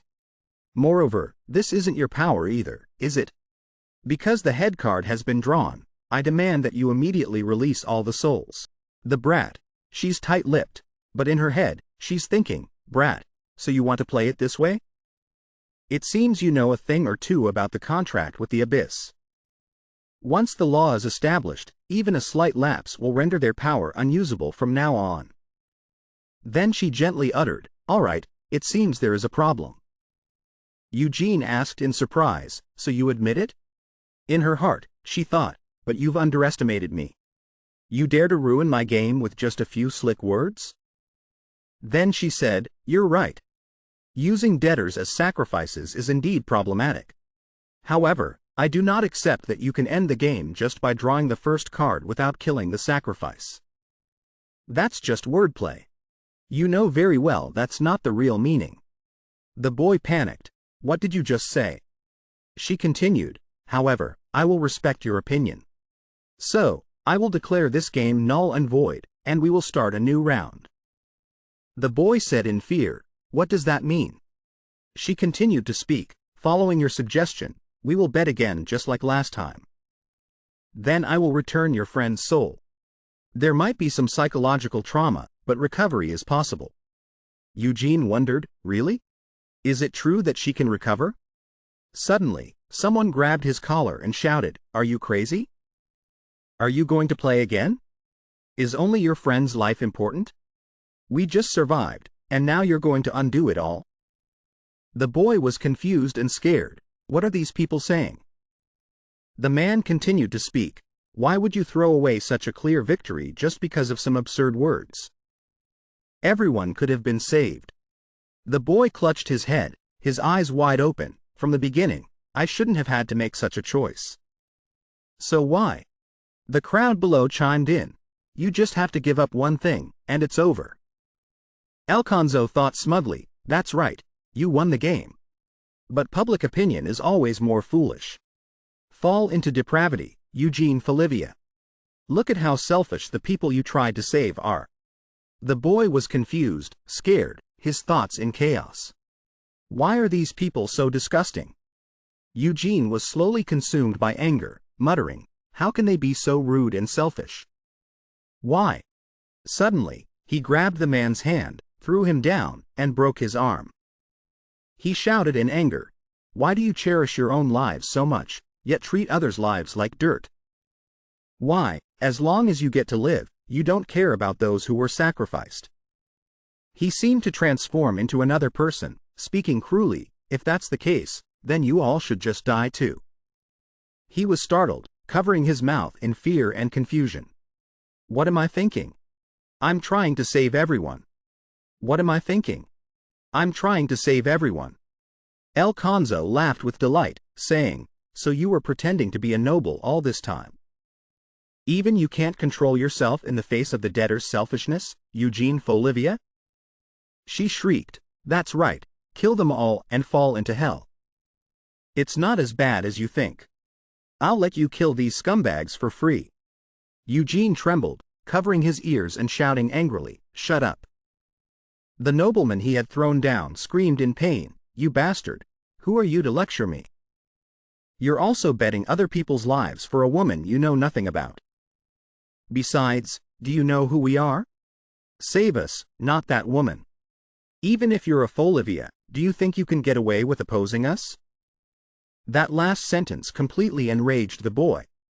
I'm trying to save these people and... Suave. Alfonso smiled with a horrifying expression, gleefully saying, exactly. Suddenly, someone's injured hand patted his shoulder. A familiar voice spoke up, why are you overreacting? Eugene doubtfully looked for the person who spoke. He was surprised to see it was Suab. If you go crazy like that, how can I pretend to be weak to make them let their guard down? The boy was surprised and then called out, Suab. Alfonso thought in confusion, how? The shock of being swallowed by the abyss should render anyone helpless. And even if her soul returned, she couldn't have recovered this quickly. Clapping tore through the tense atmosphere. A voice rang out, attracting everyone's attention, excellent. Everyone's eyes turned to the figure of a man sitting in a chair far away. Gown said calmly, as for you lot, you should watch carefully and shut up.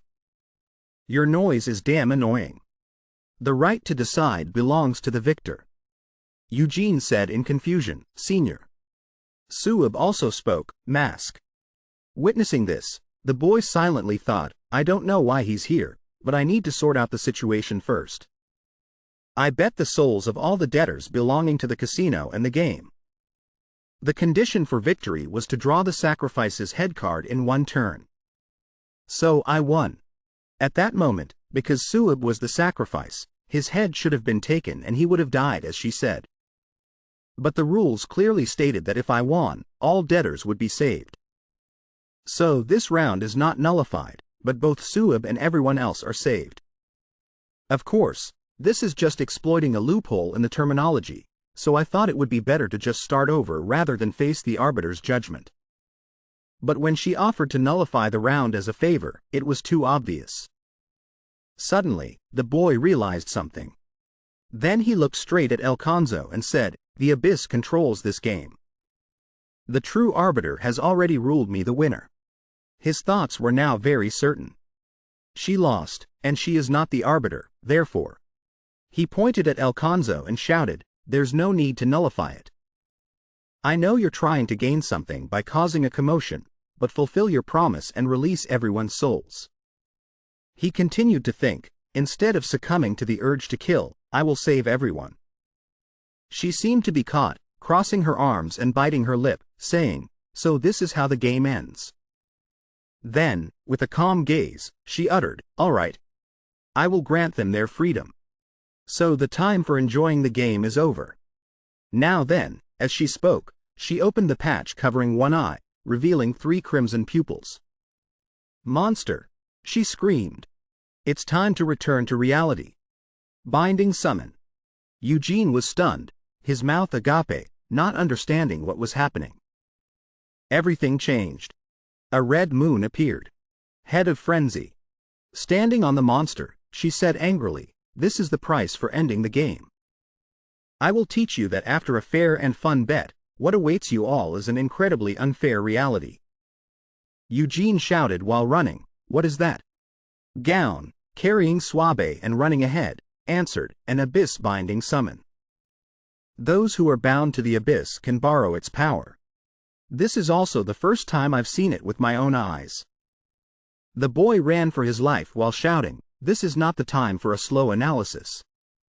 Then he suddenly stopped, facing the monster, and said, I'll hold it off. Please take Suabe to a safe place, brother. Hearing this, Gown was startled and mumbled, So you know my identity already? Did you see through it with your Folivian eyes? Suib reached out and removed Gown's mask. He said in surprise, What do you mean? Were you really wearing a disguise to deceive people? He calmly said, Never mind. Don't do anything stupid, just follow me. Eugene looked at him, puzzled, What? Gown continued, That's a stupid monster, but we also have a monster somewhere. In aim. Lavina was in a panic. Lavina said in alarm, Oh my God, what's happening?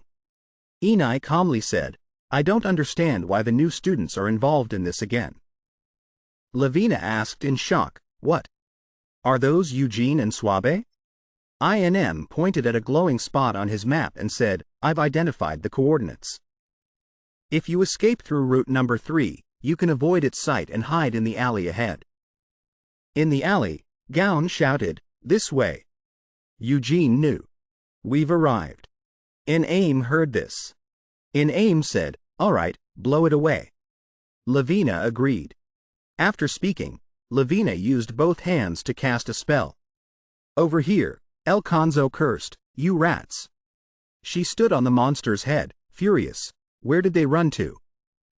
If the other heirs start noticing and come here, it'll be a pain. Damn it.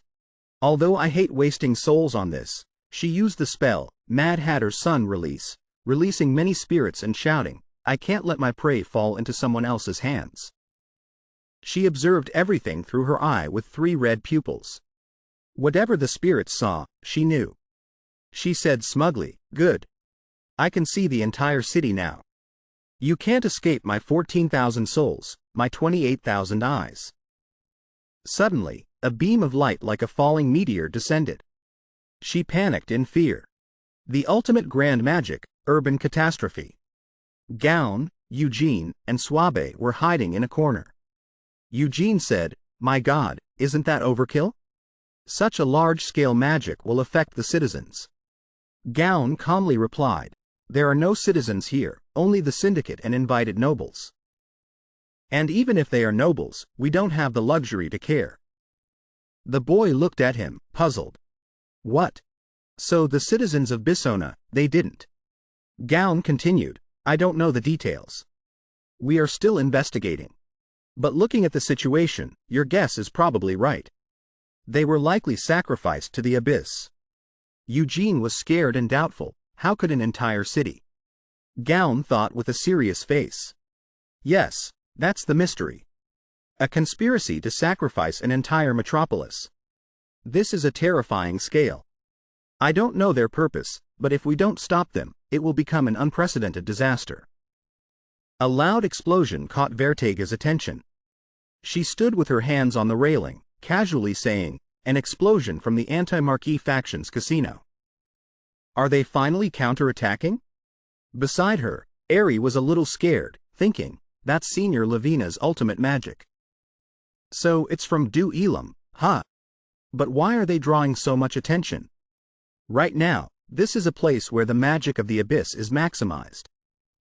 Vertega is one of the 5 heirs of El Lobo. Recalling her childhood, she said, "I'm tired of waiting for the mad doctor in Soho to perform the ritual. This is the perfect time." Bento, one of the 5 heirs of El Lobo, replied, "Watch your mouth. Father is making a deal with the abyss for our benefit." Cadel, one of the 5 heirs of El Leon, added, "In the meantime, here we are, supposedly protected by Father. So, all of them. Let's kill them. The heirs of Sor, those bound to the abyss." Over here, El Conjo was buried under rubble. She rose up and shouted angrily, "Kill, I'll kill them." And El Conjo is also one of the 5 heirs. El Conio is no different from the apostles of the abyss. The 2 people standing above looked at the chaos below and couldn't help but be amazed. Inayam was a bit hesitant. This is absurd. That giant monster, like a fortress, took a direct hit and was completely unscathed. Eugene saw the situation and was bewildered. Can something like this even happen? She stood there, deep in thought. Of course. According to the natural laws of the horizon, that is impossible. Although there's nothing left to be surprised about, it's clear now. The monster with sharp claws. They are trying to awaken the great Duke of the Abyss. In the room, the strategic discussions were lively. To tear apart the horizon established by Lord Felon and the 12 disciples, they need an existence that can match them. Du Alan, a temporary shelter. Eugene asked in shock, "You mean that existence is the great Duke of the Abyss?" Gaon rested his chin on his hand and said calmly, "It's highly likely. The death dragon that Vertega has linked with is no less dangerous than the great Duke. It's considered a calamity in the north.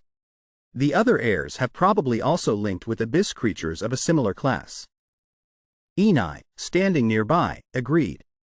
"And now, at least 5 of those creatures are gathering to sacrifice an entire city to the abyss." What she said bewildered Eugene. It's unusual not to mention the great Duke of the Abyss's name. But even if they sacrifice the entire city, awakening the great Duke of the Abyss is still impossible. The boy trembled thinking about the upcoming battle. The Eternal Order, if it's them, they might even. In Falivia, there was one time they secretly awakened a giant abyss monster. Eugene shouted urgently, "We have to stop them immediately." "Where is the professor now?" Enai helplessly turned to him and asked, "We're more curious about why you're here. Since it's urgent, we'll postpone the questions and just briefly explain the situation." She recounted the situation. First of all, Soho and most of the heirs never leave the palace unless there's a special situation. It seems the ritual is happening right inside the palace. And of course, the sacrificed citizens are also in the palace. But the risk of infiltrating the palace is too great. So we were monitoring the casino run by El Canego, the only heir operating outside. Then this incident happened. Enai continued about Professor Roy. He specializes in infiltration magic, so he is currently infiltrating the palace alone. Eugene worriedly exclaimed, Professor Roy alone? She was about to say more. Don't worry, he's famous, a voice cut in. Really? The voice mockingly said, a whole nest of rats has snuck in. Inayam was startled and turned. What is this? Everyone was stunned by the command. All of them, kill them all. Many tentacled skulls rushed towards Eugene. Gown, without changing expression, drew his knife to fight. Eugene also acted. He drew his own throwing knives. Fire blade. They fought in a fierce sea of fire. Eugene saw the situation was not good. He shouted towards his teammates, the professor's position has been exposed. We have to go help the professor. Inayam tried to fend off the attacks and said to him, no. The professor has infiltrated deep inside Bisona Castle. Eugene couldn't believe his ears. What? She explained further, that is literally the enemy's den. Helping is impossible. He stubbornly argued while fighting, no, we can help. They don't have complete control over the power of the deep. Inayam angrily said, even without using that power, with just their physical strength, we can't face them. Eugene shouted, whatever. The only way to stop this crisis is to stop their human sacrifice ritual, right? No matter what, we have to strike at the enemy's den for this to end. Inayam was helpless and didn't want to explain, that's. Gown stood there thoughtfully, then interrupted. She ran up and patted Eugene's shoulder, all right. In that case, Eugene and I will charge straight into the palace. He was startled and confused. Senior Gown? Enai helplessly shouted at them, even you? Do you realize how crazy that idea is? It's too dangerous. Gown explained, I know. But Eugene's point makes a lot of sense. He gave countless reasons to convince her. We're confused, but so is the enemy. Perhaps this very moment is our advantage. After speaking, he glanced at Eugene. Moreover, Eugene hasn't been sitting idle in the tower for the past month either. Being called out, Eugene couldn't help but be startled. Inayam rested her chin on her hand and thought. As expected, Anika wouldn't let him go without properly training him. Eugene seized the opportunity and added, yes, that's right. Finally, Inayam decided, all right. Then we'll go find the Bison Knight commander. Lavina demanded, I'm going too. Eugene held her back, you can't. We will join the rebellion and draw the heir's attention as much as possible. She carefully added a warning, and remember, I can't communicate the plan during combat. After they left, she turned back, all right then. Inayam and the remaining people fought on, let's go. Eugene and Gown ran off, we're counting on you, seniors. Konezo saw her plan had failed and was furious. She screamed, this is so annoying. My souls. Do they know how hard I worked to collect them? Cuervo appeared and spoke down, shut up, Conejo. Aren't you a warrior? You should be fighting. She was angry, Cuervo. As Konezo observed the losing situation, a few rats have managed to get in. They're trying to sabotage Soho's ritual. Cuervo said indifferently, so that's what happened. She calmly said, is that all? Konezo couldn't believe her ears, what? Something appeared in the sky and descended towards her. Again? Cuervo was not panicked at all and drew her weapon to fight. A chaotic battle ensued. The brilliant colors of the weapons flashed in the sky. Black crows dance. Cuervo also felt uneasy, that mage is strong. I've never seen magic like this before. Eugene was stunned, it was cut down? Inayam felt the difficulty. This sword pressure is on par with a squadron commander of the Holy Guard. And she's so young. An incredible achievement, even with the power from the abyss. Although she said Holy Guard, she didn't say Paladin in Korean, but Squadron Commander, Captain, Commander. But strictly speaking, she meant Paladin. Eugene thought of a way to deal with it and smirked. There's a problem, if we don't have a squadron commander on our side. Koneho felt uneasy. She screamed up at Cuervo. Cuervo! She shouted, warning, behind you. She instinctively turned to look. Knight Commander Nahum, enraged, brought his hammer down on her. You have abandoned your humanity, Cadel. Become Stardust. Stardust Scar. The hammer descending flashed with a brilliant light. Eugene was drawn to it and looked back. He was amazed, incredible.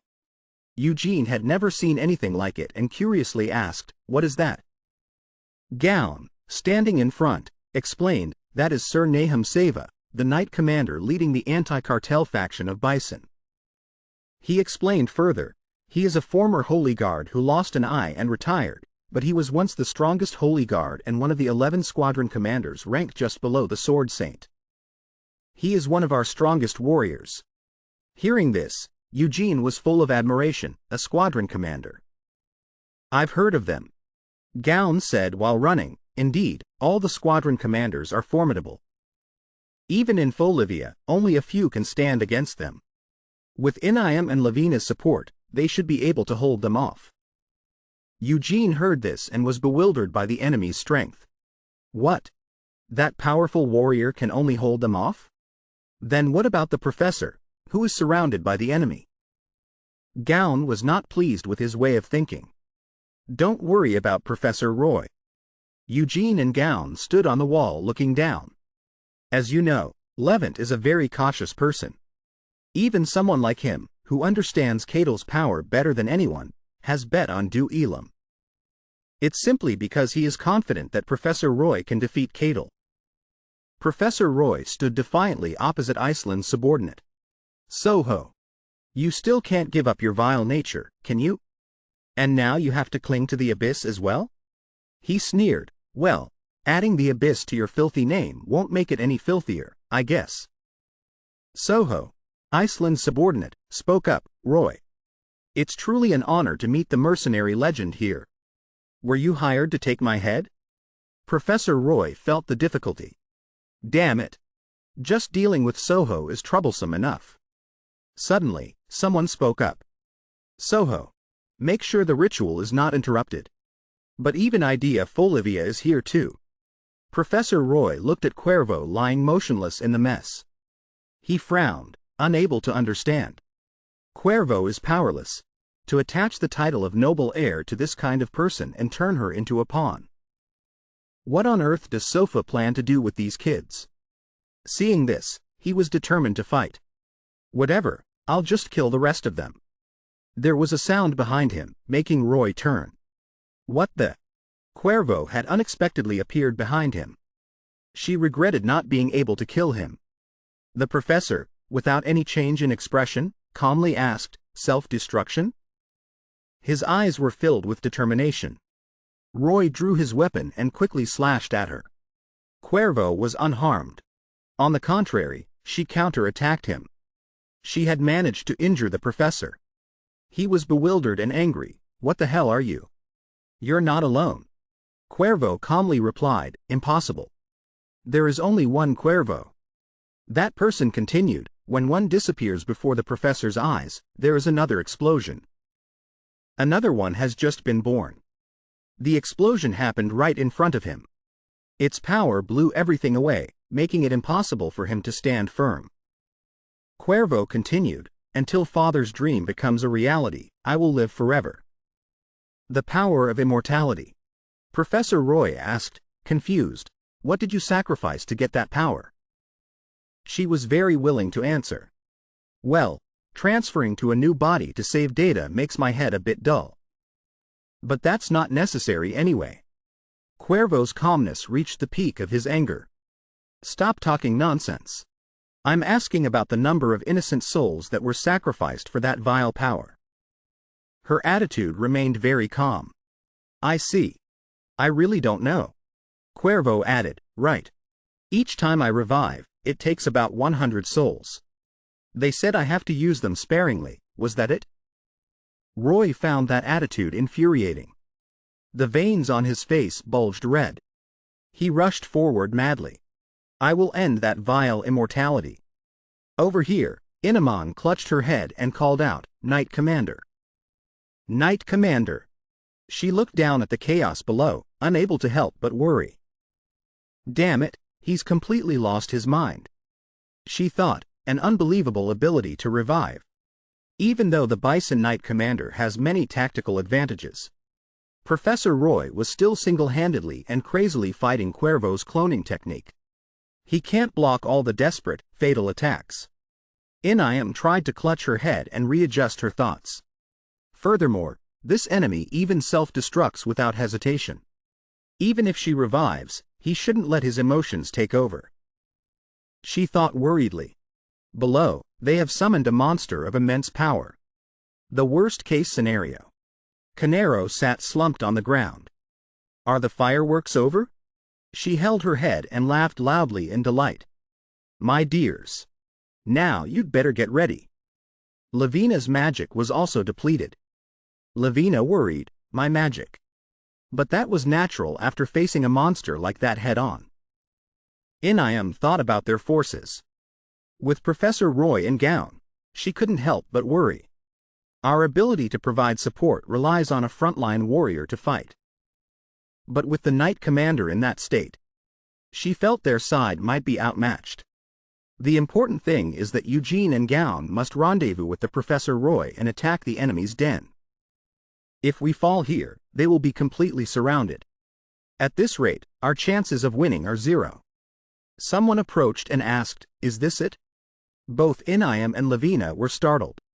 They turned around, surprised. Suabe asked, this is what we need to defeat, right? Inayam shouted loudly towards her. I told you to get some rest.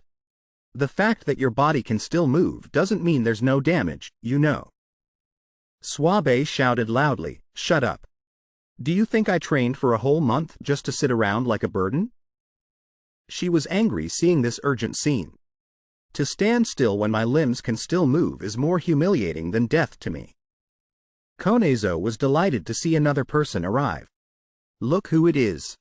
Isn't it our sacrificial lamb? Although I spared you, you're still determined to seek death? Suabe laughed loudly. I'm actually very happy that my opponent is you. After saying that, she leapt from the wall towards Konezo. Because I've wanted to hit you for a long time. Inayam couldn't stop her in time. Wait. Before he could finish his sentence, Suabe had already landed. That's dangerous. Suabe jumped down, landing right on one of the skull tentacle chains. She charged forward frantically. Inayam and Lavina were constantly worried, oh my god. Jumping onto the tentacles? Konezo saw this and couldn't believe it, this crazy child. Inayam couldn't wait any longer.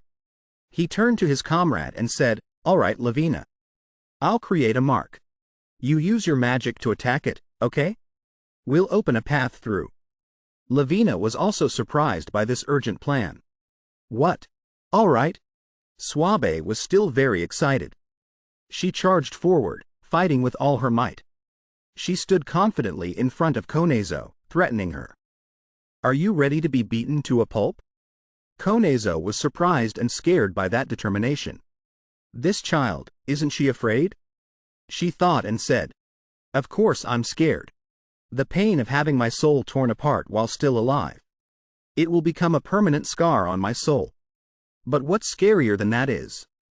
As Suabe spoke, she charged forward. Being so scared that you can't do anything. Let the strings of nature flow. Offer your body to the form of nature. She thought back to when she was recuperating. Nikon once taught her. Even a fool can understand. If you can fill your fists with magic and the power of nature. How limitless would that power be? She looked at her 2 hands in surprise. But I'm already doing that. He said, not at all. What you're doing is just child's play. Then he demonstrated for her. The power when you know how to utilize both hands. This is the true level at the ultimate stage. The greatness of nature will bloom in my hands. This is a realm that even outdated techniques like Dizio can't imitate. Nikon still didn't forget to mock her. But this isn't something that should be said to someone who hasn't even mastered the basics. Suabe was angry. Grimacing, that damned Nikon. Always looking down on others. She stood confidently with her arms outstretched to receive it. I am Swabe, the genius mage of the Sky Sea tribe. The great nature is my life. It is my very being. Swabe was confident. If I'm determined, I can do things like this. As much as I want. Konezo stood there, seeing this, and got angry. She raised her hand to block. You think I'll just stand here and take it? Block them, you foolish souls. Swabe rushed quickly towards her, landing a heavy punch on her face. Sky Sea tribe, Swabe style, unity of heaven and man. Sky Sea flowing affection. She was surprised by Swabe. This is, damn it. Konezo lay collapsed on the rubble. Swabe stood majestically amidst the dust. Her whole body was scratched. But she was the winner. She smiled smugly. I won. Before she could finish her sentence, she staggered and fell. Luckily, Lavina and Inayam ran over in time to catch her. Swabe. Inayam secretly admired her. What an incredible girl. To have grown this much. In a situation like this. No, it's more like this very situation created her. In just 1 month, she had reached the level where Master Nikon stood. And considering her talent with the 8 strings, it could be said that she had even surpassed Nikon in terms of absolute destructive power. Konezo struggled to prop herself up, raising her head bit by bit. She asked weakly, Eugene Folivia, where did that guy go? Inayam asked back, his voice full of challenge. Do you think we'll answer if you ask? Swabe also spoke up with a sarcastic tone, still not dead? Truly annoyingly persistent. Konezo keenly grasped the key point. It seems he's not here. In this situation, that meddlesome young master would definitely act. He went to stop the Kuovo ritual. Don't waste your life for nothing. Return to the castle immediately. An intruder has already gotten inside. And 2 others are breaking through the gate. Return immediately and pass on the message. Kuovo was fighting Nahum in the sky. When he received the news, he showed surprise. Oh, is that so? But he immediately received the order to retreat to the castle. Understood. Nahum cursed angrily, you damned brat. He decisively landed on the ground right in front of Konezo. He grabbed Konzo's neck, lifting her off the ground with one hand, uttering a single word full of resentment. You. Konezo did not show fear. On the contrary, she challenged him, you want to kill me? Go ahead and try.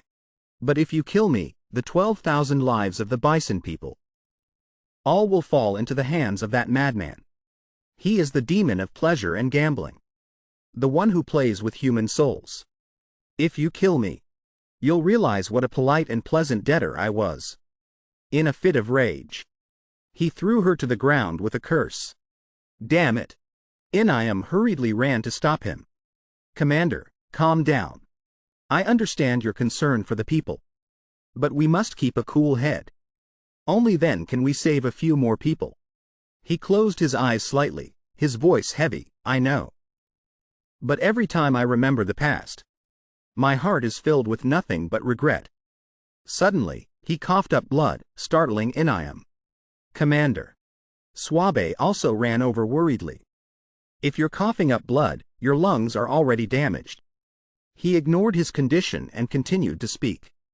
Looking back at it all, everything was due to my indecisiveness. Inayam asked in confusion, what do you mean by that? Is there still something you haven't told us? He spoke, his voice deep and hoarse, as if carrying a burden buried for many years. It's a story I once intended to take to my grave. But if revealing the truth can reduce the casualties somewhat, then I must say it. Everyone must be wondering why this happened in Bison. But it was all foretold. The Lord of Bison is a worshipper of the abyss, serving the evil god of plague. Hearing this, the 3 girls were all stunned. What? Everything. It began when the remains of the evil god of plague were discovered in the Bison territory. The Marquis of Bison was just a mediocre family. They used the power borrowed from the remains of the evil god of plague, to quietly climb to the ranks of the 5 highest nobles of the empire. I discovered this truth when I returned to my hometown, after completing my duty in the Holy War.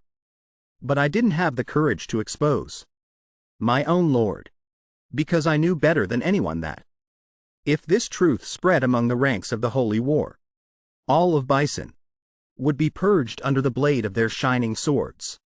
Therefore, I received a commitment of repentance from the Lord, and I used all my abilities to erase all traces of the abyss. However, I couldn't destroy the remains of the evil god of plague, a thing that defied all laws of reality.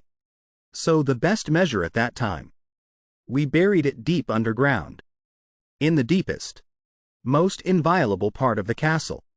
From the perspective of the abyss worshippers, that must have been an unforgivable act. Inayam spoke up, cutting him off. Wait a minute. If that's the case, are they sacrificing this entire city to resurrect the evil god of plague, Nacron? His voice rang out, full of bitterness. There can be no other reason. The Grand Duke of the Abyss, the evil god of plague Nacron, once pushed humanity of Horizon to the brink of extinction, and was the ultimate enemy of the god Felon and the 12 apostles. If he is reborn now without them, then there's no hope left.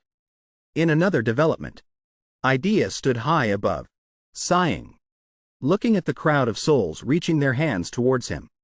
He turned his head, looked down at the 2 fighting below, his voice impatient. It's too noisy. Soho replied with a playful tone. My apologies for the noise just now. After all, I'm not exactly a calm person.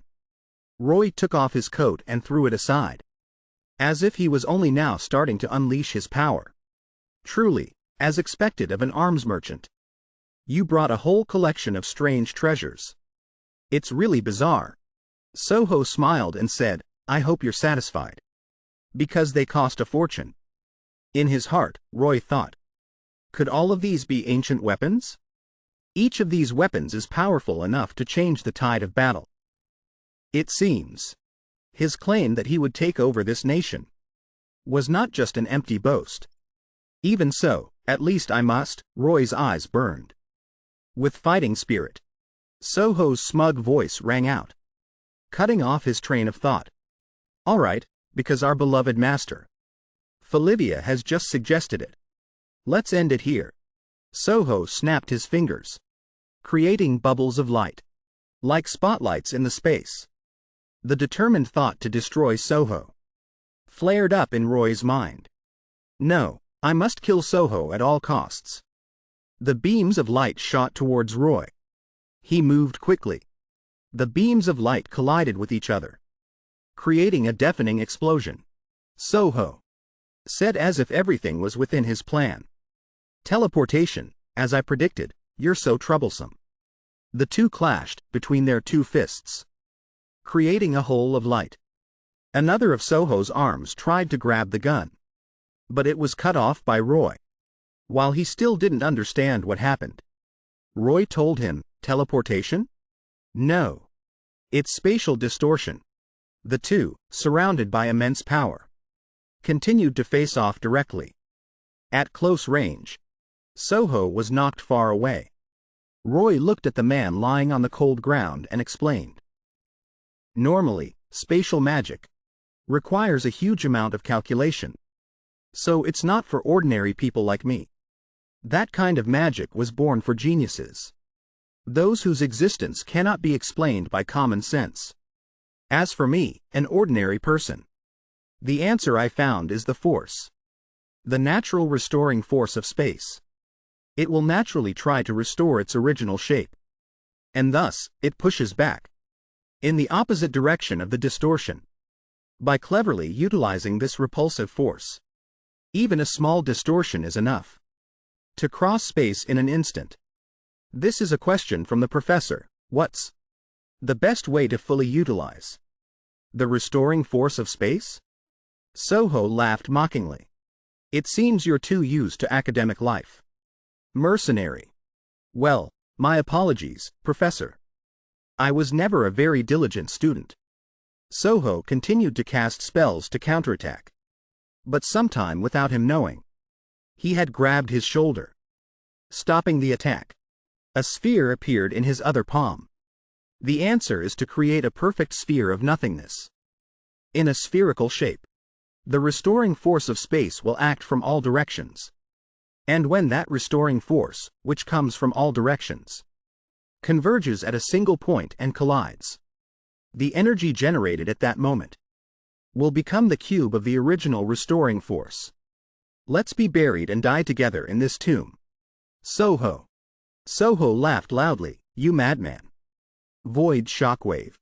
Meanwhile, Gown and Eugene also heard the sound from Roy's fatal blow. Eugene quickly recognized the familiar aura. That's the professor. As soon as the tremor ended, he immediately realized the problem. This is not good. If the professor wanted to, he could have completely hidden himself with magic. No one would have noticed, yet now he has to fight. This proves there was a reason forcing him to act. At this point, Gown panicked and ran off. Hurry up. Eugene heard this and hurriedly chased after him. All right. Vertega had been observing them all this time. A cunning smile on her face, in a flash. She appeared in front of them, blocking their way. Vertega. As she laughed loudly, the surrounding walls collapsed. She slowly turned her head to look at them with excitement. Oh, quite impressive. I didn't expect you to be able to react to this. At this moment, Vertega hesitated slightly. Especially you, Commander, you're better than what I've heard. Hearing this, Gown questioned suspiciously. Better than what you've heard? What do you mean by that? She looked at them with a mocking gaze and explained. With this much power, it's barely enough to compensate for the fact that I'm forced to stay in here. Unable to go outside. All right, Ethan. I'll deal with him. Ethan approached from a distance and added. The power granted from the abyss is not for serving your cheap entertainment. He looked at them curiously. Anyway, so these are the intruders that Kuovo mentioned. Were you the ones causing a commotion earlier too? He saw Bento and his face turned pale. Bento Bison, so this is what you've become. But he only whimpered with a terrified face. Not long after, Bento started laughing like a madman. You've come. You've finally come. Gown. Eugene Folivia. At this point, he started screaming. How dare you look down on me? It's Lord Bison. You trash. Where's that cowardly mage from back then, huh? When Eugene heard this, he was extremely surprised. That noble from the entrance exam? How did you end up like this? On this side, Gown's face darkened, he growled and shouted. Bento, you fool. He was very agitated now. How do you intend to pay the price? For dishonoring the family's name? At this moment, he was a little panicked. Bento hid behind Ethan and shouted an order. Ethan. Kill that bastard. The bastard son of a concubine. He dares to break into my palace. And even dares to threaten me. A capital crime, execute him immediately. He received the order with a cold, emotionless face. At your command. A second later, a flame appeared in Ethan's hand. I, on behalf of Lord Bento Bison, the rightful heir of the Bison family, will now sentence the trespasser. As he finished speaking, a red mist along with strange weapons enveloped them. The judgment of the abyss, the guillotine of Azazel. He realized with fear the power from the abyss. On this side, Ethan began to read the verdict, the trial presided over by Azazel, the judge of the abyss. Although your crimes are all too clear, as humans, you still have the right granted by felon, the right to self-defense.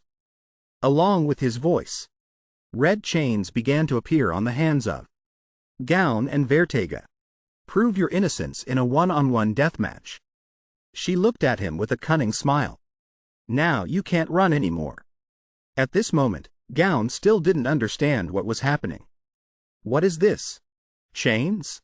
At this moment, Ethan's cold voice rang out. The criminal cannot escape this duel.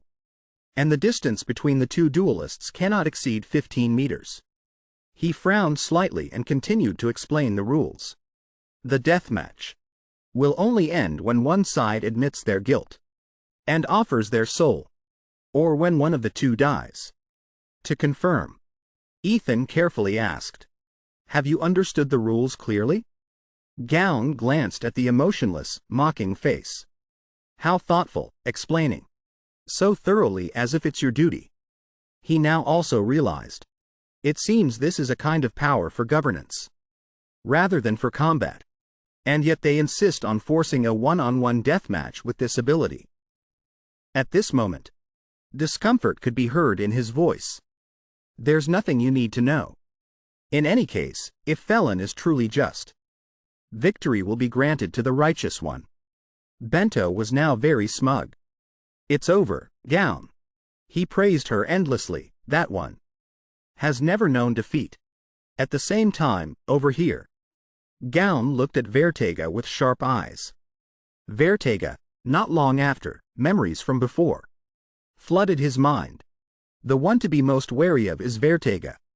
Within him, the bloodline of the Great Ones flows deeper than in me. Hermana's words kept echoing in Gown's mind. That's why, although he looks young on the outside, he has lived for over 100 years. Moreover, for most of that long life, he has endured baseless curses and hatred from humanity. And the power the Abyss grants is proportional to the suffering one bears. His power, no human with a lifespan of less than 100 years can bear it. He is Catel's strongest spearhead. Thinking of this, he seemed a little interested. A depraved ancient being who has lived for over 100 years. Interesting. In an instant, a blazing red flame enveloped Gown. If that's the case, you're worthy of being my opponent. But at this moment, Eugene was startled to realize. Wait a minute. If this is the binding of a one-on-one deathmatch. While he was hesitating, then my opponent is. Then a voice came through, it's me. Eugene turned in surprise. Levant looked at him coldly and spoke. I am your opponent. Eugene saw him. Eugene's voice also became shaky. Levine Verga. Approaching from a distance, he looked smug. Welcome, Levant. Seeing that everyone was present, Ethan stepped forward to announce, all right. Both outstanding warriors are here. The very next second, he started the match. The deathmatch trial begins. Seeing Levant get into a fighting stance, he panicked and shouted to stop him, Levant. Wait. But he had no intention of stopping. Abyss fusion. In a flash, Levant's fighting form had changed. Philistine armor, Eugene. Frozen at the sight of that form. The quiet sky was covered in a blood-red color. Not long after, a bolt of lightning streaked across, breaking the silence. Lightning arts, he kicked him up into the air. At this moment, Levant couldn't help but be a little surprised. You can block this much?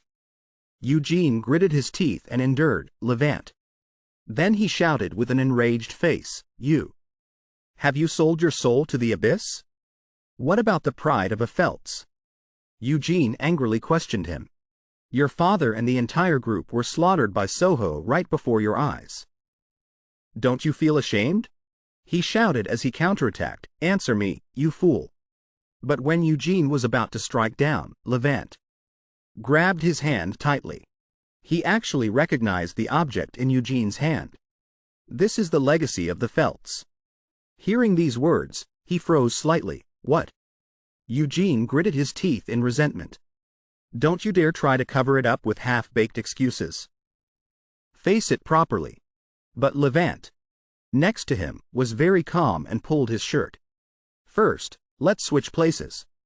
As soon as he finished speaking, a huge explosion occurred in the sky. 3 cannon blasts. Vertega saw this and remarked, it's pretty intense over there. She smiled brightly and turned back. Then let's start too. But Gown on this side had already attacked. Vertega nimbly dodged. She laughed mockingly. Didn't your friends tell you? You know what will happen. If you dare to hit me with such a painful blow, right? At this moment, Vortiga was still very smug. It will come back. Retribution will fall upon you many times over because of the curse. And Burns really hurt. But he was very calm. It seems you haven't heard the whole story about me.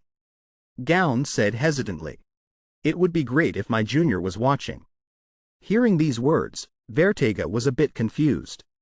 At this moment, he looked at her. And warned, let me show him what true ultimate magic swordsmanship is. At this moment, Vortiga couldn't hide her panic. I was cut, but he clearly didn't cut me. Even the curse didn't activate. The rules of reality have contradicted themselves. Now she panicked, realizing. Wait, true ultimate magic swordsmanship?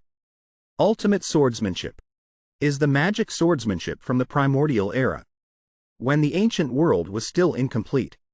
To use true ultimate magic swordsmanship, there is a single condition. Vortiga gritted her teeth in anger. How dare you? After a moment of silence, she laughed maniacally. Daring to aspire to something beyond yourself? Prince, that's not something degenerate humans like you can withstand. Your brain will explode before you can comprehend it. Gown's body was now completely exhausted. Just as expected. Don't worry. It'll be over before that happens. At this very moment, he could confirm that. It seems I've touched his weak point. Finally. At that moment, outside, a huge explosion shook the surrounding space. Then, a flash of light shot past and fell straight to the ground. Levant now breathed a sigh of relief. He observed his surroundings and hesitantly spoke, all right. This distance should be enough. Levant hadn't even finished speaking when he threw a punch. Straight into Eugene's face. I have something to say. Eugene angrily cursed, damn it, Levant. What the hell happened to you? He tried to calm him down. Wait, Eugene. His eyes were sharp as he questioned him through gritted teeth. Does that mean everything you've said until now was all a lie? Levant looked and realized with fear, berserk. The enraged Eugene immediately charged to attack. The next second, a huge explosion occurred. He dodged while reassuring him, calm down, Eugene. This armor. Levant explained in fear, it's my father's. The relic of the previous Phelps. Only then did he calm down. He asked with a panicked face, what do you mean? He recalled as he explained. Soho suspected me of betrayal, to lure me to his side. He used this as a deal. At this moment, Levant also directly stated the reason. This is the Philip Ty armor. It's also the wish of the previous Phelps. At this point, his face became pained. As you know, the Phelps magic has side effects. It's deadly and cannot be used for long periods. To overcome it requires a special process. But even that process has its risks. It's deadly. My father researched ways to minimize that risk. And it was finally perfected in this form. After hearing the whole story, Eugene was very surprised. How is that possible? Didn't you say your father was burned alive by Soho? Levant frowned and answered hesitantly. Yes, he was burned to death by Soho. But in fact, he's still alive. Although his whole body is severely burned, he's still clinging to a thread of life. His face now looked very worried. So you were just pretending to obey Soho? Eugene hadn't finished speaking when he interrupted. That's what Soho wants. I believe so too. Something other than life is his specialty.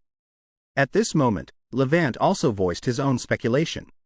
He must have used the stolen research and the power of the abyss to do it. But even so, it doesn't matter. He looked very resentful now. Thanks to this armor, I can use forbidden arts that were previously impossible. If my father's relic can grant me the power to kill Soho, then temporarily pretending to bow my head to him is a very cheap price. After hearing these words, Eugene's attitude immediately changed. Levant, so you didn't betray us after all? Levant confidently affirmed, of course not. Given my situation, I just can't openly help you. But I've made preparations. At this point, he handed the notebook of information to him. This is the information I've gathered. I believed until now that Elam would come. I'll explain this information in detail. So please take me to the professor. Now he was startled into realizing. Thank you, the professor is in trouble. Professor, we came here to save the professor. Who infiltrated that place? Do you know where the sacrificial ritual is taking place? Hearing this, Levant was also very surprised. What? The professor? He carefully observed his surroundings, just in case. I have memorized the way to the ritual site, but even the heir is forbidden to go near there. It will be very troublesome if I get caught. The next second, 11 immediately made a suggestion. Even so, we have no other choice. I will go there, so we part ways with you here. You have to deliver that thing. Perhaps I can blend in while it's chaotic outside without being suspected. Eugene smiled foolishly. All right, I understand. As soon as they finished speaking, the two of them immediately split up. So I'm counting on you then. But the next second, a chain appeared on their hands. Both of them were suddenly pulled back. The two bewilderedly looked back at the chain on their hands.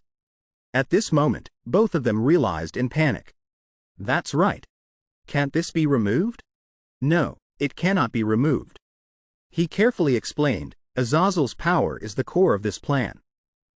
It is the power to distinguish the subjects of the Lord's. It has no offensive capabilities and must borrow the Lord's power, but its binding force, according to the rules, is absolute. Levin's face showed some tension as he spoke up to this point. However, if we search, there must be a way. You on the side are very agitated. We don't have time to waste on that. After a long while, Eugene suggested, at this rate, let's just go together. Hearing that, Levin was very surprised. He walked while cursing, damn it. I don't know if doing this is right or not. Levin was extremely worried in his heart right now. If both of us sneak in and get caught, we're all done for. Eugene, from behind, spoke up with a bit of irritation. There's no other way. The other side is also in a chaotic battle. If we get caught up in it, we will miss the chance to save the professor. To reassure him, you also came up with a solution. And again, if just hiding solves the problem, then I will hide very well. Don't worry. But Levin completely denied it. Not trustworthy at all. Finally, at this moment, he was very confused in his heart. Seriously. I'm really not sure if this is the right move. Eugene's berserker bloodline is boiling. The events here are probably provoking his rage. Thinking of this, he became even more frightened. In this unstable state, he is no different from a ticking time bomb. Will it be okay to let him face the one performing the ritual? As the scene changes, over here, he frantically threw punches towards Zor. Be buried and die with me in this grave, Zor. The man laughed maniacally, shouting, what a madman. Not long after, the surrounding space split apart. Idea now spoke up at last. He now stopped, a look of confusion on his face. My magic has disappeared. No, it's not that simple. At this moment, he also realized something was unusual. This feeling and this decaying space. The surrounding space was completely distorted. Reality is being distorted. He looked around and said coldly, finally. The heart of the evil plague God has beaten. He turned back in alarm. What did you say? Zor suddenly pushed his head down from behind. You tried hard, but it's a pity it's all useless, Professor. At this point, the man couldn't help but exclaim, what a sick space. It's so uncomfortable. So is it all over? Idea calmly explained, not yet. The most important piece is still missing. In this state, it's just a partial entity, only able to exist in a space connected from the horizon. He looked at Idea in fear, thinking to himself, could it be that you intend to release it from vision into the outside world? The more he thought, the more terrified he became. If something like that were let loose, calling it a great disaster would be an understatement. All the laws of the world would collapse, leading to a state of lawless chaos. Zor sighed in frustration. What a troublesome god. What else is needed? He, who had been silent until now, finally spoke. Humans have done everything they can. At this point, Idea slightly turned his head. What's left is the guidance of fate. At the same time, over here, Eugene looked terrified. He looked at the distorted space around him in confusion, shouting, "What the hell is this?" Levin now also realized. The space suddenly collapsed. The connection to the abyss is getting stronger. He looked around in panic. Could this be the effect of the sacrificial ritual? At this rate, I don't even know which way to go anymore. At this moment, Eugene suddenly spoke up, stopping him. Wait a minute. His eyes seemed to glow at this moment. I think I know where to go. He glanced at him. Come here, Eugene. It's time to break Felon's curse, the chains of reincarnation. Magic sword art, 10 slashes, originating from the age of creation. To put it plainly, this is an ancient magic sword art created by humanity and for humanity in the early days. In this modern era, hardly anyone can use even the most basic level of the 10 slashes. The reason is, of course, due to the superiority of the ancients. But the core lies in their perception. In the era of creation, when the physical laws of the horizon were not yet fully formed, magic was still chaotic. Reality and illusion were indistinguishable and not bound by any laws. Therefore, it held infinite potential. But that achievement did not come from dry theories like today, but from keen perception. His eyes flashed as he realized. Therefore, the creatures of that era must have possessed an absolute sense of the threads. So, if that degenerated sense could be revived, if one could see through the chaos hidden behind the veil of reality, the potential of magic would be infinitely unleashed. And when that sense, honed to the extreme, is combined with the 10 slashes, it can even challenge causality itself, creating miracles. That is the magic sword art of the age of creation. 10 slashes, Star Lotus. Vegeta screamed in pain from being slashed on both hands. Gaon said indifferently, "This is an attack from the realm of chaos, from behind the veil of reality. Because causality has no connection, your curse does not affect me." Vertega roared, "How dare you, a degenerated human?" Gaon looked at the sword in his hand, thinking to himself. Yes, this is just a cheap trick. The overwhelming difference in swordsmanship experience, the difference in species, and the connection with the Death Dragon. I cannot possibly bridge the absolute power gap before Vertega. Gaon's eyes flashed with light. He silently made his resolve. However, if there is even a glimmer of hope, she said with a crazed laugh, you will pay the price for daring to meddle with power that does not belong to you, you lowly human. Vertega thought to himself, this guy's damned arrogance. A red flame enveloped her entire body. Black shadows slowly rose from the ground. Vertega's eyes glinted with a red light as she declared, I will let you taste a hell even more terrible than death, human. Gaon thought coldly, I anticipated that the moment I truly unleashed the 10 slashes, he would go all out for a direct confrontation to prove the difference in our species. In theory, the potential of the 10 slashes is infinite, but like everything else, it has been specialized and limited by the very experiences I have gone through. Levin probably thought I could face Vertega with the uniqueness of the 10 slashes, something I developed while surviving alone in the royal struggle. Therefore, Levin might have provoked Vertega, fueling his competitive spirit towards me, and then orchestrated a completely isolated one-on-one situation, and then separated Eugene himself. He smirked, marveling to himself, Levin is truly a brilliant strategist. Gaon pondered, if there's one regret, it's that this ancient magic is too much for a modern person to bear.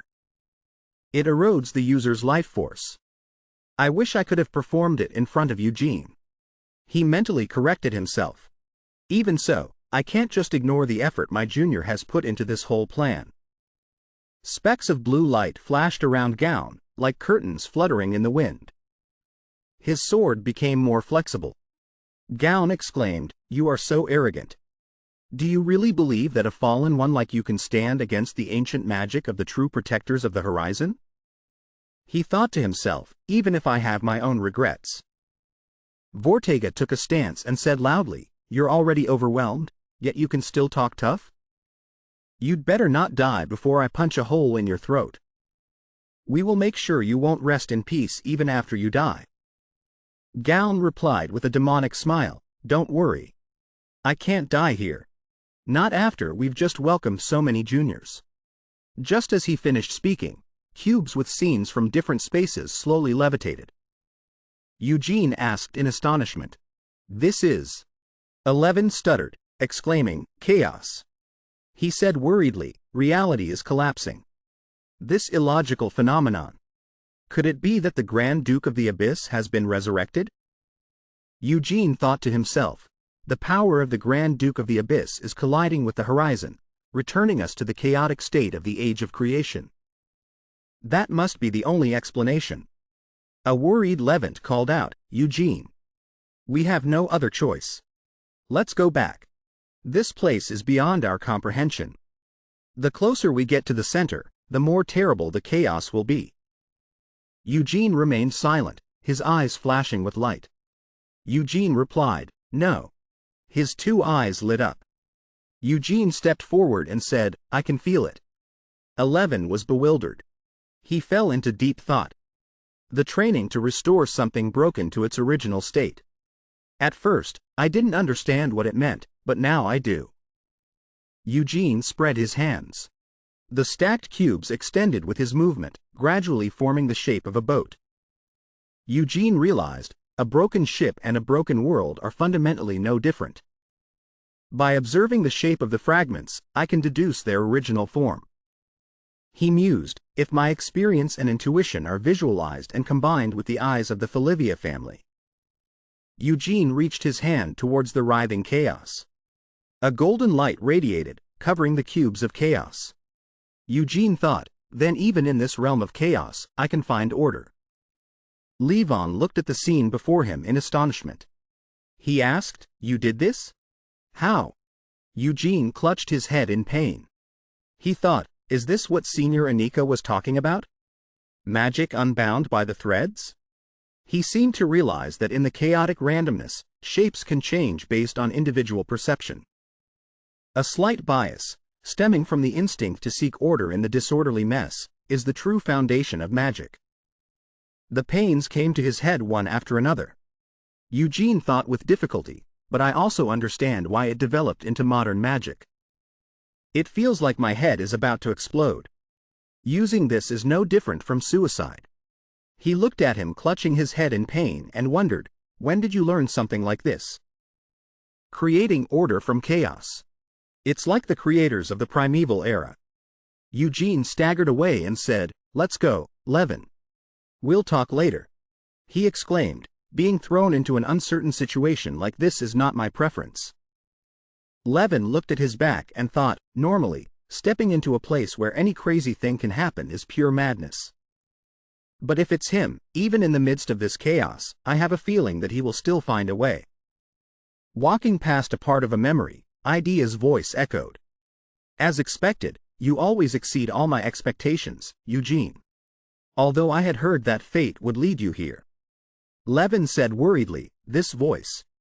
Then Idea walked over and said, "You don't know how scared I was to let you step into this realm of chaos. And it's only because I believe that more than anyone, you will rise above the petty worries that I have tried to endure all this time." Levant thought to himself, Idea Falivia. He thought, what does that mean? Was Eugene coming here part of the plan? Why? Isn't Idea Falivia supposed to be protecting Eugene? Levin realized, or is this a kidnapping? But if it's a kidnapping, why bring him to this dangerous realm of chaos? He suddenly shouted, the color of the space. Levin screamed loudly, "Calm down, Eugene. You must not waver. This is the realm of chaos where the power of the abyss lurks." He thought while looking at the enraged Eugene, even the smallest negative emotion will become reality. Levin said while his body was dissolving into cubes, "Don't fall for his provocations." He said, "Don't. Idea whined, so noisy. I'll temporarily toss him aside. He knelt on one knee before Eugene and said, Don't worry, Eugene. I've only temporarily sent your friend to another place. Idea rolled his eyes and continued, although saying this now will only make you angrier, I really don't want to do anything to hurt you. His face became frightening. Eugene clenched his fists and said, Stop talking nonsense. You've hurt me enough already. If there's even a shred of sincerity in your words. He thrust his knife forward, but Idea raised his hand to block it. Eugene shouted, Then die right here. He sneered, roaring angrily, So you don't want to die either? In the end, you're just a hypocrite who always justifies himself. I was such a fool to waste weeks wondering what to do with you. Idea replied calmly, I do not cling to this life, but there are still things I must accomplish. He explained, After you collapsed from a strange illness, I devoted everything to finding a cure for you. I became a physician, using any means or methods to find a cure. But in the end, I still couldn't find a root cure. Time passed. I finally discovered the root of your illness, the thing that made all my past efforts futile. Eugene said, It's not a physical illness, but a curse deeply engraved in your soul. He thought, It's the soul bond that Felon imposed on you. Eugene asked in astonishment, What? He roared, Nonsense. The one who saved me was Lord Felon, not you. I'm not in pain anymore. Don't try to confuse me with your nonsense. Then Idea suddenly leaned in and asked, You say you're not in pain anymore, but do you really think you've escaped the curse? He became serious. Idea continued to ask, Think again. The plague is only secondary. Do you think the Grand Duke of the Abyss has given up on you? Eugene pondered, The Grand Duke of the Abyss is targeting me? Is he trying to say the same thing as Senior Anika? He said, Unless Felon removes the bond placed on you, the Grand Duke of the Abyss will continue to pursue you, even if your soul is reincarnated. The bond on you is absolute, transcending even reincarnation.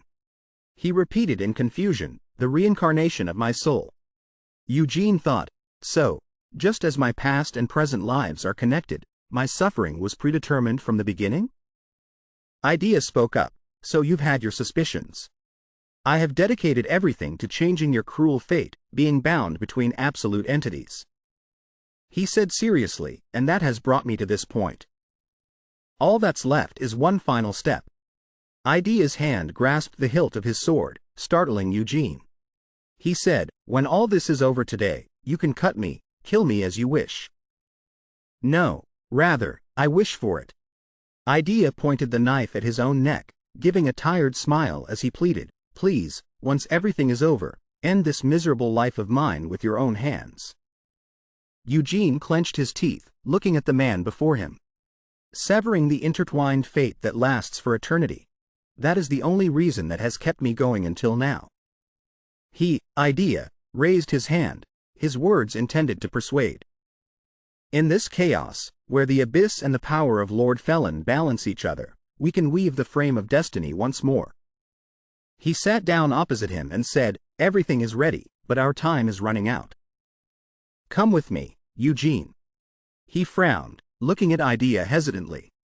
Eugene bit his lip, his expression extremely grim. Even deep within the vision of this chaos, the indelible memories were etched like scars. No, perhaps there was a moment when everything could have been reversed. He turned his head, gazing into the distance, saying, When I stood up again, just being able to stand up again, wasn't that enough to be satisfied? Why must we continue? Idea maintained his point of view, saying, I told you, you are still bound by the chains of fate. Fate is inevitable. Countless hardships await you. He looked down at the ground, his face full of troubled thoughts. After all that has happened, you're only telling me this now? You burned Folivia, and yet when you offered Bazona to the flames as a sacrifice, you think I would willingly follow you? Idea also replied in a low voice, I do not expect forgiveness. But I have witnessed it with my own eyes, through countless cycles of reincarnation, throughout a period of time that can only be called eternal, your soul is suffering endless pain. You understand that better than anyone, don't you, Eugen? He frowned tightly, his eyes staring into nothingness. I think I understand. The dark childhood of this life, and my past life too, along with the myriad of lives that have occurred before. If all that suffering is just a curse echoing from a dim past, then now I understand the reason for all that suffering. This fate is truly cruel, but even so, I still. Eugene raised his hand. So what? A brilliant light flashed in his eyes. What if I choose to accept that fate? Idea was immediately displeased. Eugene, you don't understand what that destiny truly means. The horizon is gradually closing. The Creator has abandoned us, and soon the abyss will tear open the dividing veil. And in a reality like this, your fate is to bear all the hatred of the abyss, along with all the original sins of Horizon, as just a sacrifice to temporarily appease the wrath of the abyss. Idia stood up, loudly affirming his own ideals. That is the filthy fate that fell and assigned to you from the beginning, yet you intend to accept that disgusting fate once more? The more he spoke, the more crazed his expression became. I have never forced you to kneel before the abyss. After today, your chains will be removed, and you will be able to live a normal life. Just give me a little more time. Once this ritual ends, there may be no other chance. And Senior also said something similar. My fate is placed on the scales. Perhaps Senior wanted me to escape the scales of destiny to live in peace, no longer bound by it. But now that the abyss awakens and the scales begin to tremble, the one most heavily affected in this life is me. This life is like a gift that I finally obtained after enduring countless painful reincarnations. But if the price of that gift is the resurrection of the abyss, then my choice is. Eugene had finished thinking. He held up his palm, which bore a golden seal, in front of him. I accept it. As soon as he finished speaking, a magical light spread from it, illuminating everything. He said firmly, if the only way to escape my destiny is to trade it for the lives of others, then I will no longer avoid my destiny, but I will face it head on. Even if everything you say is true, Uncle, there is no other choice for me. Because my own fate is not enough to weigh against the lives of everyone in this city. Even Idea was truly surprised by his decisive words and actions.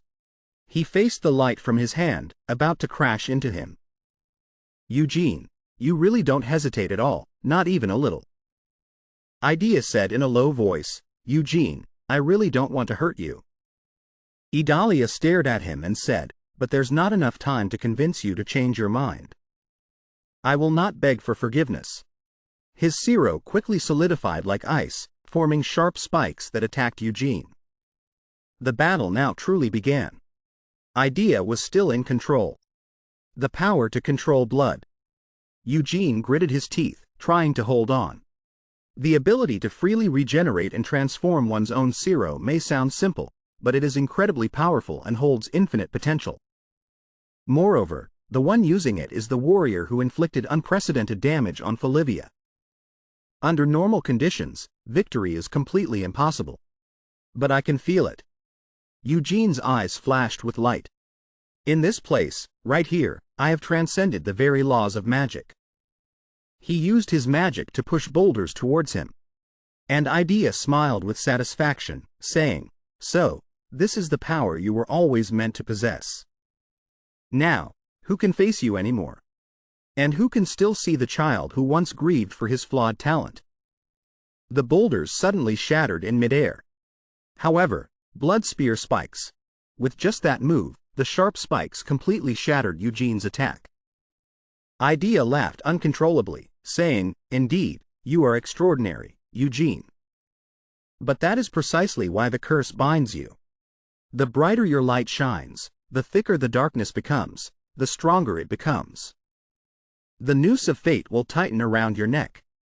After Idea finished speaking, the blood spikes rushed towards him. At this moment, he was heavily injured and clutching his chest.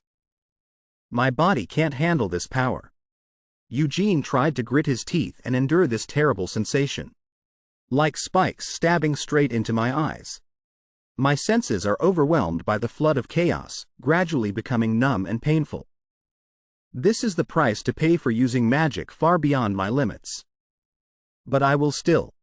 Eugene clenched his teeth. That doesn't matter. The day Lord Felon saved me, I made a promise. If I was given just one true chance to live, then I would dedicate myself to saving everyone. He used all his strength again, activating the magic in his palm, preparing to strike down. Idea was stunned, looking at the dazzling light before him. He continued to speak. If the destiny that Lord Felon has for me is to face the deepest abyss, then I will not hesitate to embrace it. Then, from above, with his hand holding the terrible power of light, his target was Idea. Eugene firmly shouted, because only then can I absolutely destroy and save even those who are trapped in that deepest abyss. He stared blankly at himself in the zero. A few words appeared in his head. Felon, you have placed him in a terrible shackle. Idea's body was split in two by Eugene's immense power.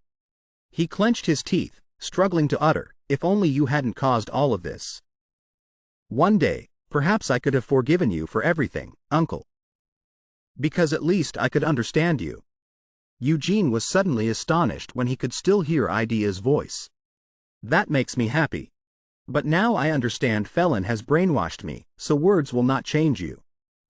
The next second, his body, which should have been split in two, began to merge back together as he said, then I won't waste any more time. Eugene looked at the scene before him in disbelief and asked, how? I clearly erased your existence.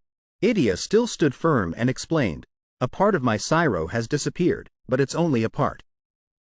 Do you think you're the only one who wields power in this realm of chaos? Light and darkness. Chaos and order. Two sides of the same scale, beating in time with that last blow. The great Duke of the Abyss of Pestilence. Idea laughed more insanely than ever, saying, Nagrin has finally awakened. He raised both hands to the sky, shouting loudly, finally. A black thread from space tightly wrapped around the arm that was struggling to break free. 11 sat down helplessly, bewildered. Damn it, I can't move at all. Am I trapped in this space? This is absurd. Eugene, how can you move freely and act in this chaotic region? It's true that in chaos, any strange thing can happen. But to do that, he must have used some method. Suddenly, a face, someone split into multiple cubes, appeared. Levin jumped, screaming, oh my god. Seeing his reaction, the man Soho laughed mockingly. Why are you so shocked? Look at your face. 11 angrily questioned him. I was suddenly sucked into this bizarre place. Anyone would be startled if you suddenly appeared like that. How on earth did you do it? The man answered calmly. This? I just thought of it, and it became reality. Actually, this place isn't as bad as it first seemed. Surprised by Soho's ability, Levin's eyes widened as he thought, could it be that Soho was also accepted by chaos? You did it just like that? Just like Eugene? He pointed to the binding threads and asked him, then why can't I do the same? My ending up like this is all because I was swept into chaos while fighting the invaders. Looking at your hand, it seems your side also had an infiltrator helping you. Soho slowly replied, a sharp smile on his face. As expected, you're still as sharp as ever, 11. Indeed, he was a big fish. You must have heard of him, right? Was he also swallowed by this chaos? Hearing his words made Levin a little worried. I hope the professor managed to escape. That's right, the professor isn't one to die easily. The man Soho continued his attack. Oh, what a pity. It would have been very interesting if you had seen it. Levin, tied up, could only listen helplessly. Damn it. He's testing me. He tried to appear calm and probe for information. I don't care about such things. More importantly, does this chaos mean that Nagrin's resurrection ritual is complete? Soho looked at the countless hands struggling hopelessly inside his fist and said, of course. And that's not all. When he relaxed his hand, the arms, now soaked in Syro, fell. Thanks to that fool Idea leaving, I was able to seize this just in time. Levin's expression turned grave. Sees a god? How is that possible? He asked angrily. No, first of all, you betrayed the eternal order. Why on earth did you do it? The man Soho ignored him, laughing casually. Those silly questions don't suit you at all, my son, he said with a dark, calculating face. Of course, it's because it's more beneficial to me. Do I need any other reason? Knowing the terrible thing he had done, 11 gritted his teeth and cursed, You're insane, you bastard. The man continued to reveal his mad plan. Anyway, now that I have this, I'm curious about something. In this vague and formless realm of chaos, what would happen if I were to devour this god alive? Witnessing this horrified Levin. Don't be ridiculous. Swallowing a god? That's a power beyond human reach. Tampering with it is like gambling with your life. But the worst-case scenarios kept flashing in his mind. But what if, even though the chances are almost zero, thanks to this chaos, he manages to overcome that slim probability and seize the power of the Abyss Great Duke? If that really happens, then remember my words. Humanity would rather be annihilated by the terrible plague that the god of pestilence unleashed. Therefore, I must kill him right now. A powerful beam of light appeared, heading towards the man. Triple fire cannon burst. Rocks and debris shattered, flying everywhere. Eugene appeared, slowly swinging his sword towards him, his eyes filled with rage as he charged forward. Falivia swordsmanship, Dizio. The man stood firm, summoning a Syro sword. Basic Falivia swordsmanship, 24 forms. And then, with one hand, he swung his sword to parry the attack that shattered the ground. First head slash, centrifugal lower slash, fire slash. The power of the attack tore through space, but he remained standing firm. Only Eugene was sent flying with the debris. His skill as a swordsman completely surpassed Eugene's memories, especially the basic forms he had honed to perfection. There were no openings. Born to my father, a rare genius in the history of Folivia, and my eldest brother, an outstanding genius of his generation, my uncle was mocked and treated like a talentless fool. All he was taught were the basic forms of the family. How much did he have to train to reach this level with just those basic forms? It must have taken an unimaginable amount of dedication and effort. Seeing his uncle bravely overcome the contempt of his family, who had labeled him as incompetent, the man extended his hand and said coldly, "It's over, Eugene. You're still lost in old memories. Back then, when I knew nothing, I admired him," he said with a satisfied and respectful smile. "Thinking back now, Uncle, you overcame everything, didn't you?" The man remained silent, looking confused. Eugene grabbed his shirt in surprise. "You became a swordsman who overcame grandfather's contempt. I also once believed that by relying on my own strength and effort, I could overcome the limits of a first-tier being through hard training," he said with an unyielding smile, as energy gradually gathered in his hand. "So why do you think I can't conquer my own destiny?" The man's face grew puzzled. "Who are you, really?" Eugene clenched his fist, and sparks of light began to burst forth. "My thinking was too narrow. Even though we are in the midst of chaos, a world of infinite possibilities, I will cast aside the common sense that has held me back for so long. From a point to a line, from a line expanding to a plane. That's still not enough. A new technique was created through his breakthrough. Then from a plane to a polyhedron, and from a polyhedron to a dimension beyond even that. Hyperspace polyhedron, chaos cube. Far beyond mere planes, something that could erase all dimensions, absolutely real." Suddenly, space cracked. Black fissures divided the space. Eugene exclaimed in confusion, "What?" Idea immediately realized and shouted angrily, "Soho, you damn fool. What are you trying to pull?" He calmed down and confessed, "Anyway, what happens next has nothing to do with me. The scales of fate have begun to tip. Let's go." Before he could act, a black thread suddenly pulled him away. The power of Azazel. Idea couldn't stop it and shouted helplessly, "Eugene." Idalia was furious. "Damn it, the space is warping so much I can't keep up with him." A demon with countless eyes and a ferocious mouth behind him taunted him. How unfortunate, Idalia Felivia. Perhaps your reunion with your beloved grandson will have to be delayed a bit. Idalia angrily turned back, glaring at Iceland. What is this? He asked.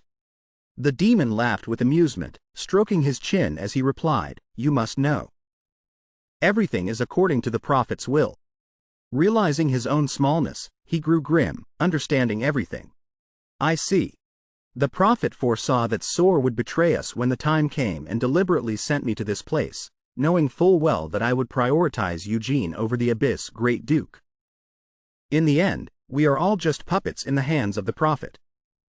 On the other side, Levant and Eugene were both pulled into the same dimension, their heads colliding as they stepped towards the prophesied destiny, the end of creation. He quickly recognized the surrounding space. Eugene, wait. This is the corridor from before. Don't tell me Azazel's chains have activated again after space returned to normal? Eugene, however, was only concerned about his head. Ouch, my head hurts. He was still holding his head as he asked 11 about the situation. What's happening? The chaos suddenly vanished. Was that your doing? He denied it. Impossible. Eugene became serious, trying to confirm. Was it Sor? The gloom in Levin's expression confirmed the answer. I clearly saw it with my own eyes, yet I still can't believe it. An unbelievable thing. The entire sky formed a crimson pillar of waves. Sor has devoured Nagrin, the god of pestilence. From a human's perspective, the tremendous power of an Abyss Great Duke feels distant and rather vague. If the Abyss Great Duke of Plague were to be reborn, a plague that kills more than any war would expand without end. And his followers would gain a source of power incomparable to before. But that's all. The threat of the plague and the Abyss followers has always existed. This is nothing more than a repetition of it. Even if from a broader perspective, the rebirth of the Abyss Great Duke marks a turning point for the downfall of humanity, humanity itself cannot feel or realize it. Therefore, the only thing capable of truly making humanity despair is none other than its own kind. After absorbing Nacrin, the man Soho transformed. His entire body was formed from countless arms. He laughed with delight. This is incredible. Arms from large to small sprouted up like mushrooms. This feeling of omnipotence. It feels like the whole world is in the palm of my hand. This boring world. A giant hand tore through the night sky, opening a space below. The students witnessed a tower built of human arms, along with a terrifying oath. I will remake this world completely, starting from zero again. Swabe looked up in terror at the apocalyptic sky. What is that thing? It's tearing the sky apart. Is it thinking of escaping the horizon? Vertega smiled with satisfaction. You finally did it. Yuji realized the seriousness of the situation. All of the power is converging at one point. It must be heading straight for Sor. He had collapsed from Syro poisoning but was still trying to fight. If we follow this flow, we can get to Sor. Levin saw his severe injuries and shouted, Eugene. Don't tell me this is the backlash from your previous magic. Eugene's entire hand was stained with Syro, but he didn't care and said, Don't worry about me. Right now, stopping Sor is far more important than my body. Seeing that indifference, 11 became even more frantic. How can I not worry? In that state, what do you think you can do? This is definitely a reaction from the magic you used before. High-level magic spells directly harm the brain. If you keep this up, you could suffer irreparable damage. Seeing the future of humanity threatened, Eugene couldn't accept it. If we just sit here, the one who will be irreparable won't be me, but the whole world. Besides, right now, I'm the only one who can stop him. Faced with this huge problem, Levin became flustered. But he still grabbed Eugene's arm, holding him back. Levin. A palm strike was launched, knocking away the stranger who had just approached the two. Eugene stammered in fear. Was that just an assassination attempt? Levant explained. One of the heirs of the Cuervo Corporation. She's an immortal who can be reborn into a new body even if she's killed. Catio stood on the roof, looking coldly at Levant. Are you betraying us, Levant? He replied. Were we ever close enough to soar to talk about betrayal? That bastard wiped out my family and kidnapped me, although your memories and emotions have been erased, so you wouldn't think that way. She said coldly, trembling, you were always right. A murderous gust of wind blew. You never considered us your new family. Another obstacle to deal with made Levin feel even more annoyed. This is really troublesome. She was already hard to deal with because of her immortality and such, but with her transferring into an assassin's body, she'll be twice as tough. Suddenly, a hand landed on Catel's shoulder. Suabe stood behind her, cheerfully greeting her again. Long time no see. She pinned both of Catel's arms down and stomped hard on her feet, laughing as she found a way to deal with her. So if I hold you like this, you can't die and be reborn, right, you damn zombie? The two below were surprised to see her. Suabe, from Cuervo? Pinned to the ground, she gritted her teeth in anger. A green explosion erupted, smoke filling the air. Designed so she can die without leaving any evidence in any situation. Not anticipating she could commit suicide, Suabe cursed, these crazy bastards. How far can they abandon their humanity? 11 stood and explained, no, perhaps it's the opposite. They are the most human. The followers of the Abyss committed evil deeds out of faith and despair at reality. But Soho's corporation thrives by monetizing the ugly nature of humans. Eugene became serious, speaking his thoughts. If that soar leaves the horizon with the power of the Abyss, Great Duke, who knows what will happen next? Leon also agreed. One thing is for sure, we absolutely cannot let him escape. But he's way up there. How do we reach him? Upon learning the story and the cause of the incident, Suabe shouted in panic, Soar did that? Hey, I just got here, so I don't know what's going on. Something huge burst from the ground, startling her even more. Tentacles? Eugene confirmed worriedly, that's it. He grabbed onto the massive, writhing thing and proposed an idea. Let's use this to climb up. These trunks are converging in one place. Soho's real body must be there. Suabe's eyes widened at this idea. Are you crazy? What the hell are you talking about? Give me some explanation. But with no other choice, they had to jump on and he explained. The Abyss Great Duke was reborn at the end of the ritual, but then Soho devoured that Great Duke. We have to stop him before he leaves Bisona. Good grief, what is happening here? Eugene turned back to ask about the other students. What about the others? Have you seen the professor? She clung tightly to the branch in fear and replied, the seniors have already headed to another battlefield. As for the professor, weren't you two assigned to find him? Maybe he's with Senior Gown. However, he was still uncertain about the professor. Maybe he was caught in the chaos during the battle with Soar. Catio appeared beside them, angry. There you are. I was just wondering. Looking at the three ascending towards the sky, she was impressed. You guys are truly insane. Then she launched sword slashes towards Eugene. Fine by me. It makes hunting you easier. He couldn't defend himself, staring as the attack came at him. Wait, in this state. Ice Blade. Darts along with ice magic shot forward. Eugene took the full brunt of the attack, suffering more injuries, forcing Levin to use a technique and charge back. Eugene. Lightning Flash. He transformed into a bolt of lightning, swiftly carrying Eugene and landing. Reinforcement. Suabe rubbed her back and sighed. You could have put me down more gently. Levin urged impatiently, there's no time for that. After entering the main trunk, it has slowed down. But that also makes it easier for Cuervo to chase us. Wait, hold on a minute. Let's clarify a few things first. Suabe asked Eugene with concern, you couldn't even block that small dagger just now. Can you even fight anymore? Of course, he's not in a state to fight normally, but there's no other choice. Levin helped him up and explained, The only one who can attack him is Eugene with his magic. Swabe grew angry and tried to stop him. What kind of magic do you think you can use when your current condition is so bad you can't even use your specialty, ice magic? But Eugene still wanted to continue. He placed his hand on his chest earnestly. At least I'm not dead. That means I can still fight. Then he made a request. Swabe, perform that ritual on me. She seemed to realize what he was talking about. What? Don't tell me. She grew even angrier and yelled at Eugene. Are you crazy? If you use it now, you'll really die. Not to mention that.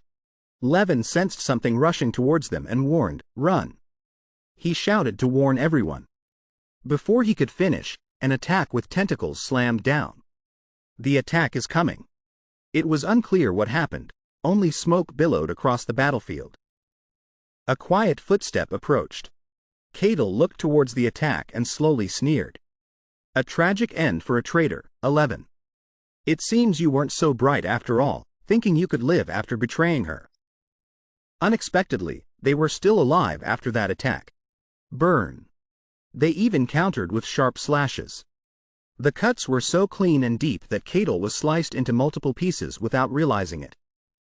Cuervo's emotions have been eliminated to complete the mission. Swabe and 11S witnessed the surrounding space being destroyed. Didn't you say he couldn't use magic in that berserk state? Unconscious fear appeared as 11 broke into a sweat. It feels more primal than magic. His chaos resistance skill is turning his mad rage into reality. She still asked in confusion, but suddenly. Red threads appeared again, binding him. Chaos? What do you mean?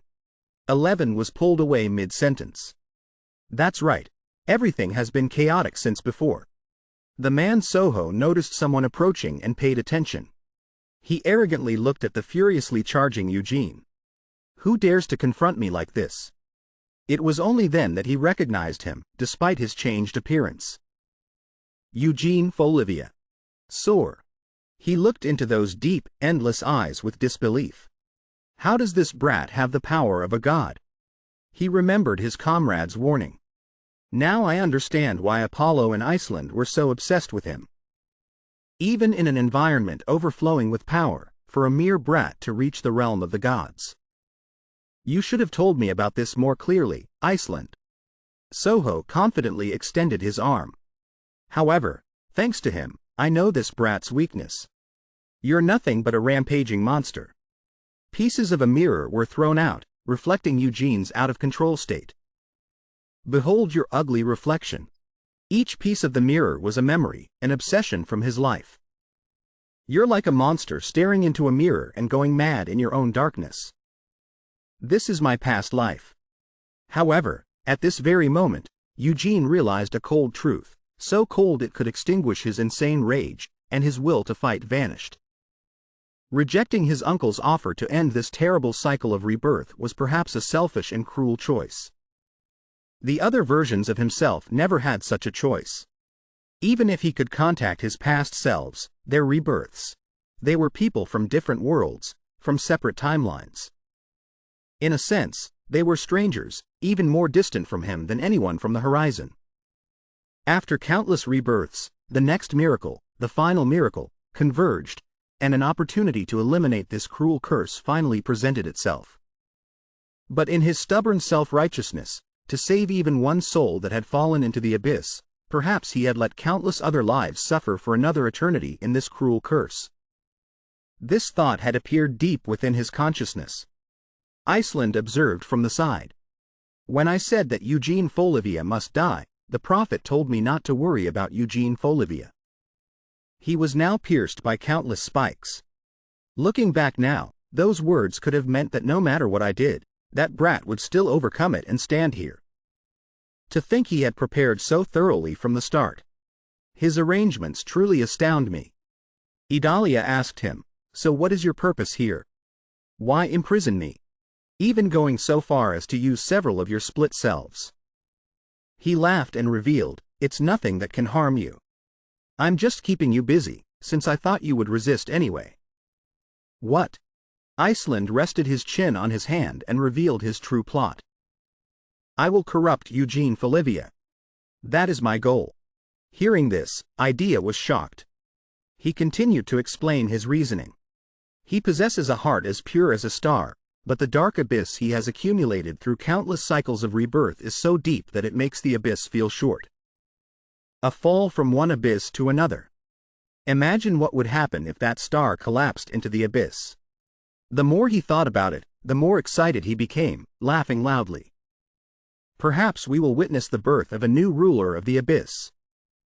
But it seemed Idea didn't care, showing his trust in Eugene. I was worried you were plotting something, but it turns out you're just wasting your time. He was puzzled by his calmness. Idea calmly exposed his plan. Obviously. You plan to corrupt him by forcing him to confront the darkness of his past lives, don't you? It's useless. He's a stubborn child. Once he's made up his mind, he doesn't know how to back down. Yes, this is the destiny I chose for myself. Without looking away, I will face my past lives directly. I will embrace my countless reincarnations, and all this despair, I will turn it into rage. Anger is the power that the madmen from the frozen lands choose to confront despair and fear. Abyss lost ROI. Such a mediocre mental attack, I can take it easily. 11 watched it all, mesmerized. Just a moment ago, he seemed to be in a coma, and then suddenly, he backed away into a defensive stance. More importantly, even with body reinforcement, all I can do is barely keep up. But this feeling, it's as if... That's right. It's as if the god of pestilence is afraid of him. He desperately wanted to run away. Eugene didn't give up and jumped forward. Damn it. I don't know why, but I have to get out of here first. At the last moment, he held out his hand as if wanting someone to take it. That's right. If I can leave this place, I will become a true god. A frantic Levin tries to stop it. No, I'm too late. At this rate, he will be able to escape. Eugene uses all his determination. Finally, he has managed to control his consciousness once more, but it is still very difficult to be able to gather enough focus for a powerful magic spell. If it's a powerful long-range attack that can be used even in a state of rage, there's only one thing I know. The sword becomes brightly lit, levitating in his hand. Eugene grabs the hilt of the sword, preparing to throw it with force. I will not let you escape, a brilliant light shoots towards him. Paradise Island. His entire massive body now has a hole in it. The arms gradually fall off. The sword blade rushes forward, tearing through the sky and clouds. Yet another horrifying scene makes Levin exclaim, "Good heavens!" He regretfully reaches out his hand, just one more step. Levin rushes forward to catch Eugene, mocking the monster. You have a rather ugly appearance, Sor. It's as if you're no longer human. It's a fitting end for someone like you. You abandoned your own humanity. But from somewhere, Vortega appears, smiling and saying, no. She swings her wings, taking Soher's shattered body. This is just the beginning. The unified saint, Vortega. Eugene is astonished to see her. Vortega. Levin thought it was all over, but he never expected that form. Vortega embraces Sor and flies towards the brilliant light in the sky. Let's go. Outside the veil, a voice awakens him. Can you see it, Sor? Below, the soldiers are all fearfully looking up at that strange light. These fools don't realize they are no different from moths drawn to a flame. Vortega brings him to a large mouth. And then they gather again in large numbers. Bisona reinforcements from the Hebronia kingdom. A total of 27,000 soldiers have all been assembled. Sor, with all his remaining strength, still manages a smile for this return. Below, a giant creature with fingers is advancing towards the crowd. Sor transforms into another entity again, laughing loudly.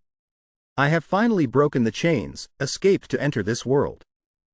His body is gigantic. In front of thousands of soldiers, they are like ants. Chains are thrown into the sky, then wrapped tightly around Soher's arm.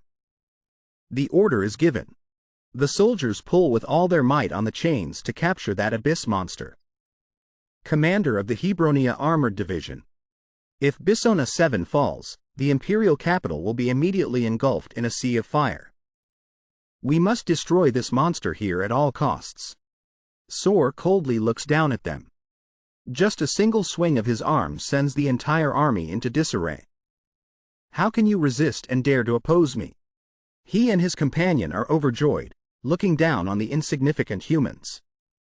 The sacrificial offerings are presenting themselves before I even reach the capital. How ridiculous! The woman Vortega triumphantly asserts, with this many lives, even immortality is within our grasp. Sor swings his arm. A giant machine appears, aimed at the crowd. Very well. Since you have prepared such a grand feast for me, he says sinisterly, I should also respond with the sword I have kept for so long. Wait! The commander of the Hebrovia Magic Division sees it and immediately recognizes the danger of that item. That magical weapon. It's connected to ancient grand magic. In the sky, not one, but hundreds of weapons are loaded, aimed at the legions.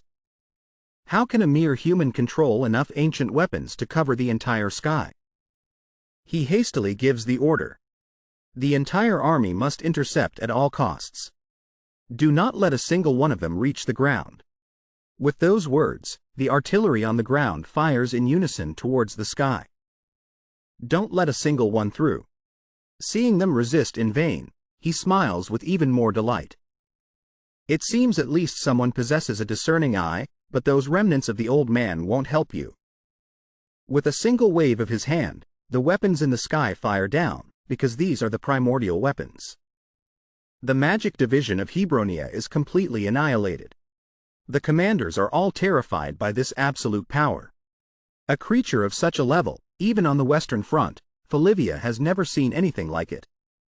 Ariel Falivia, commander of the 3rd Regiment of the Hebrovia Kingdom Army.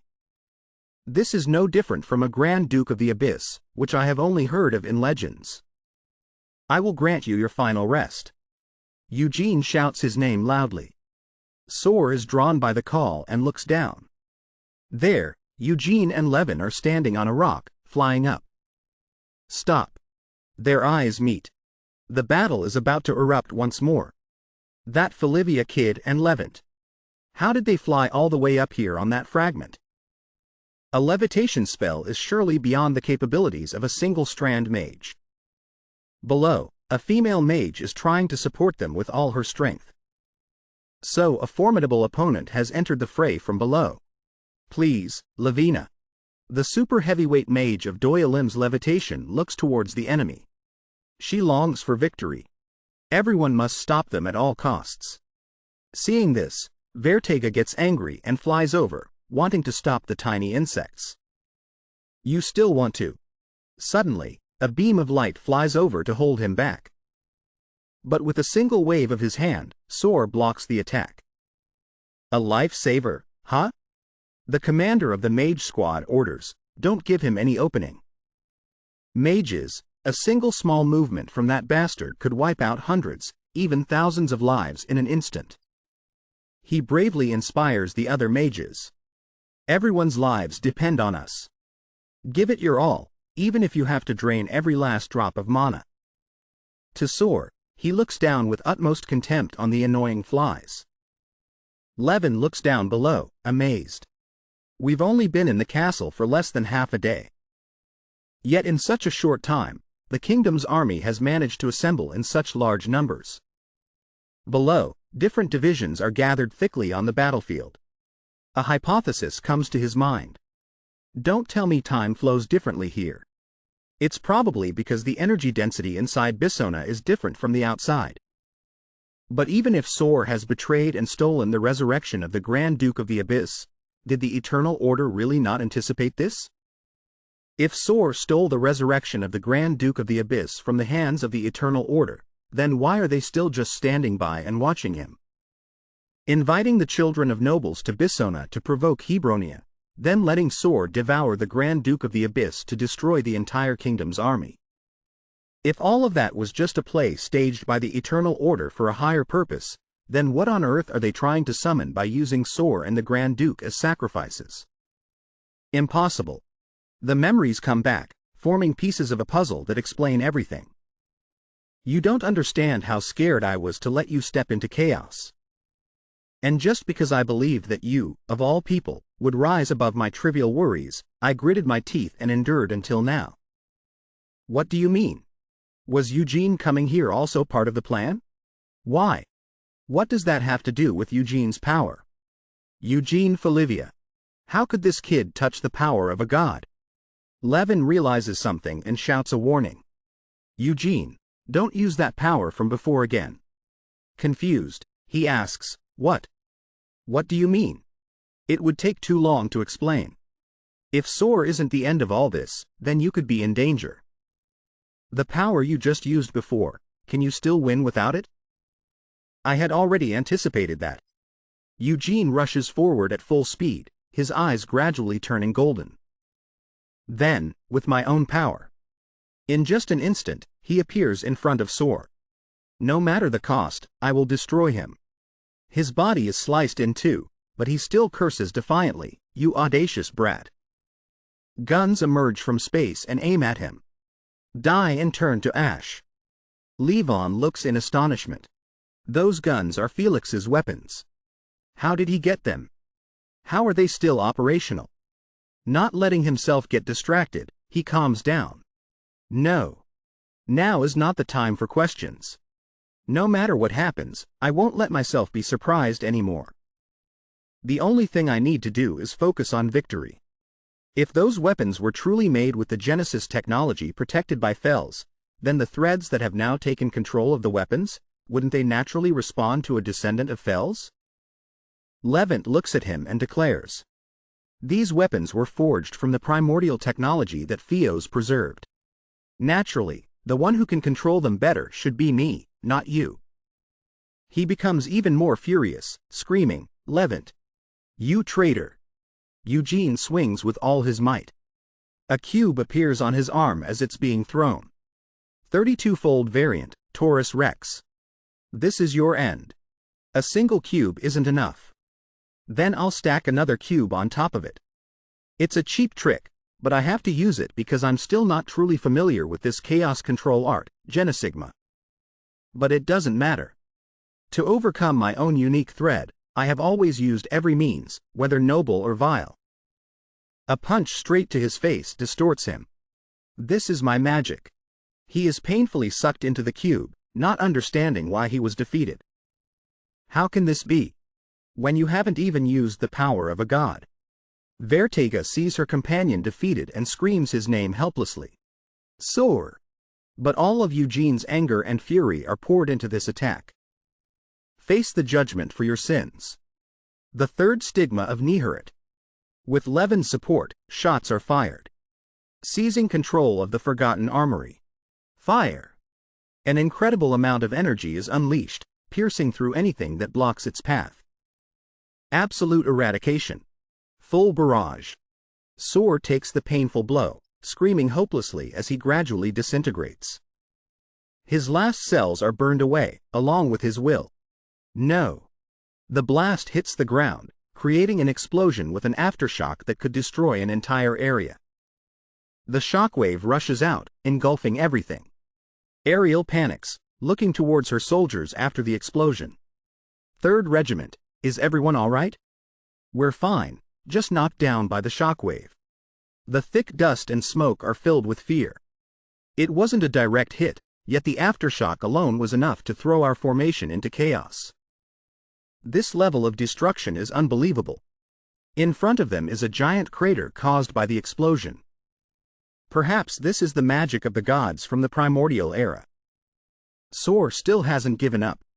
He, like a talking pile of slime, tries to crawl away. No. He doesn't give up his ambition, but is suddenly pierced by bullets. It can't end like this. Levin strikes from behind, judging him. How pathetic. Even your death is not a proper one. With just that much damage, he still survives, filled with resentment, blaming Levin. How dare you betray me? I gave you everything, even the position of heir. He calmly and firmly refutes those baseless arguments. You stole everything and forced me to bear things I never wanted.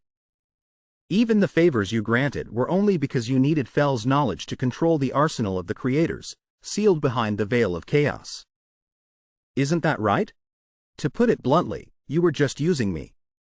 Seeing his life in danger, he pleads in fear. Wait, Levin. Eugene Folivia. He offers words in an attempt to persuade them. You don't understand anything about why I had to do this. But Levin pays no heed to his sophistry. He acts pitiful, trying to stall by asking questions. We have been abandoned by the creators. Do you know why those weapons were sealed behind the veil of chaos? Eugene, exhausted but still holding on, asks, abandoned? Remembering Idea's words, he ponders. We also said that the Creator had abandoned us. Could this be related to the current actions of the Eternal Order? What do you mean when you say the Creators have abandoned us? Levin, distrustful, interrupts Eugene.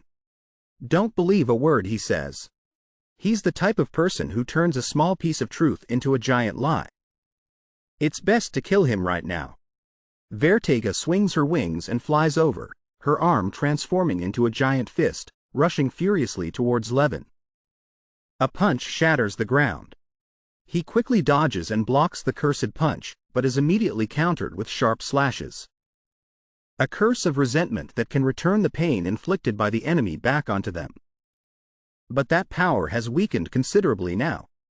Perhaps because the source of the curse, Vertega, was severely weakened after the fusion. Even so, attacking someone with the ability to counter is extremely dangerous. He worries, unable to be distracted. Anyway, his purpose is too clear. It's to rescue Soar.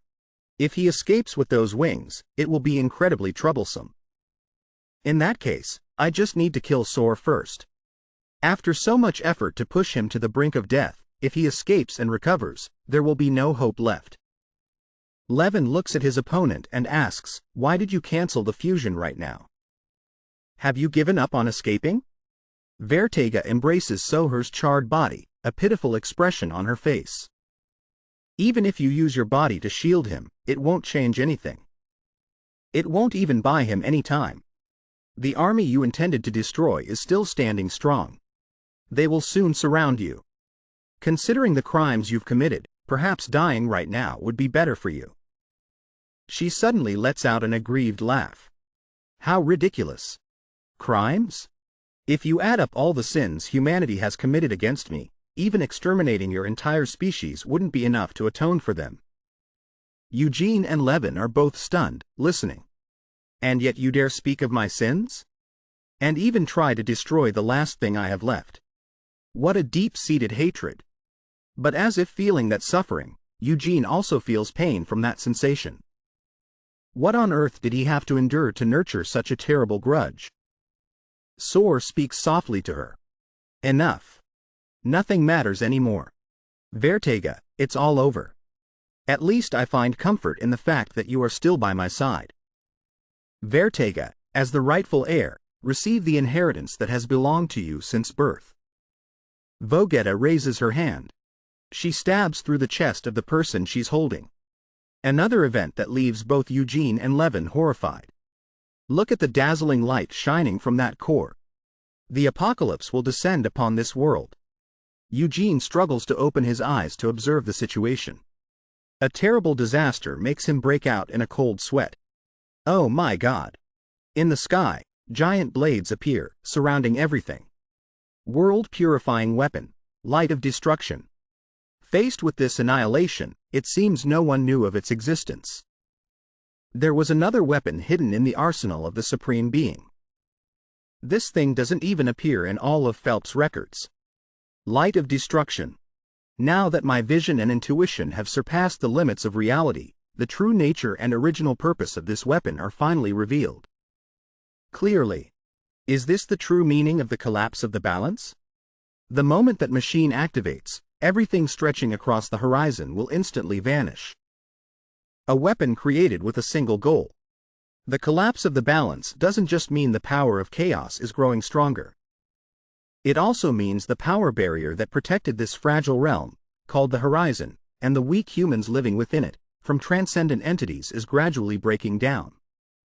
Now I understand, but I still can't comprehend why our ancestors, faced with such divine power, would create a weapon that could erase this entire world, along with all of humanity. Levin rushes over and grabs Vergata by the collar, trying to stop this foolishness. If you continue, you'll die with us. Vertega, stop it right now. She answers dazedly, as I thought, you never truly saw me clearly. After everything that has happened, do you think I still want to live? With a smile, she accepts death along with the destruction of everything. The cartel was the only reason for my existence. Now, all that's left in me is hatred, just like you, Levin. He freezes, confused. What? Vogata has no intention of stopping. She talks about the giant sword in the sky. By the way, do you know what this weapon truly is? The ancients believed that humanity would sooner or later fall into the abyss. Therefore, they created a weapon capable of wiping out all of humanity before the worst-case scenario occurred. Its name is the Light of Destruction. However, because it was such an extreme weapon, it was sealed. And it can only be activated when all the ancient bloodlines agree in the most tragic of situations. And today, the only one left who possesses enough of that bloodline is me. Ironic, isn't it?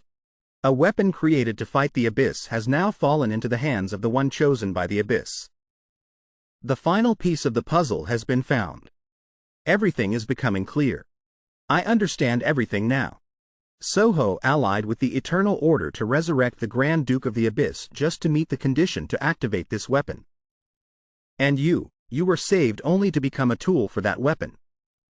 In the end, you're no different from me. Just someone who was used. Despite facing that truth, she accepts it nonchalantly. You talk like a child. In this world, everyone uses and is used.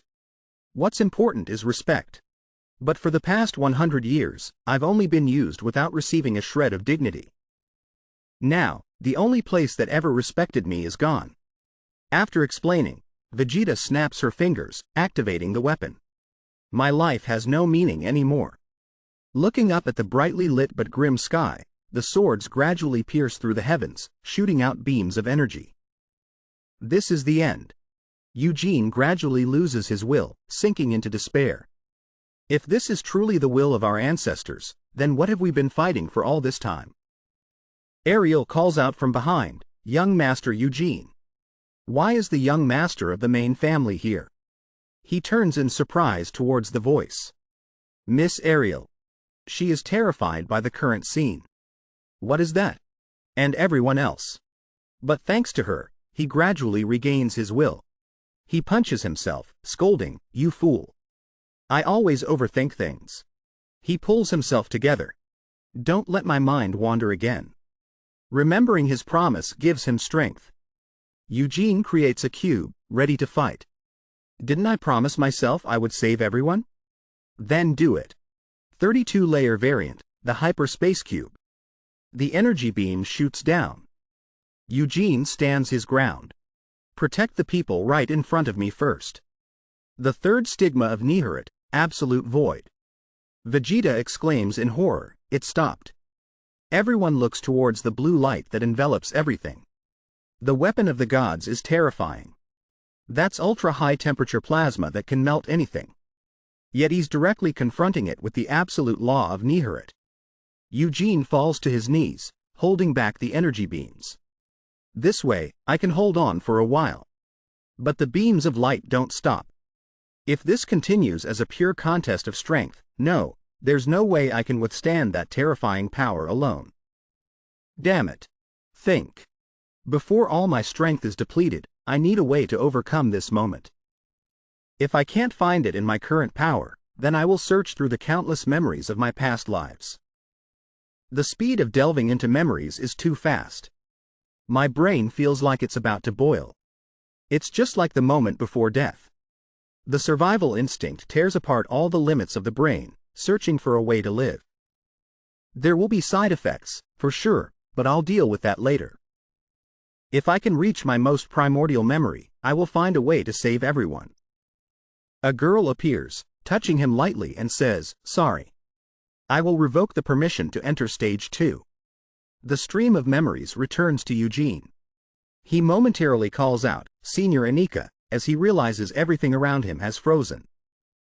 Only he remains in the flow of time. Time has stopped.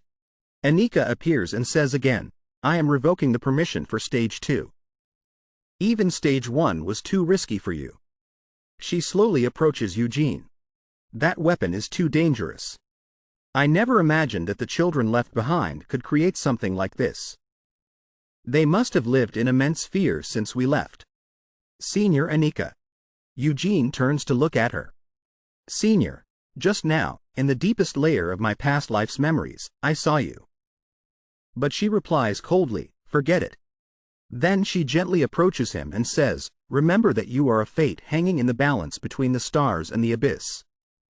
That memory could become the final weight that causes everything to collapse." The final weight? After speaking, she turns and walks towards the danger. "So this time, leave everything to your senior. In this life, you don't need to sacrifice yourself anymore. Eugene, you are the youngest star among the 12 who descended during the darkest age. Forever loved, no matter how many millennia pass. Our precious youngest sibling. You have sacrificed too much for us already." He follows her with an uneasy heart. "Let these painful and harsh burdens." Eugene hurriedly runs after her, not wanting her to take the blow. But the voice continues to echo, "Be carried by your senior from now on." Giant hands reach out to catch the blades. Our poor but also incredibly precious youngest sibling. Despite enduring countless painful eras, you still shine so brightly. May this second life, after a cycle of suffering, finally be free from all pain and filled with happiness.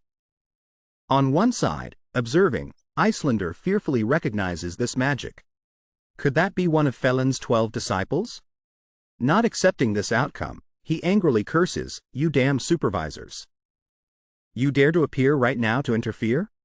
A voice from behind calms him. "Calm down. We bring a message from the prophet. The strings of fate are nearing the foretold conclusion, even with the intervention of the 12 disciples. That's right. The final curtain of fate will fall at the capital, and it will be triggered by Falivia." The video ends here. If you enjoyed it, please hit the like button to support Gao.